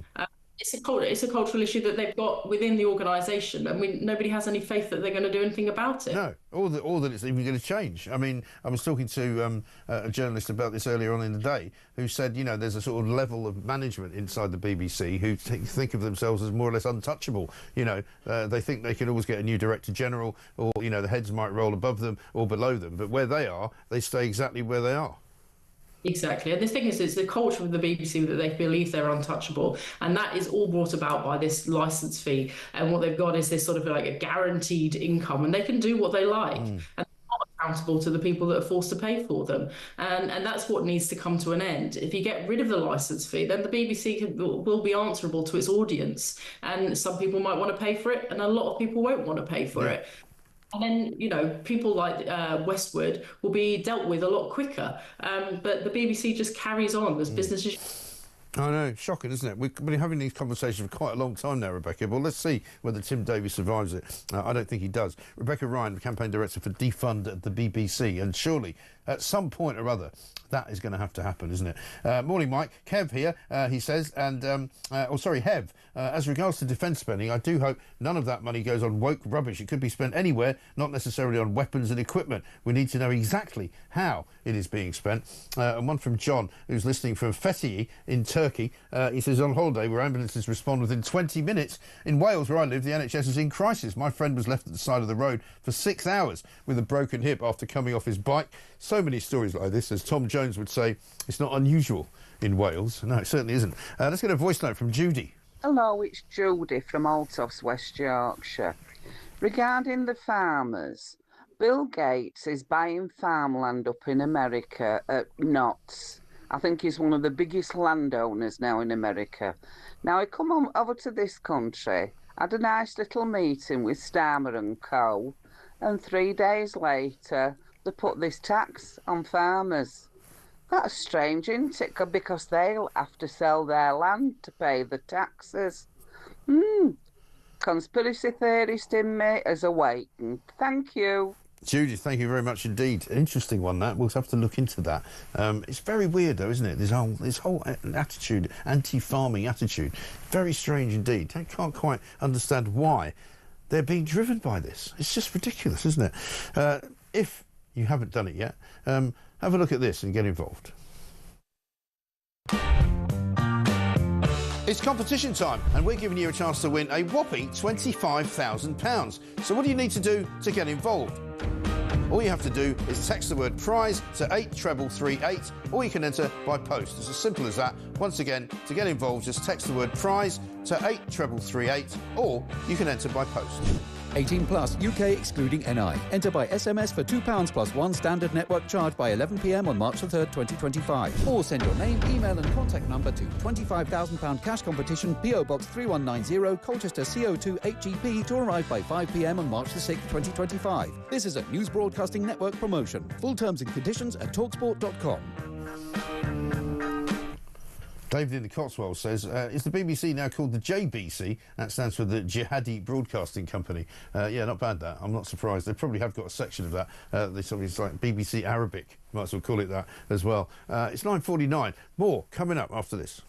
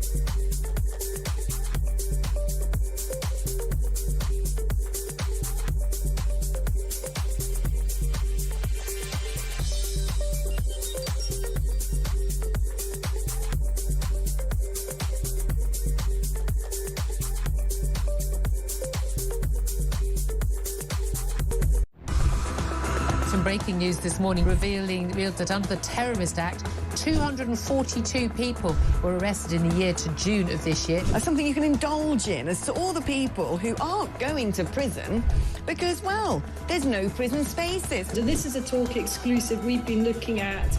I said, you take these cuffs off me and speak to me like a human being rather than a common criminal. You're just left wondering, do these people who lead us actually hate Britain? Yeah. Do they not love our country and everything that we've stood for? Across the UK, on DAB+, on your smart speaker, on your smart TV, and on your side. This is Talk. Welcome back to Morning Glory. It's 9:51. I'm Mike Graham with you all the way through until 10 o'clock. 9 more minutes, roughly. Julie Hartley-Brewer will be here long as well. Claire says, Mike, from talking to a local Norfolk farmer, I understand many acres of Norfolk farmland has been bought up by foreign multinational corporations who will leave it fallow as part of their carbon offset. The world's gone mad. Thank goodness for you and Talk. Brad says, morning, Mike. I have petitioned... Oh, hang on, that one's disappeared. I'll have to just get that back. I've petitioned for the BBC to be defunded for years, and every unpatriotic action they take just makes me more determined. If people want to watch the BBC, then let them pay a subscription like I do for the channels I do want to watch. And how can I get a bumper sticker, please? Brad, well, I just said, we've sent the first batch out. We've actually run out of them at the moment, so we're ordering more. As soon as we get more, we'll give you out more reasons to get in touch so that you can get your hands on one. But thousands and thousands of you have responded. Thousands and thousands of you will get them. And we do want you all to have them and show that you are indeed a member of the new Common Sense Revolution. Let's talk to Steve, who's a new caller. He's in Wiltshire, ex-forces as well. Steve, very good morning to you. Good morning. Morning, sir. What can I do for you? I was curious about the MOD increase in defence budget when you've got 4- and 5-star generals arguing with the MOD about garage spaces for the new 3-tiered vehicle, the multi-swap body. Right. Well, because there isn't any room for it. Well, that's the problem. The original garages don't allow the expanse of the width of the height of the vehicle. Right. Yet you've got buildings which are just stood there completely empty, and the MOD won't destroy them because they've got asbestos or, I'm not being funny, bats or anything like that. Oh, I'm God. sorry, but if you're going to increase the defence budget, stop with the BS, Right. destroy the buildings that are originally there that are no longer being used, increase the classroom size so that these soldiers, these drivers, whether it be logistics corps or whatever, can actually do their jobs in the training rooms provided. Yeah, absolutely right. And I mean, even as we speak, Andrew Neil's put out a tweet today talking about how inadequate this amount of money is, and it's nothing like the amount that they're saying it is, basically, because once you've accounted for inflation and what we already spend, it's actually not much of an increase at all. Well, if you look at the logistics side of it, I mean, you need, with these multi-swap bodies, I mean, one could be a command centre, a troop transporter, anything like that. You need 6 to 8 tyres, and when you're looking at £3,000 a tyre, you could budget for this year, but the way the MOD's working, you're not going to get them for another 3 years. Right. So by that point, the price has increased, and if you're going to make them operational, you're going to need 30 to 40 tyres at least spare. Yeah. And usually they pay over the odds for everything anyway, don't they? Oh, it's absolutely ridiculous. Right. The MOD have to put a budget into these 4- and 5-star generals saying this is the amount that we're expecting it's going to cost. And these are foreign builds as well. It's not. They've had to go out to Sweden and Denmark to have a look at these vehicles, approve them, make them fit for the UK use. That's cost over £30,000 just to do that. Yeah. Yeah, it's madness. It really is absolutely crazy. Steve, interesting point. Thank you very much indeed. Martin is in Yorkshire, also ex-forces. Martin, good morning. Good morning, Mike. Great show as always. Thank you. What can you tell me? Being an ex-serviceman myself, working in the army, working in the military, it's very similar to the NHS. It's completely irrelevant how much money is pumped into the military itself, because it will not end up at the sharp end. Right.